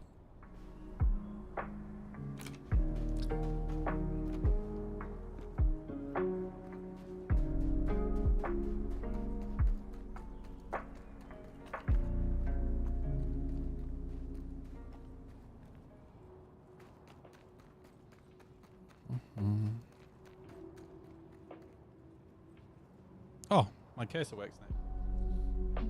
That's good. I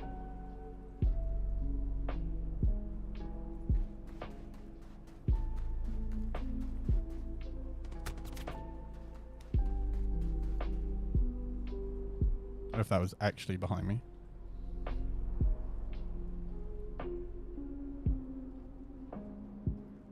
Where did this guy go? He Yes, there is.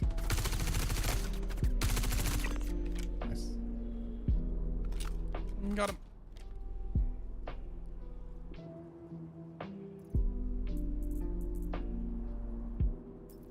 Yeah.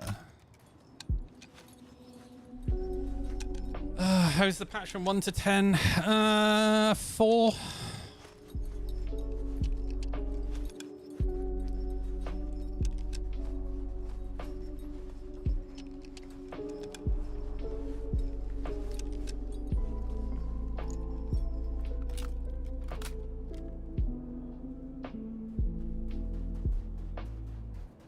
Yeah, I thought this was a headhunters controlled area.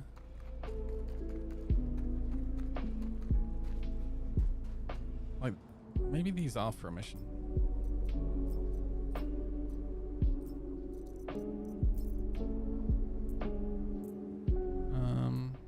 Oh man, he had no ammo.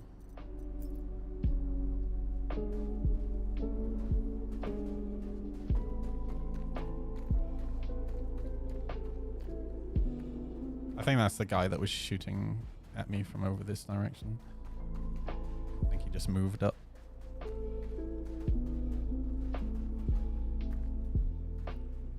Where are all the civilians at?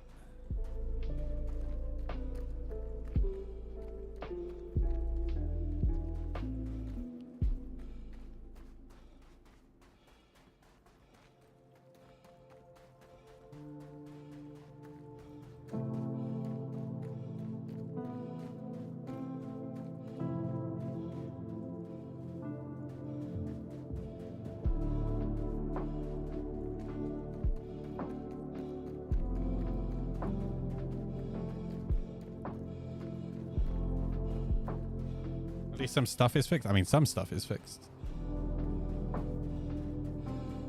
There's other stuff that's broken. Still people locked out with 60k errors and all sorts. Elevators still not working.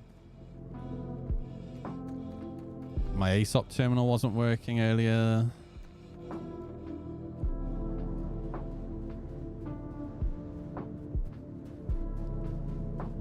Like, the game being shit, it doesn't mean it's like it's still shit, right?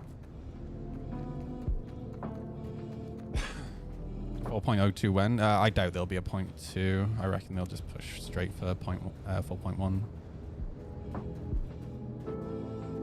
Oh, the frame rate is so stuttery, dude. If I turn on the... look at the frame graph. Look how inconsistent it is, dude. Just as you turn the camera, it's just like all over the place. I'm so glad they gave us this frame crits because now you can actually like visually see it. Because of the interpolation that that Twitch does, it's really hard to tell. Like, if I just hold, this is what it should look like, right? Thing is, once you start moving the camera, and obviously it'll move a little bit as you move the camera, but it shouldn't be as like, you shouldn't see like dramatic like that, right? Like, that's not good.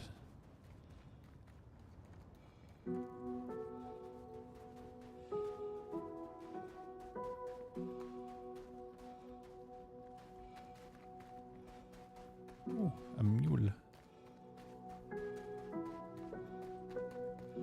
I'm surprised how quiet it is. I thought we'd see more players. That lighting is fucked. And that.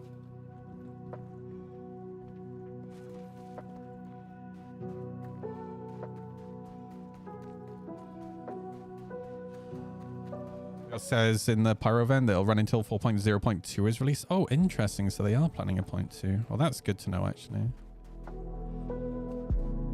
Maybe they'll actually fix some stuff in 0.2.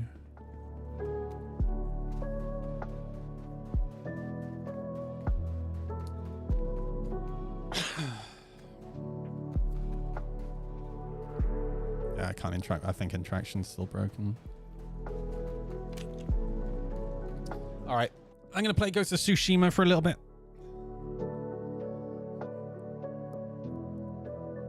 Actually, let me draw the giveaway before I swap.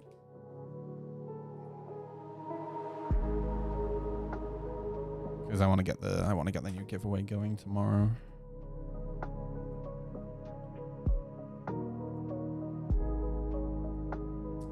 So this giveaway has been running for 21 days. And it's for a Chillin that comes with LTI and a game package.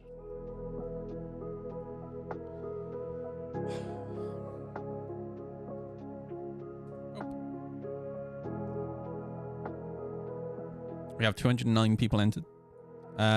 The winner does not need to be here, but they do need to reply within a week. Otherwise, we'll roll it on to somebody else. All right, giveaway is closed. And the winner is Aether 222.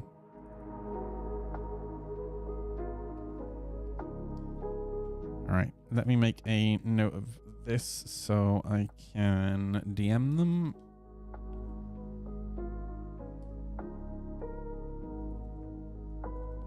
There we go. And then we'll start the new giveaway tomorrow. That'll be for the new the new industrial ship. I've already forgotten what it's called. All right, let's go chill. Have I played Hitman's not my kind of game. Let's go chill in Ghost of Tsushima.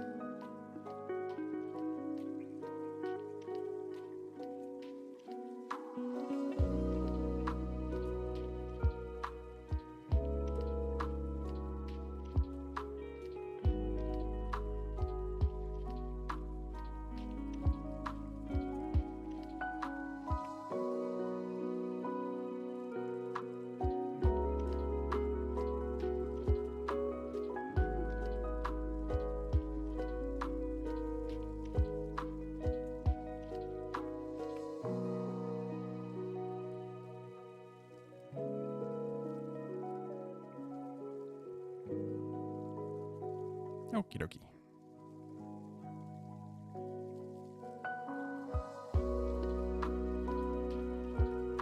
Man, I need to take my hoodie off.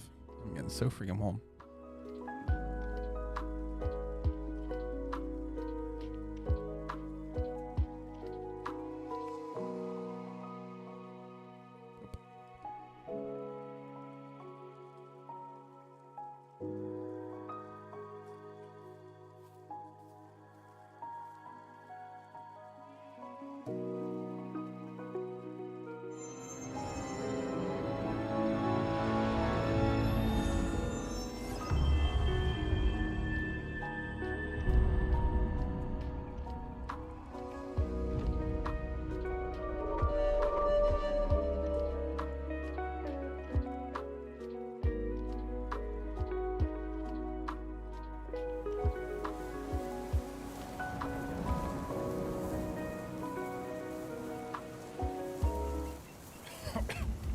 All right, we continue. I might actually do some main storyline stuff. I need to look at how much, how many of the side quests I still need to do in this area.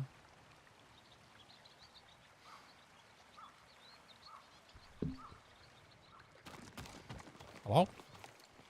I saw a flock of birds circling in the sky, my lord. I went to see where they were, and found the most beautiful place. I sat and stared, lost track of time. We all need inspiration these days. During times of conflict, warriors would visit such places and write haiku. I heard the art of haiku prepares the mind and body for battle. Is it true, my lord? It is. But you don't have to be a warrior to benefit from poetry. Air tastes like smoke.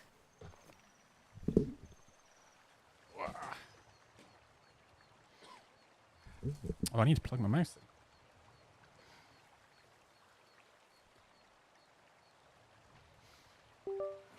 When she said it, the air tastes like smoke, I thought she was about to start a friggin' haiku.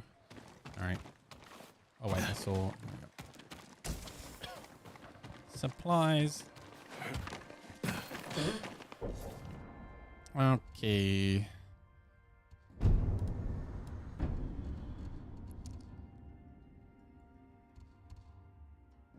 Let's go do this. Haiku prepares the mind for battle, apparently.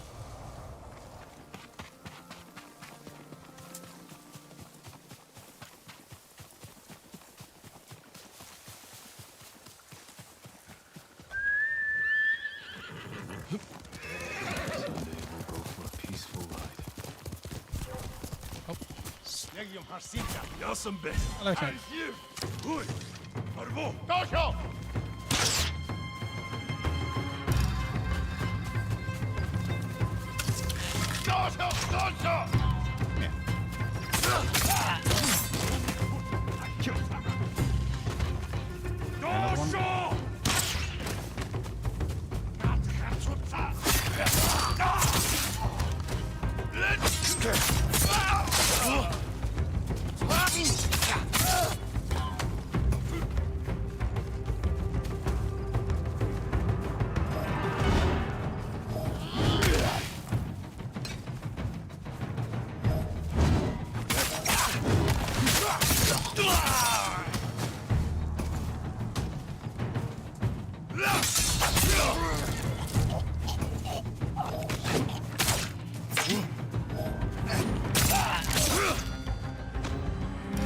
Nice.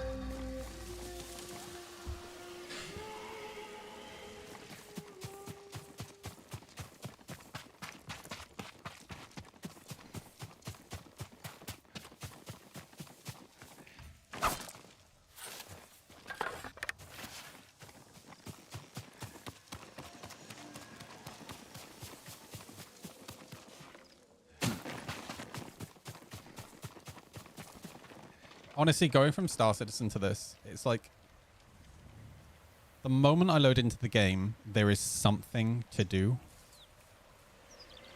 Whereas in Star Citizen, it does feel like I'm flying around aimlessly a lot. It's just such a different feeling. I'm not saying like all games should feel the same. All right. But Star Citizen, as much as some people on Spectrum and Reddit would argue, Star Citizen wasn't actually sold as a sandbox game. It's not a sandbox game. That's the thing. If you think Star Citizen's a sandbox game, you need to go back, watch 10 for the Chairman, and watch the original Wingman's Hangar and Around the Verse, right? And actually educate yourself. Because that's not what Star Citizen was sold as.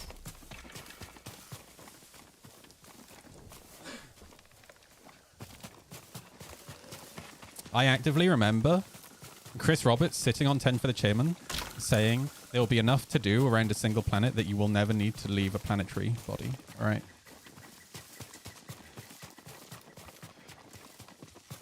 Unfortunately, the Star Citizen community, or certain people in the Star Citizen community, keep like regurgitating the words Star Citizen is a sandbox, and then you get new people joining the community who hear that, who then start regurgitating Star Citizen is a sandbox. Fuck me, dude. Go back and watch the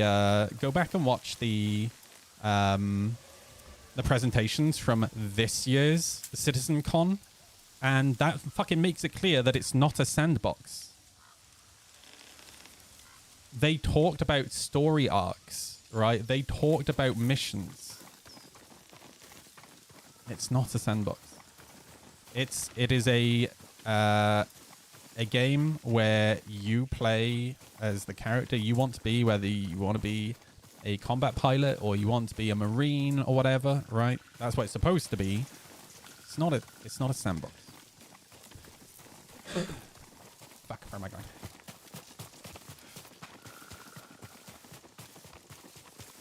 The only reason people, I think, up to this point keep referring to it as a sandbox is because there is nothing to do. Right? And that's the problem. You know, I followed Star Citizen since the Kickstarter. I backed Star Citizen in 2014. And what we have now is not what I was sold, right? Or not what was pitched to me as a backer. And we're now 12 years in and I'm still waiting. You got the armor. And 12 years is a long time, right? It fits well. It belonged to my eldest, Shigesato. It is an honor.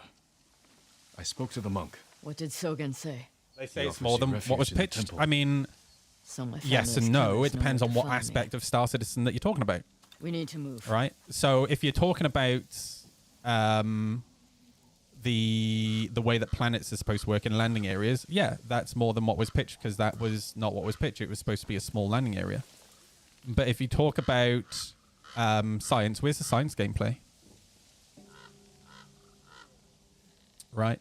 Where's all the gameplay that's not currently in the game that was pitched in 2012, 2013, 2014, 2015? Right?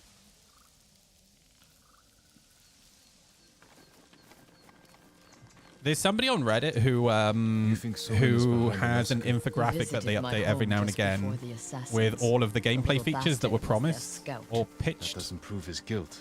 No. Compared to what we have in the Earns game, my and it's suspicion. something like there's a quarter Sogen of all the arrived gameplay from features and Kamiagata mechanics at and the whatnot beginning in the game. When we first heard the Mongols plan His to basic invade, flight combat, even Plot to no, destroy my exactly. plan took precision, The flight model's not planning, even finished after and the wall 12 to years, cover the dude. treachery.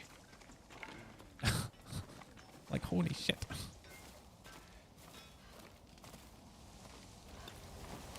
Where is that monk? There's Sogen, leaving in a hurry. Let's follow the wolf to his den.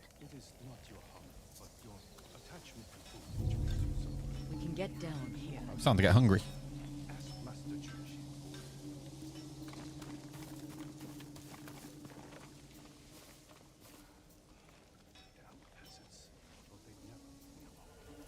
Oh, fuck. You sent me to frighten the monk. I knew he would panic, make a mistake. Oh, fuck. Now he's leading us to his friends. Stay close. We can't be seen. Oh, fuck. Damn. My bad. The range, when you're supposed to be following somebody, the range is really short.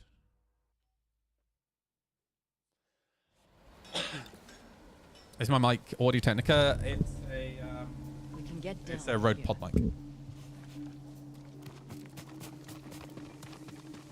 You sent me to frighten the monk. I knew he would panic, make a mistake. Now he's leading us to his friends. Stay close. We can't be seen. Oh, I'm supposed to literally keep him in sight, I see.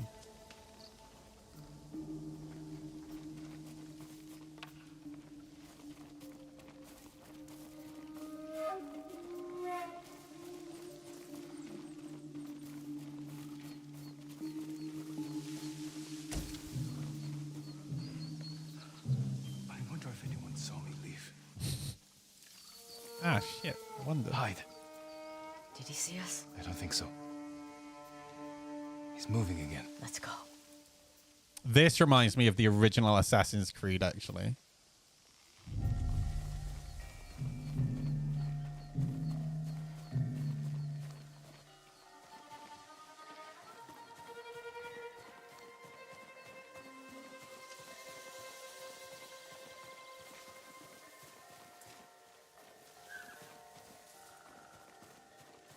Oh, fuck. Fuck.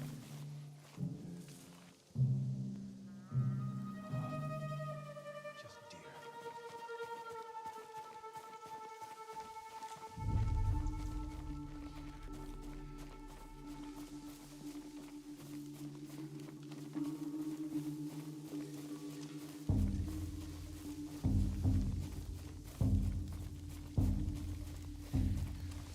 Wait, where the fuck did he go? Oh, there he is.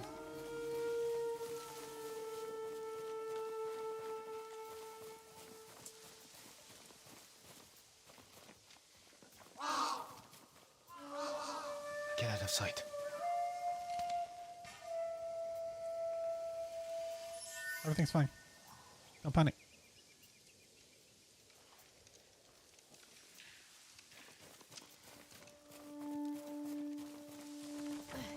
Oh shit, I missed those supplies. Damn.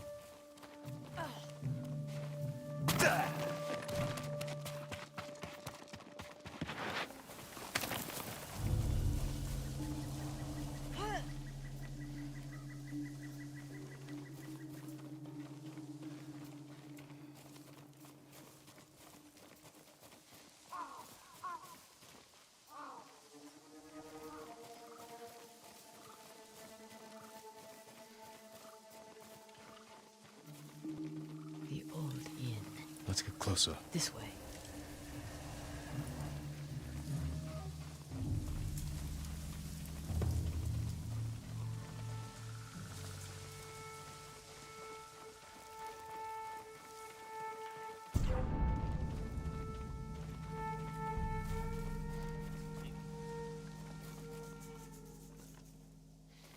Wait, specifically wants me in this bush. Masako's alive. She has a samurai with her. That must be who killed our men at the estate. You fools. Now they know I'm part of this. You have to find them. Keep your voice down. I'm going inside. Don't come back until they're dead. Those men slaughtered my family. Spare the monk. The rest can die. Yes, ma'am. Fight me!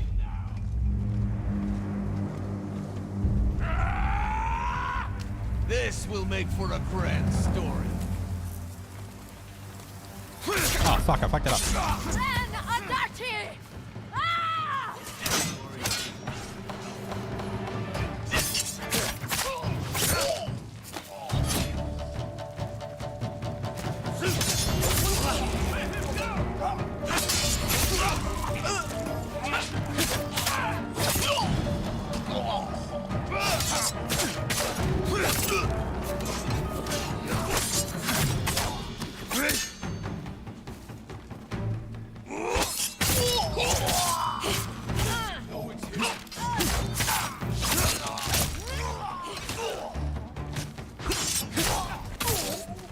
You die here! Together!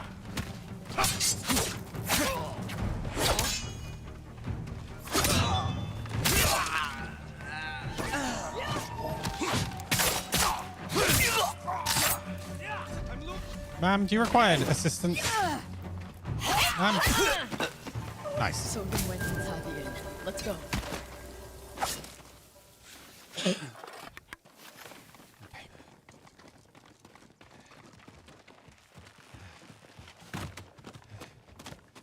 There's nowhere to run, Sogen. Got him.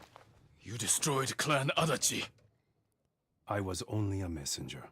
For who? Knowledge does not end suffering. You know nothing of suffering. You tell him. I buried my family, one by one. It took days.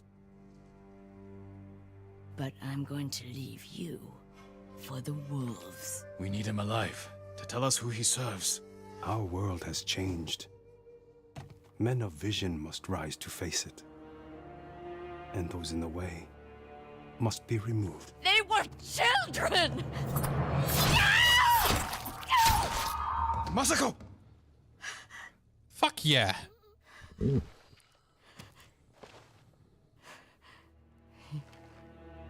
He was never. Remember that conversation I was having earlier about people in the Star Citizen community call me a Something we sociopath? can use. Search outside. Huh. I'll deal with things in here. Find me when you're done.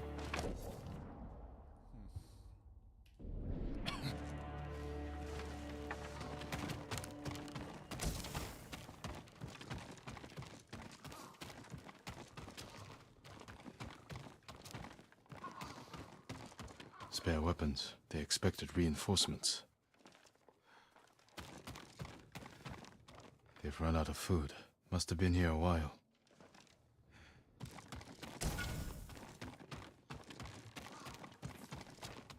Payment for slaughtering children. Is that all their lives were worth? Names. And a symbol. Masako might know them. Got him.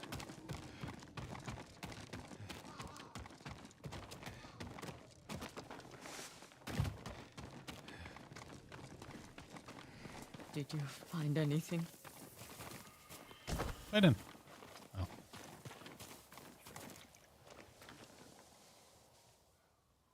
A list of names and a clan symbol. I found the same symbol on these men. I've never seen it before. A rival clan. Moving in to take control. We have to stop them. I will. You cannot do it alone. When my uncle hears of this, he will not rest until the traitors pay for what they did. Uncle! Help me, and we will bring down everyone who hurt you. Together. When you need help rescuing your uncle, I will be there. Yes. Thank you, Lady Masako. Until that time, I have work to do. Work from home? British government doesn't like work from home anymore.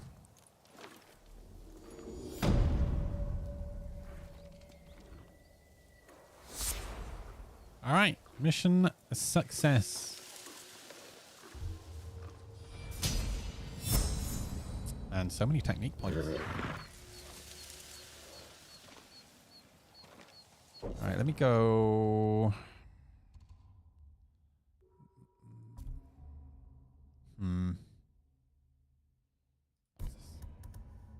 Perfect dodge.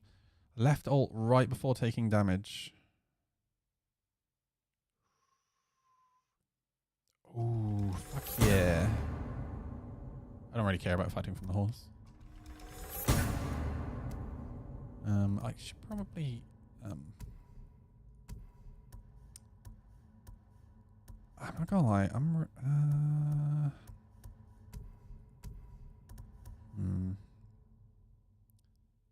parry an unblockable spear attack. Ooh. Yeah.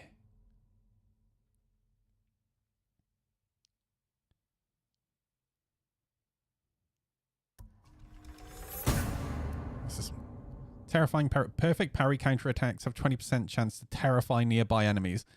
I don't want them running away.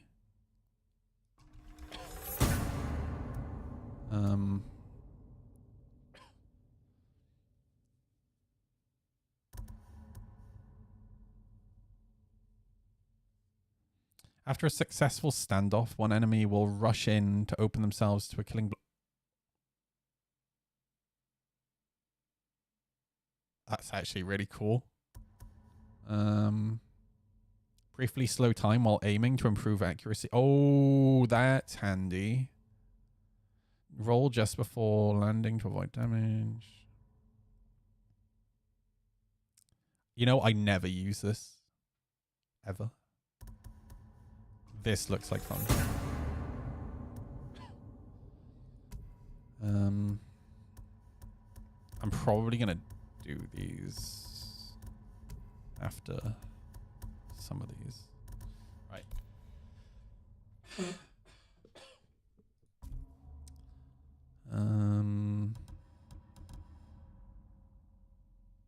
Okay.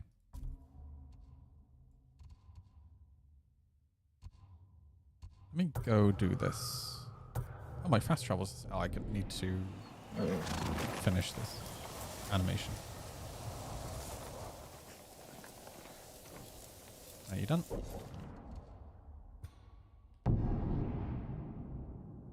This game is so good.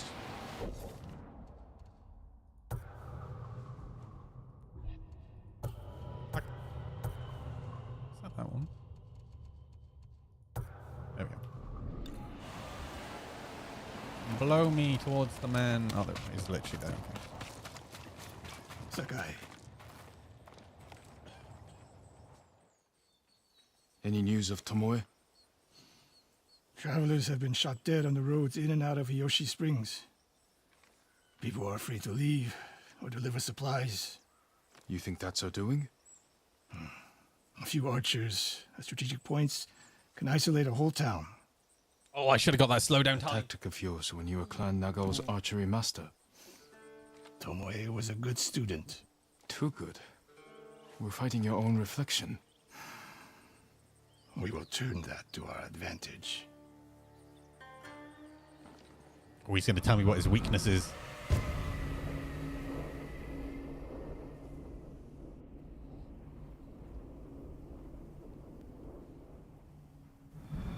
Come. Okay. How do you propose we find these archers? We think like Tomoe.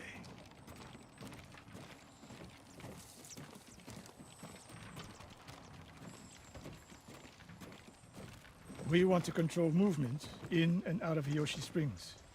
Where do we put archers? A handful of men could shut down the road to the coast. Yes. That path behind the inn. No. Poor cover, no clear lines of sight. You want to cover the largest territory with the fewest archers. I would want someone looking over the bridge into town. So would I. It would be smart to control the main entrance into town. People already avoid the main road. Archers there would be wasted. The road south runs along a high ridge. Perfect place to rain down arrows. Tomoe would agree. There's hope for you. Let's go hunting. Let's go fuck him up.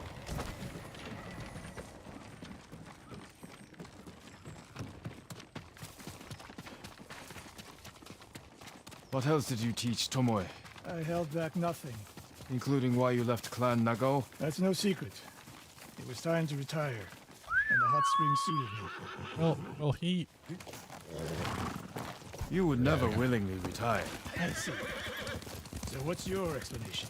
My uncle said you became close to a commoner, and Lord Nagao was forced to cover it up. Your uncle has an interesting sense of humor. You weren't forced out? Samurai always has a choice. But do you regret giving up a warrior's life? We're getting close. Eyes open.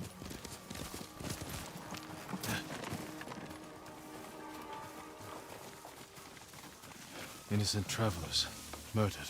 Let's help their killers follow them across the Sansu River. Send your best warrior.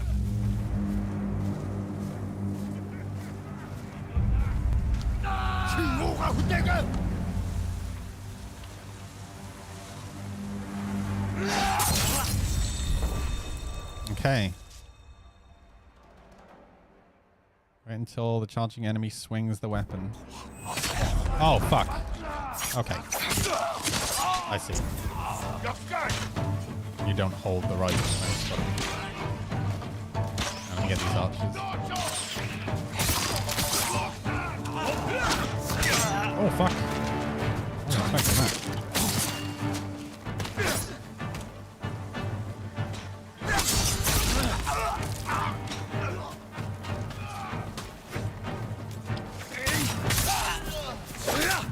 Tomoe wasn't here. Keep moving.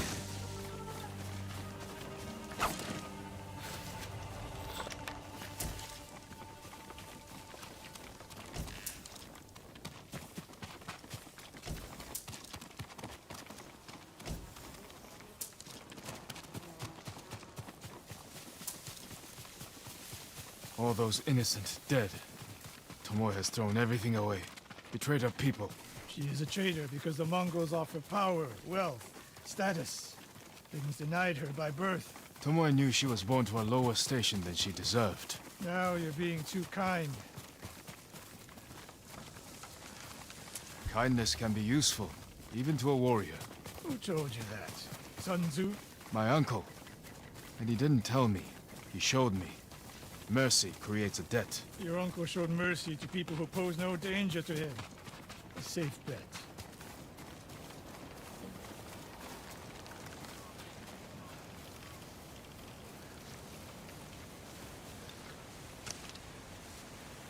Ambush!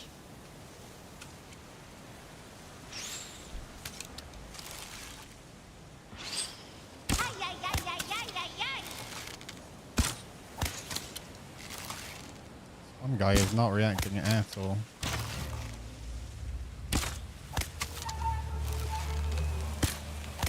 Oi. Leo, thanks for the follow, dude. Oh, you're right there, bud. Oh, fuck.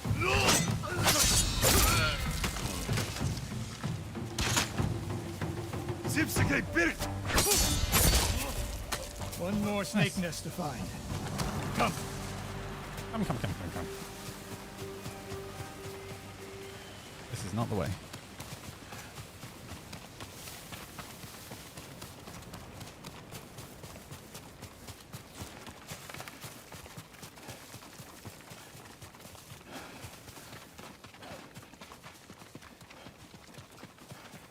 So I streamed Starfield. Oh god, no, dude.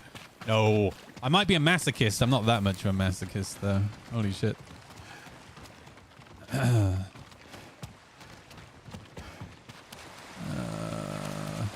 shoot. I should have gone that way. Here.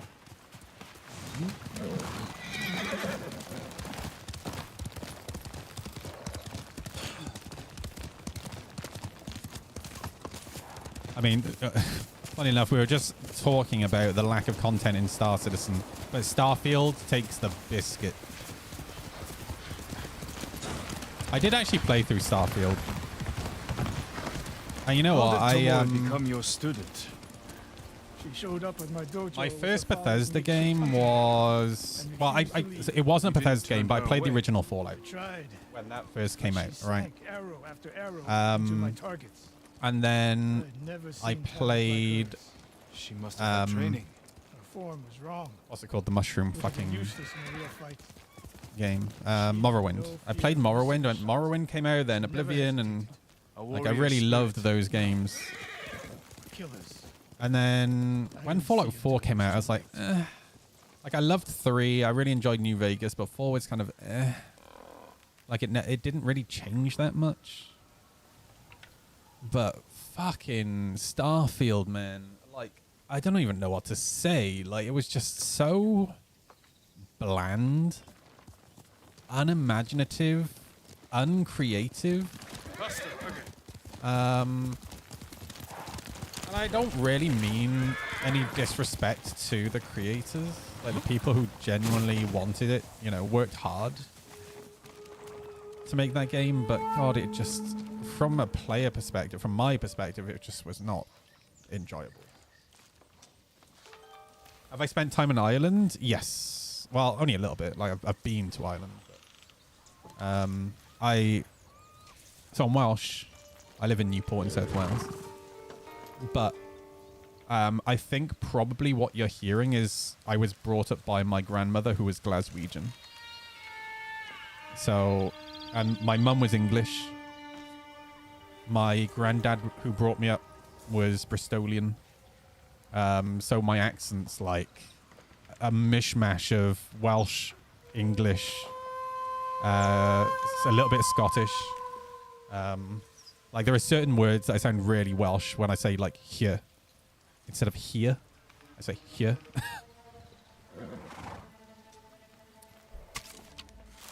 You need to fuck right on. Oh, fuck.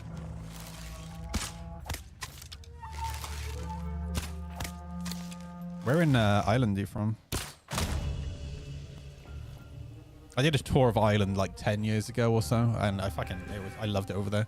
I was over for the Northwest races.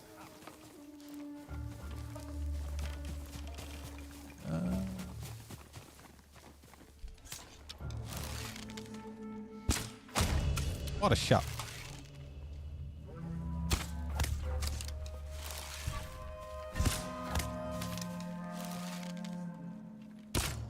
Oh, fuck. Thank you.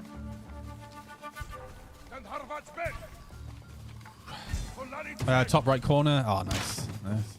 Of Ireland or Northern Ireland?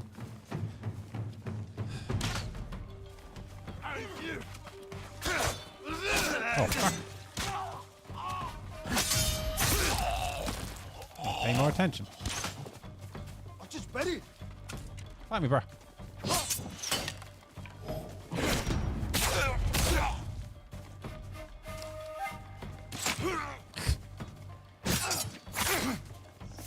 Not a... Oh, I got you. Okay, yeah. Oh, the Northwest races are in your area? Nice, yeah. When I went over, I basically went over years ago with my dad and a bunch of his friends, and we docked down south, and then we went west, up the west coast, into Northern Ireland, around the north. Stayed for like a few days for the races, and then came down the east coast again before going home. And it was so good, dude.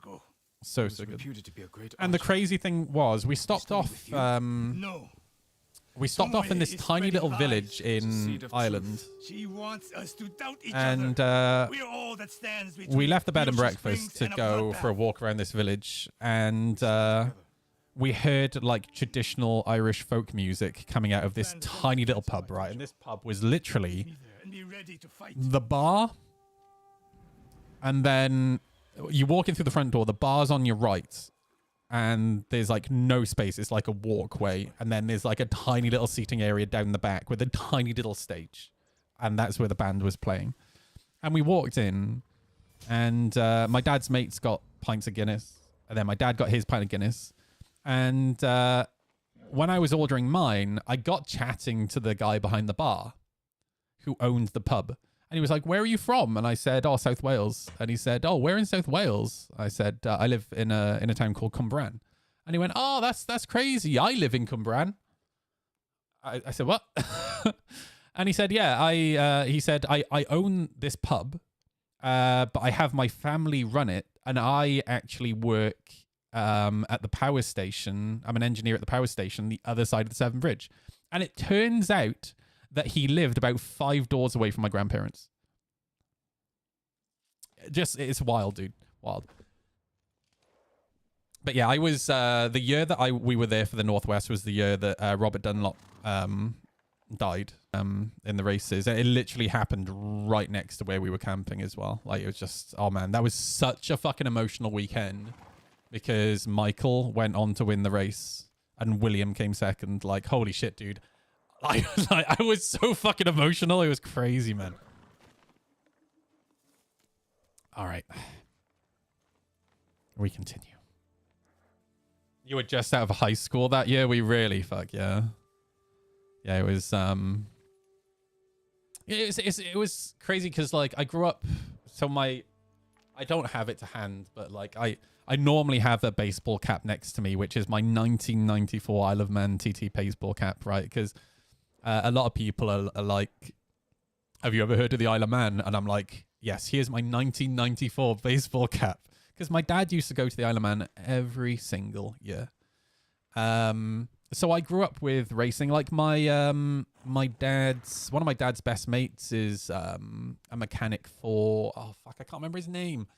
A guy who always races Northwest, Isle of Man TT, like he's all the road races. Oh fuck, I can't remember who it was. Anyway, so I grew up in a bike community. So I've always grown up with like the legends of the Dunlops, right? So on our schedule when we were going around Ireland and Northern Ireland, we were gonna go to we'd planned to go visit the grave of Joey Dunlop, right? And we were planning to do that the day after the races.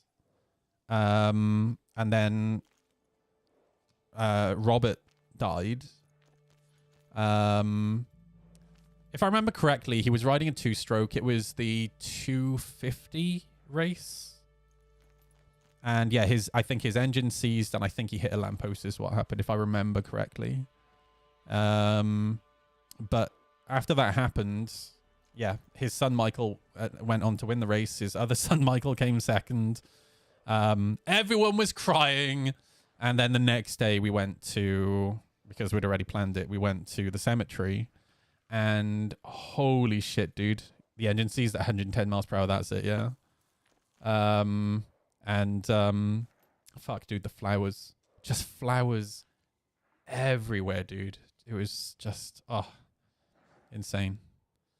Man, it's like those whole few days are just like one of those core memories, right, that I will never forget. Like super, super emotional.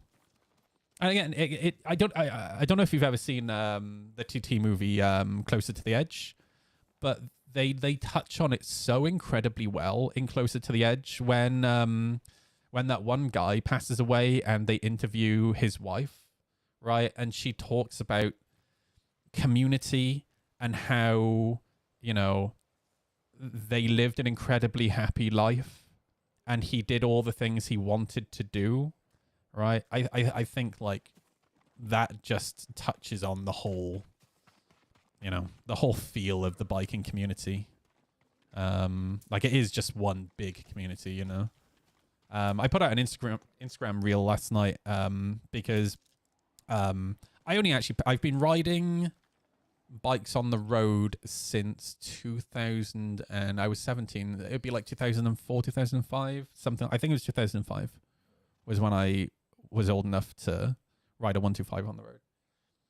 But because of my anxiety, I was always too anxious to do my test. So I only actually put myself through my test last year. And now I've got a big bike. You know, I started going to bike meets and whatnot. And literally just I've made probably a new friend that I talk to every few days. At least 1 to 2 a month, you know. It's so fucking great how close the bike community is, you know. It's like Matt is a guy that I met at a bike meet. He lives around the corner from me, and he actually, when I serviced my bike a couple of weeks ago, he had a go at me because I serviced my bike in my garden. I didn't use his garage. Like, that's what it's like. Like he's very insistent that I use his garage and his tools if I service my bike or anything like that, you know. And I was just like, dude, I didn't want to bother you, you know. I don't think there's any other community, at least on the road, that's saying hello. Yeah, exactly. That's just it, right? Like, the only people on two wheels I don't nod to are the people on mopeds who are clearly just the Uber Eats riders, right? Because they don't give a fuck. They're not in it for the community. They're earning a living, right? But I will nod and wave to 125 riders on manual bikes, right? And yeah, I always give a nod. And you sometimes you'll find the odd person that doesn't nod back because they're just daily commuters, or the main thing is they're just concentrating on the road, right? Especially if they're coming up to a junction or a roundabout or whatever, right? I don't always notice bikes coming the other way because I'm focusing on the road ahead. But it is generally such a down-to-earth community. Like, it's just, yeah, I love it, man. All right. What next?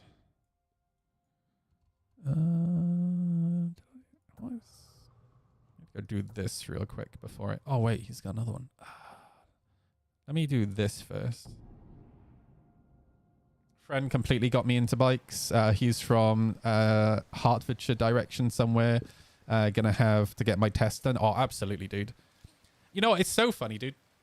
I knew it. The moment that you said you're from Ireland, I was like, I should mention motorbikes.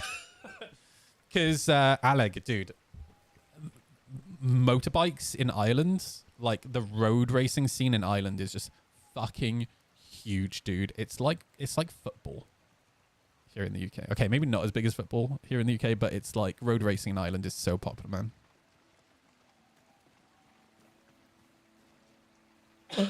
Oh, are you really? No way, dude. What are the chances? That's crazy. It's really funny because I very often wear my Northwest t-shirts when I'm streaming. It's either my Northwest t-shirts, my BMW t-shirt, one of my Star Citizen t-shirts, or one of my I Love Man t-shirts. It'll be one of them normally. My dad took me to get Joey's autograph in the bar when I was like 3. No way, dude. Like, I remember my dad talking about Joey Dunlop when I was... Oh, I need to check something, actually.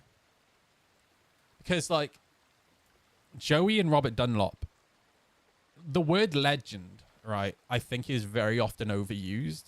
But Joey and Robert Dunlop, genuinely legends. And I think Michael Dunlop is also... getting to that point where he's going to turn into a legend, right? And there's a guy who... So one of my neighbors when I was growing up was also a TT racer. His name was Jason Griffiths. And I don't know if he ever... I assume he must have raced in Ireland as well.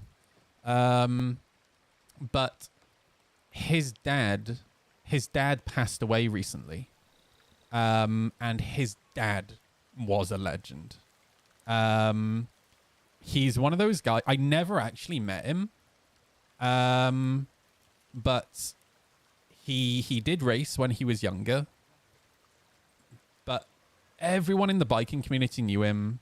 He ended up building TT winning bikes. And it's really funny because his bike shop was just this little... Ray Cowles in Pontypool was just this little shack on the side of the road. Just little tin shack. You'd never think anything of it. And the funny thing is, one of my friends through the Star Citizen community, that I met through the Star Citizen community, who is an enduro racer, Tomsky. Really weird, because we were watching a video one day, and this guy popped up in the video, and Tomsky was like, "Oh, look who it is." I was like, "Wait, you know him too?" And he's like, "Yeah, of course, he's a legend. Everyone knows him." Like, holy shit. But yeah, he passed away. Oh man, I need to check when the funeral, because there must be a ride out for his funeral. Fuck, what am I doing? Looking for... It's my left. Over here somewhere.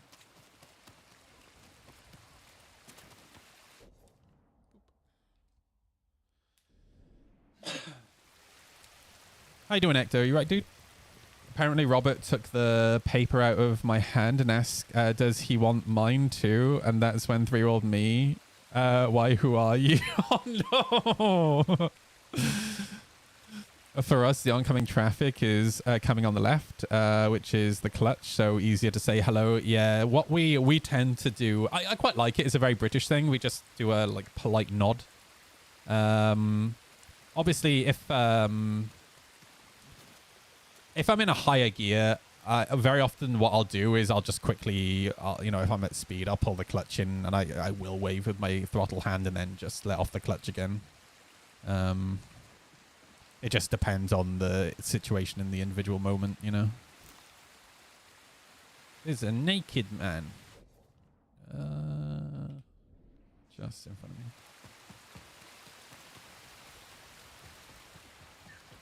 Oh, there we go.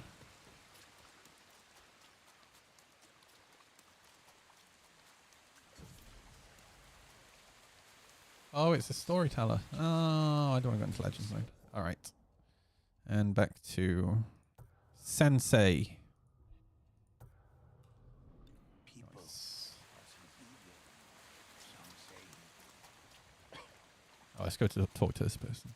They might have something for me to do as well. Hello. Forgive me, my lord, but you look fatigued. Have you endured much hardship? You wouldn't believe it if I told you. It's really like the whole biking thing as well. Could use a rest.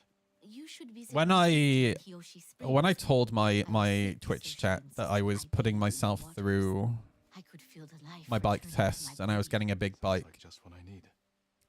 I think the first reaction from a lot of people was, "Oh, bikes are dangerous. You should be careful." I'm like, "My dude, I've been riding motorbikes for 20 years.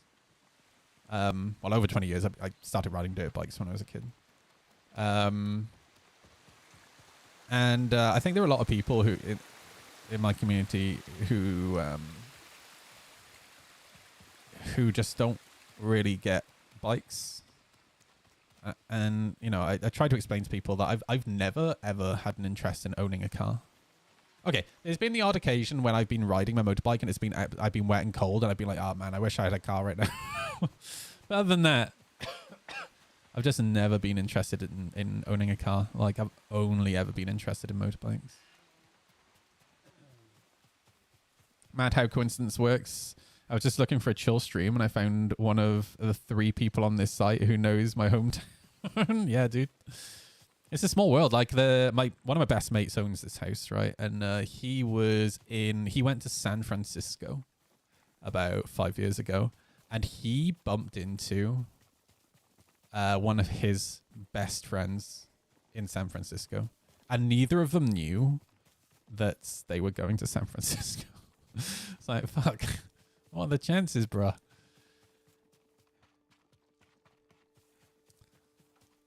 I've also bumped into somebody in person, not at a con, who knew who I was from Twitch. But it was mainly just because like they lived local to me. Okay.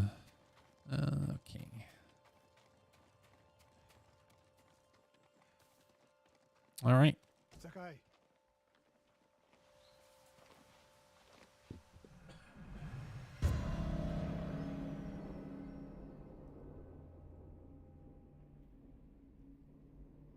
I think this might be the final mission.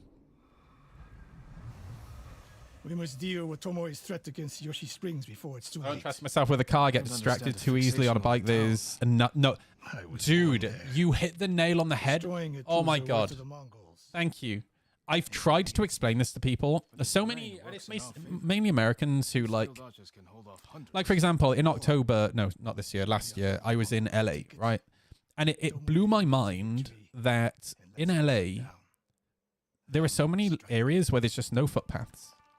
So if you want to get around, you literally need a car. And because of that, like, I think a lot of Americans don't really understand why people wouldn't want to have a car. Scout elevated positions, place arrows. And I very often said on stream, I don't want to have a car because I'm very ADHD. And I genuinely worry that I might hurt somebody.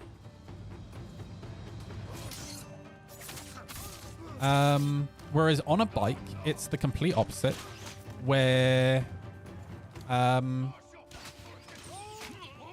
need to kill these archers. It's gonna piss me off otherwise. Oh, fuck. I need to pay attention to what I'm doing. Whereas riding a motorbike is like sex, right? It being on the spectrum. Oh fuck. It really fucking helps me focus. Like I just focus on the task in front of me, right? I find it really therapeutic. It's the same as dogfighting and. What the fuck did I just do? Because I have to focus, I find it really relaxing. It's the same as playing Elden Ring. I find playing Elden Ring really relaxing. Because I have to focus so hard on what I'm doing, it's the only time my anxiety just fucks off, you know? And I love it. Riding motorbikes, playing Elden Ring, dogfighting other players in Star Citizen, sex. I find it so relaxing, you know? Lots of feedback to keep you in the moment. Yeah, that's exactly what it is. Yeah. Like I did have a moment like last week where I'd just woken up, made the mistake of just hopping straight on the motorbike. I promise, Sensei. She knows you're my student. And I had one of those brown trouser. Oh fuck! I really need to concentrate moments. You know, I just had the front end had a slip, right? If we get there before the Mongols, we can prepare a defense. And the moment that happens, I'm like, okay, that woke me up. You know, it's definitely a gets you back in the moment, you know.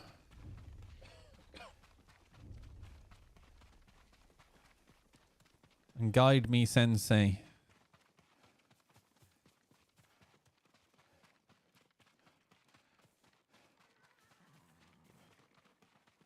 Horsey. You two, come here. Hello.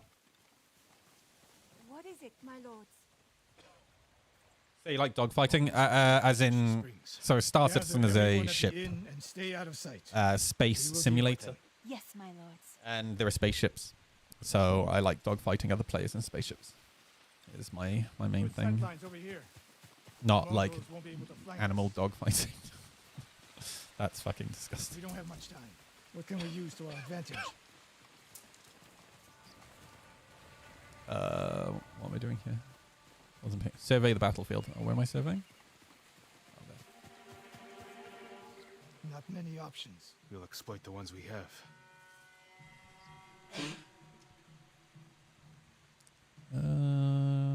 Oh. Those barrels could do some damage. Dry grass. Lure the Mongols in. We'll make sure you have flaming arrows. Oh, fuck yeah, fire. I love fire. Hornets' nests. Excellent distraction. Take these flaming Or I could arrows just kill them. and try not to burn yourself or me.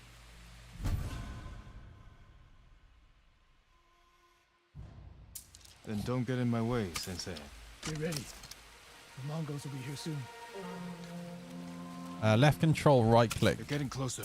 Good. Oh, Let's fuck yeah. demonstrate the way of the bow for them. They're coming downhill. Take them. One arrow, one death, Sensei.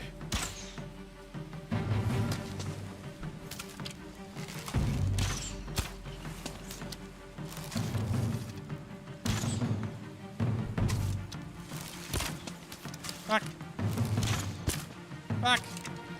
Why am I so bad at this game? Back, yeah. Got him. 8th attempt.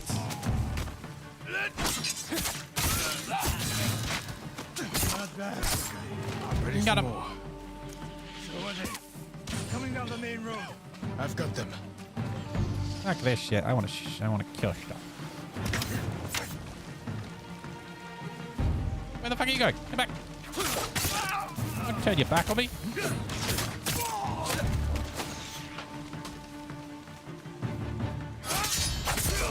Got him. Got him. Sensei, no.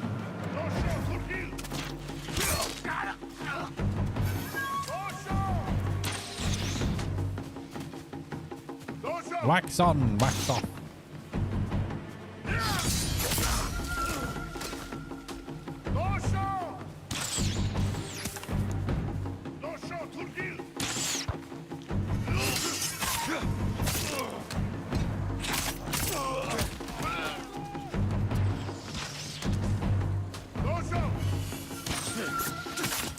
No sign of Tomoe. More on the way. Help them cross the Sanzu River. Sensei, can you kill the fucking archer? Thanks.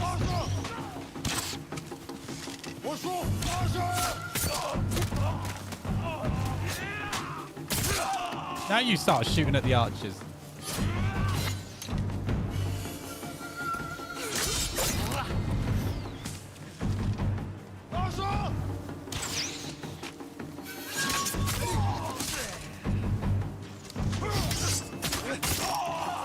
Got him.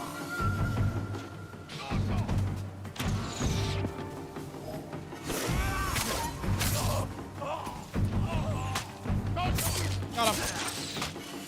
Come here, you son of a biscuit. Fuck.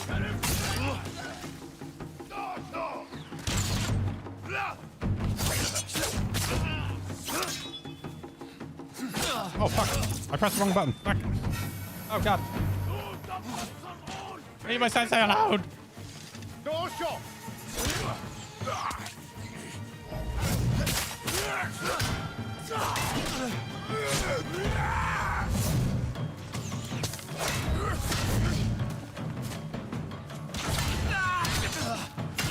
Fuck.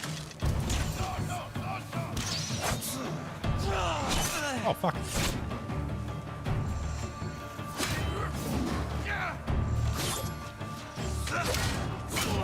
Got him.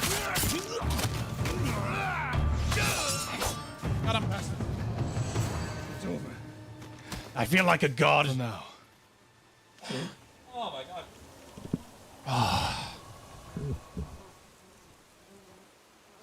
Done my time in Century Age of Ashes. If you've heard, I've never heard of it, dude. I'm so uncultured. Sensei? I have to take him from the rear. There we go. Ah, there she is. That's Tomoe? Burning the Nagao banner. Time to kick her ass. Catch her. She'll be long In gone by the time we a get there. gender equality kind of way. She's a coward. No. She's mocking me. She knows the last student I trained before her was Hironori Nagao. You said he wasn't your student. Which is it? Uh-oh. Sensei's lying to me. I was young, prideful. Was a dragon dogfight game that had promise. Hironori learned Then from over my 1 year example. later of being butchered by the devs, the He game led went from rebellion 20,000 to players seize to the 8. Oh, that's clan sad. And lost. but only after butchering. I mean, I've been playing Star Best Citizen men. for a decade, and it's still shaky. Hironori didn't die. Although fighting it's bandits. That it's was a definitely not story to disappearing. protect They've Nagao's almost hit $1 legacy. billion worth of funding. There So was no saving mine. As his teacher, I could never be trusted again. I was granted the mercy to resign my position. I convinced myself the way of the bow had to survive. I mean, that's what Star Citizen used to be like, but it's just grown to be so big now. I kind of miss it actually being smaller where everyone knew everyone. Ended it long ago. You told Tomoe all of this. I wanted her to understand what it meant for me to teach again. And like everything else, she turned it against me.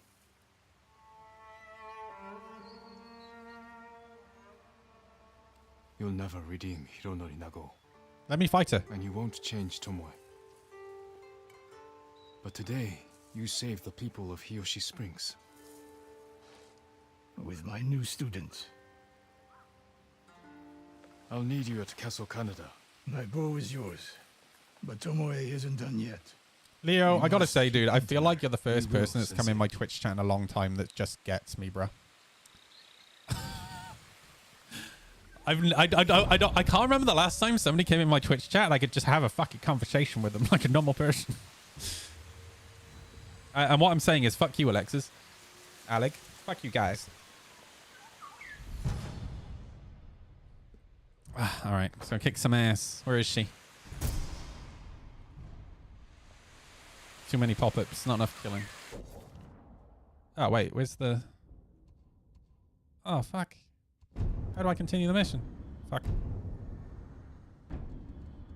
Take me for dinner first? I've wait, have I not taken... no, I haven't taken you for dinner, have I? No, fuck.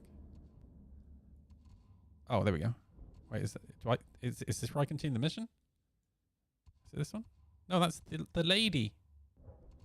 I want to continue the mission. So much scrolling. I want to kill her. Let me kill her. Fuck.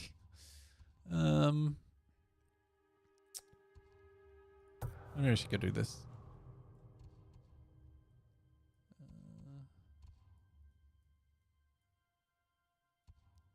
I'm kind of disappointed. I just wanted to follow that through. Okay.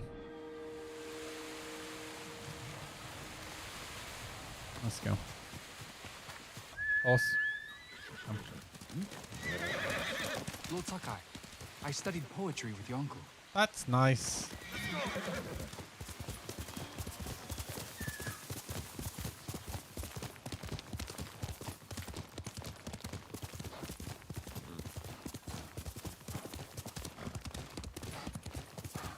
Follow the wind, bullseye. Man, I'm getting hungry. I need to get food soon. May call it shortly. I want to work on some bike video stuff tonight as well, Instagram reel stuff. I need to go out and do some Instagram filming. Filming specifically for Instagram. What's that? Let's see. Hello. Kill him. He's near. Let's see. Who's next? Who's next?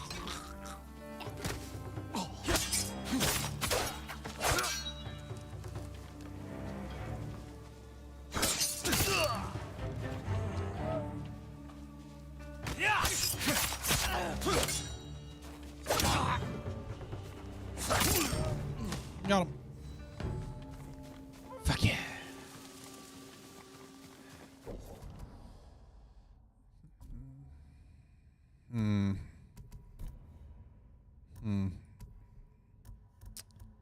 I feel like this might actually be really helpful if it comes to fighting her.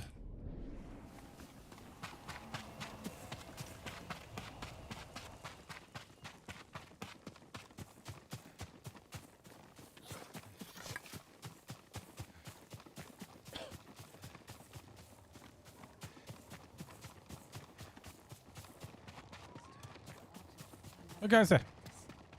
Now they're gone. Oh, that's where I need to be. Okay. Do, do, do, do, do, do. Time to see a bare ass. Not like a bear's ass, as in a naked ass.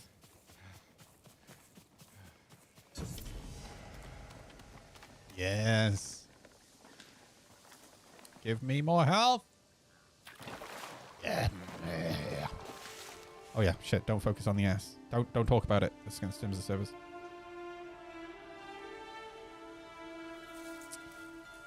A warrior's burden. I wish being a samurai were as easy as slipping into warm water. There it is. Yes. More health.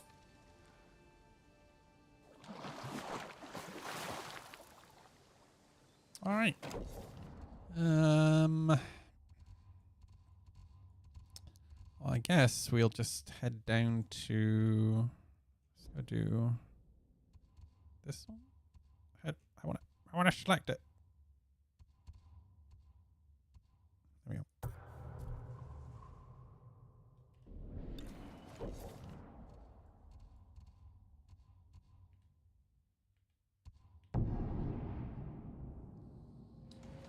I'll kick some more ass. See anything like it? It was a samurai. I'm a samurai. Hello, ma'am. Lord Sakai, come quickly. Come. Lady Masako, do you have news of your family's killers? On the list we found, Sadao was at the top.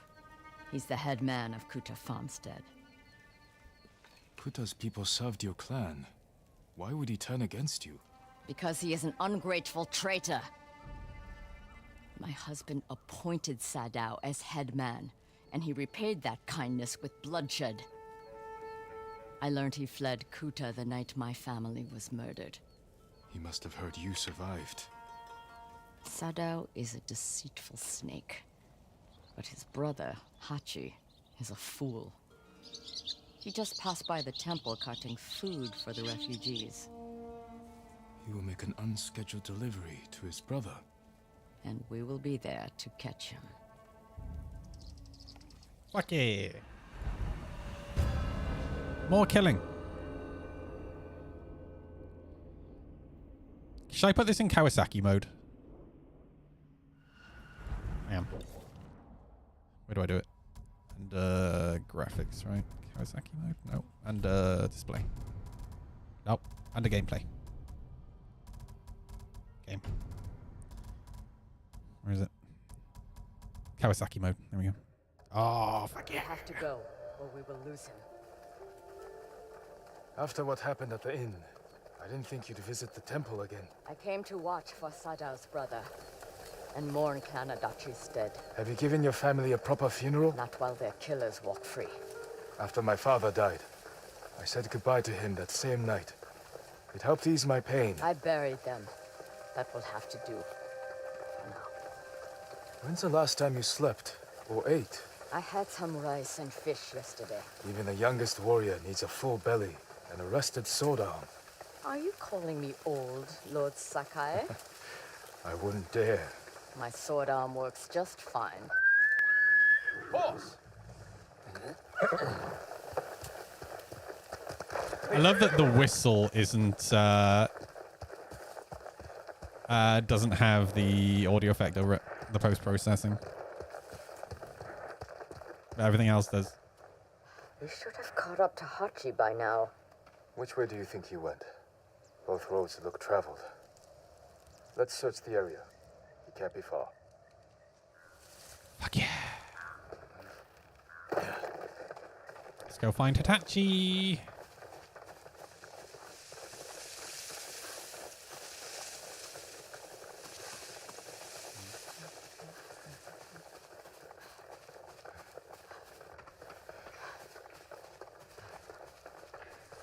Ah, I love the audio filter.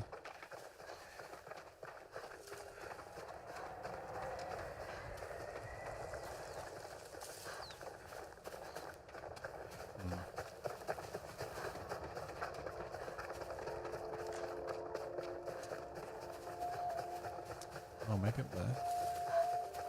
Oh wait, there's a man down there.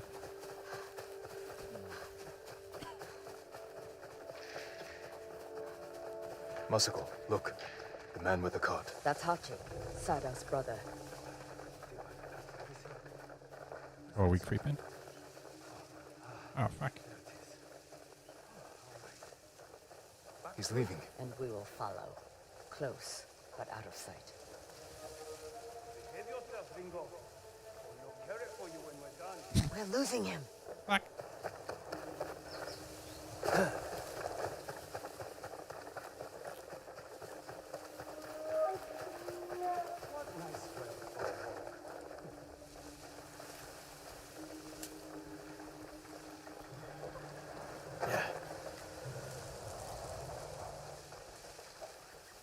We run into Mongols, my old friend.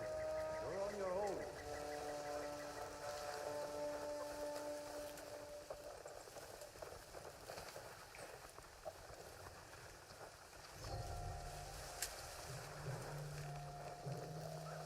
Whoop. Get out of my way, bitch.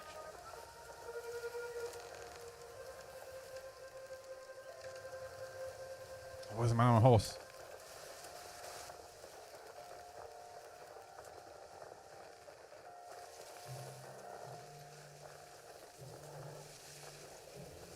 He has visitors. We can't let them see us. What do you have in your wagon? Food? Water? Other things? Sure. Of course. We were promised such. And not yet, but I have something for your guest. It's a meeting. We'll pass it along. He handed them a note. I'll stop here again at the usual time. We'll meet you there. Forget the wagon. Follow those horses.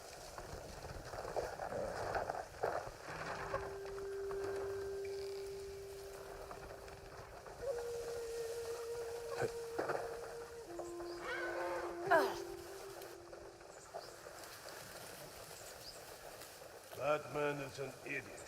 He's the headman's brother. Still an idiot. But he has good sake. But today only I was a note. That note is more important than your life. If we fail to deliver, the headman will kill us. Sadow's a family. From a bad family.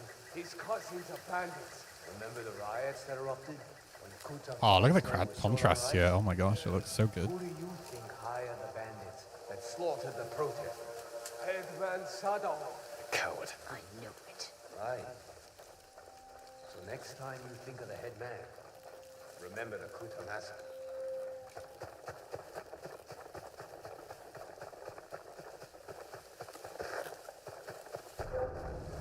No.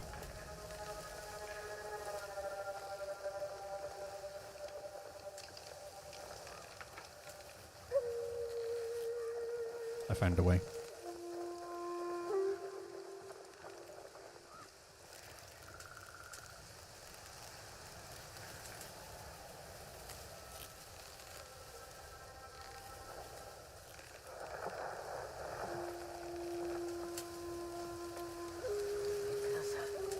Fuck.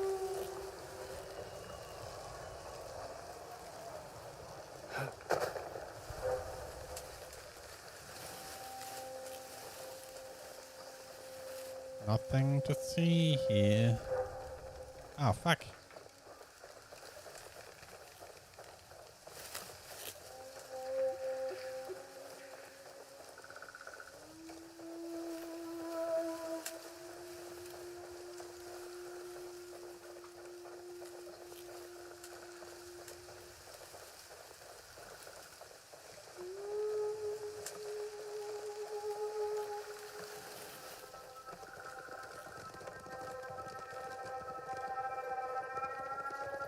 Raid our favorite towns anymore.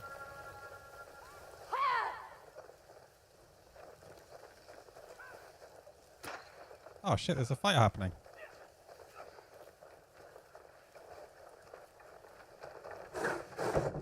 Hello. A note from Sadao. Hachi gave it to the guards. Doesn't say where he's hiding. Word of my involvement in the Adachi massacre has gotten out. I'm sure it didn't come from you. You know the danger of talking, not only to my life, but yours as well. Remain hidden and silent until I send for you. Trust in my cousins, their loyalty to me, and skill with the blade. If you meet anyone bearing this mon, take your own life. Oh my life. Oh, that's nice.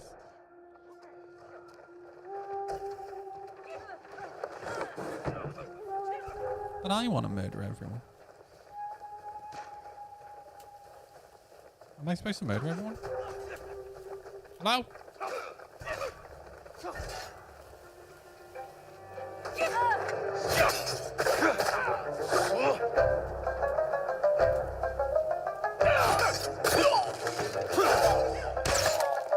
Back.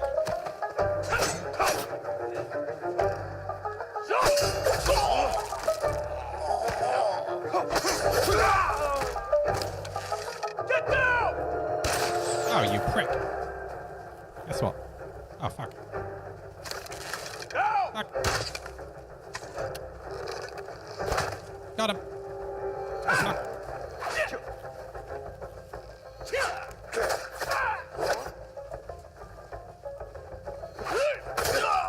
Got him. Nice. Get down!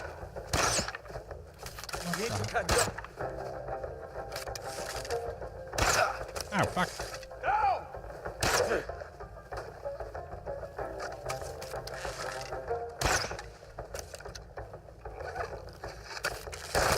Got him.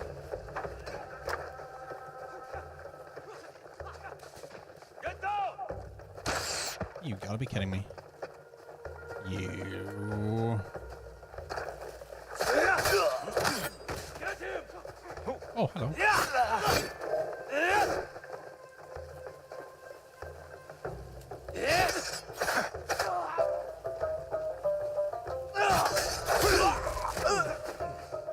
Nice. You're mine!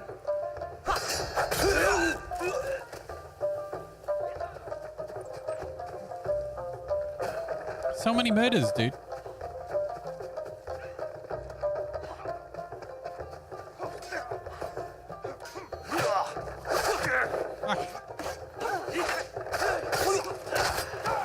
You're gonna die!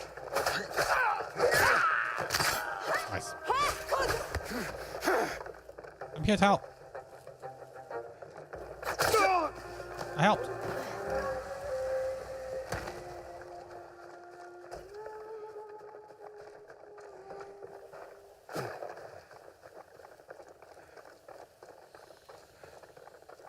Yeah, I'm in Kawasaki mode.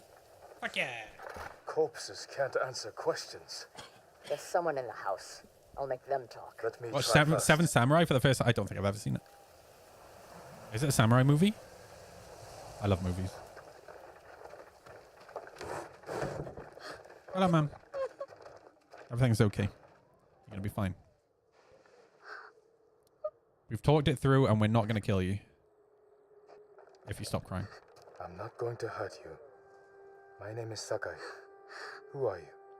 Hina, Sadao's wife. My husband is innocent. The Mongols killed your family. Where is he? I don't know. You're lying. She'll help us. And she can't stay here.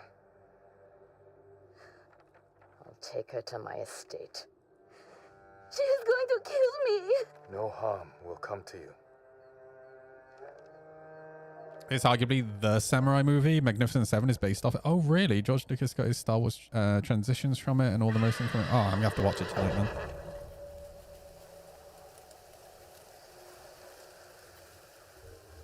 Dude, this game is just so fucking good. Like, the combat is just so refined. It's so well done. Like, the open world nature of it is, like, so-so, but it's just the combat makes it, man.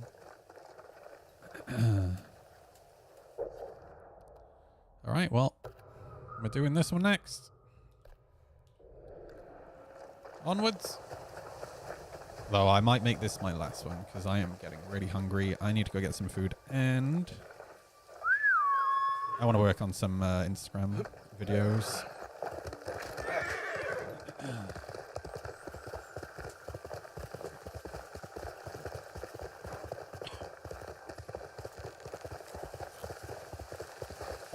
the weather like tomorrow? I might actually, if it's alright weather tomorrow, I might go out and film some Instagram stuff.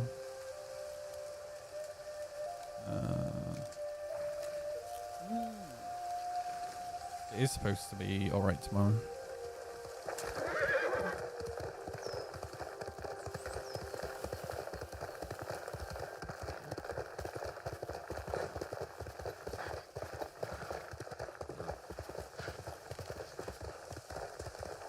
Ah, I see. Okay. Got you.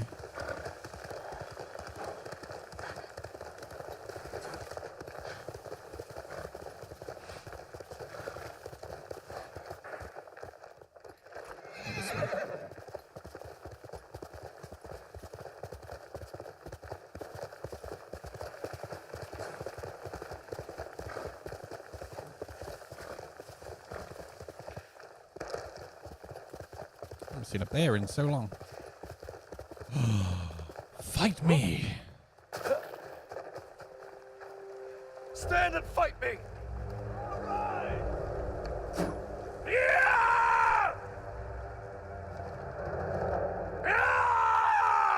Ah! Got him. Oh, I see. Got him. Oh, like an archer. Fuck.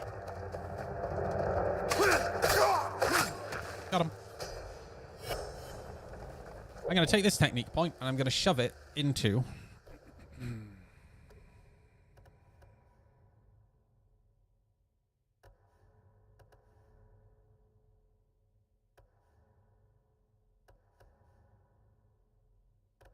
I don't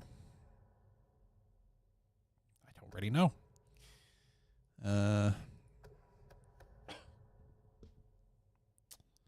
Heavy attacks deal extra stagger damage.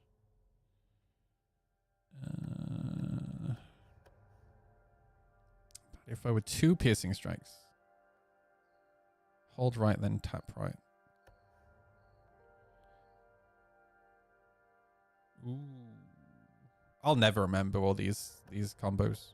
There's no way.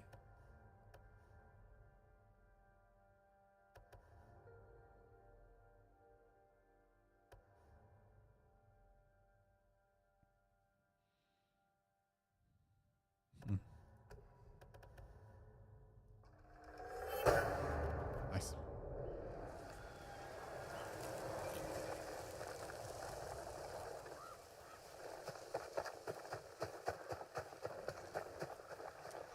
Okay, we continue. How far away am I? Not far. I think that's it.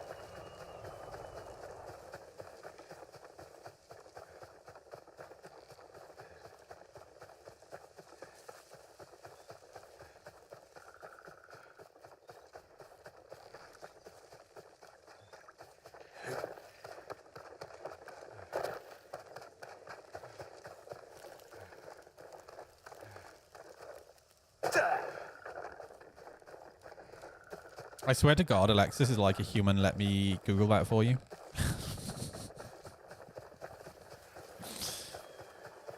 Dude, I swear to God, when Let Me Google That For You first came out,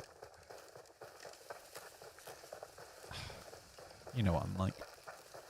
Literally every single time I linked something to someone, it was a Let Me Google That For You link. Every time. Oh, my frames. Ah, shit, no.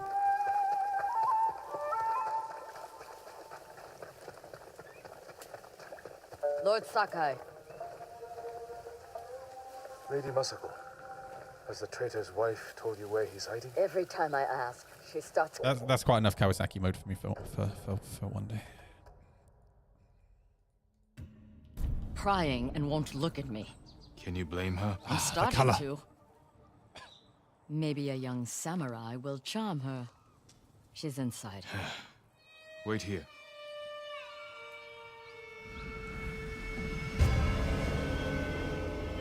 Need to do my charming. Time to pull out my best Tinder jokes.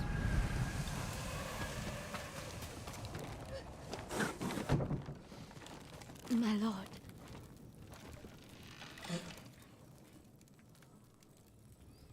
Lady Masako Isn't that the plans same to lady kill as the me. last one? I can see Oh, it yeah, in it her is. eyes. I won't let her hurt you. But I need your help. I have told you all I know. It's just, Hachi yeah, it's such delivers a pretty messages for your game in terms husband. of like color. That means they have contact. It's only a matter of time until Masako finds them I both. tell you what, I'd love No, maybe you have a to save second him. mode that I can only do that leaves if the I blood get to him red. before she does. You know your husband. Fuck yeah. Where would he hide? God, there was that Star Wars show where every episode was different, and one of them was a Star Wars This is anime. important, Hina. Your husband Oh my earned god, that was innocence. so good. I'll be back. I can't remember which show it was. But man, I would love to watch that again. It was so well done. Well, I'm giving her Really time well to think done. about where he might be. what did you offer her? Let's take a walk. I know a place she won't hear us. Yeah, Visions, that's it, yeah. Oh my god, dude. I told Hina I would try I'd to love save her husband's life. Dude, they should You just know do a I'm going full to show kill like that. him. I had to gain her trust somehow. So you lied. I told her I would try to save Oh her. yeah, the emo baby Jim. And I will. What will you tell her when you fail, Jim? That was the best You cannot episode, forgive the his crime. whole... I think there were two And that I will I not liked. stand between you and justice. Everywhere I look here, I see only the night my family died. When my father died, I didn't go home for a long time. An empty house falls apart quickly. This isn't my home anymore. It's where my family was slaughtered. Little hands still holding toys. My sister's gold sash. She keeps wrapped going on around about her this. butchered body. I can't protect anyone. I can only avenge them. There should be music. What? My grandchildren would make songs with me here to celebrate the changing of the seasons. I will never hear them play again. I need less mopey, more Avengy. Use Y to play your flute. Oh god, here we go. Oh, thank god I don't actually have to play it. There's going to be one of those quick time running events.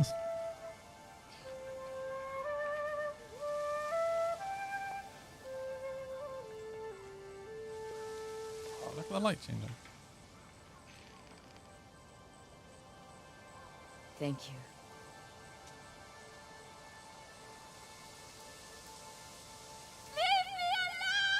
Uh-oh. Get to the house! Fuck.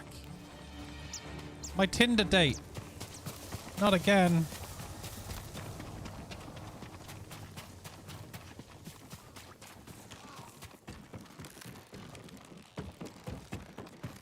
Ah, fuck. Oh, no, dude. Hina, We need her killer. Now. better look around. Time to start tracking. They must have left a trail. Oh, wow, look at that. This way.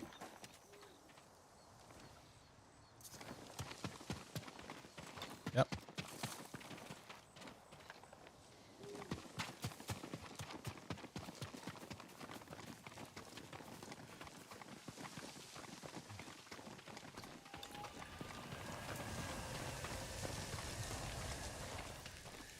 Huh. Oh, I went the wrong way. That's fine. Dude, this game is so good. Just from like a little whistle of wind, I realized that Why I would was going the someone wrong kill way. Hina? To keep us from finding Sadao. The traitors knew we had her. It was a long journey from the woodcutter. Many people saw her with me. You made sure they did. You used her as bait. I hoped her husband would take it. You should have told me your plan.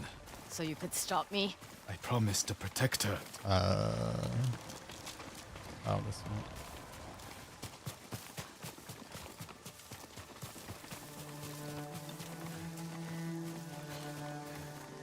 The fuck, the footprints go from here.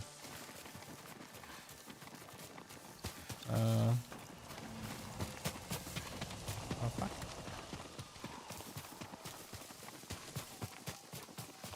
Okay, I'm lost. I came up here, and go here, go here. But I went in a straight line and then it was the wrong direction. Fuck.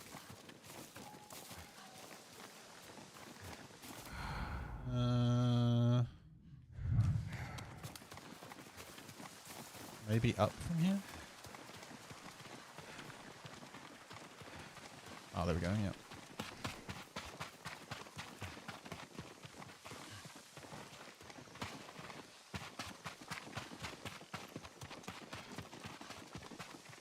Only one set of tracks. Whoever the killer is, they're alone. With Hina gone, we need them alive.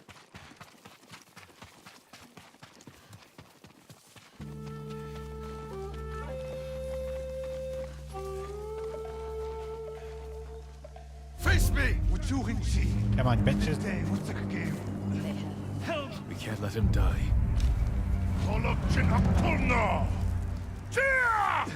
I'm bleeding!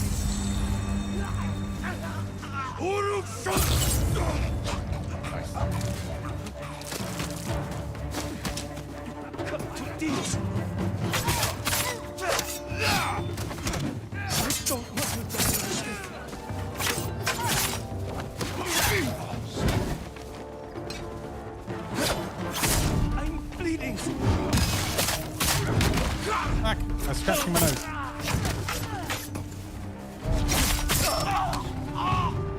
Got him. You're right there, bud. No, not you! Oh, it's this guy. Hachi, Sadao's brother. Why did you kill Hina? Tried to free her. She wouldn't leave. Wanted to save Sadao. She screamed for you. I didn't mean to. Where's your brother? I failed him. I won't betray him. Oh, well, that's the end of him. You can't die! Tell me where he is! He's gone. Hina died for nothing. She was murdered by traitors, just like my family. I can't give up the hunt.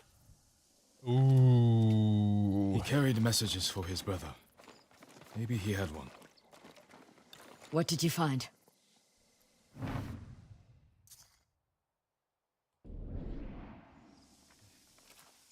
A map of supply routes. He delivered food to survivor camps. Maybe Sadao is hiding at one. Go to the nearest Smart. camp and talk to the monk in charge. He might know what the map reveals. What about you? I will bury Hina. I owe her that. I'll find you at the camp when I'm done. All right, I think I'm going to leave it there because I am friggin' hungry, man. This game is so good, though. Oof.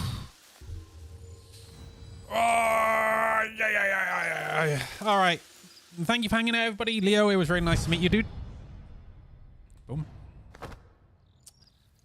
Tomorrow, we'll play more Star Citizen. I'm probably going to go out a little bit earlier, do some filming on the bike.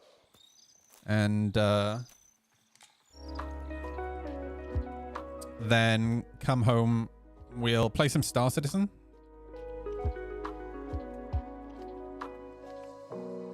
And I got to start the giveaway, the new giveaway. So yeah, thank you so much for hanging out, everybody. I'll be back tomorrow. Have a great evening. And I'll see you all next time. Good night, everybody.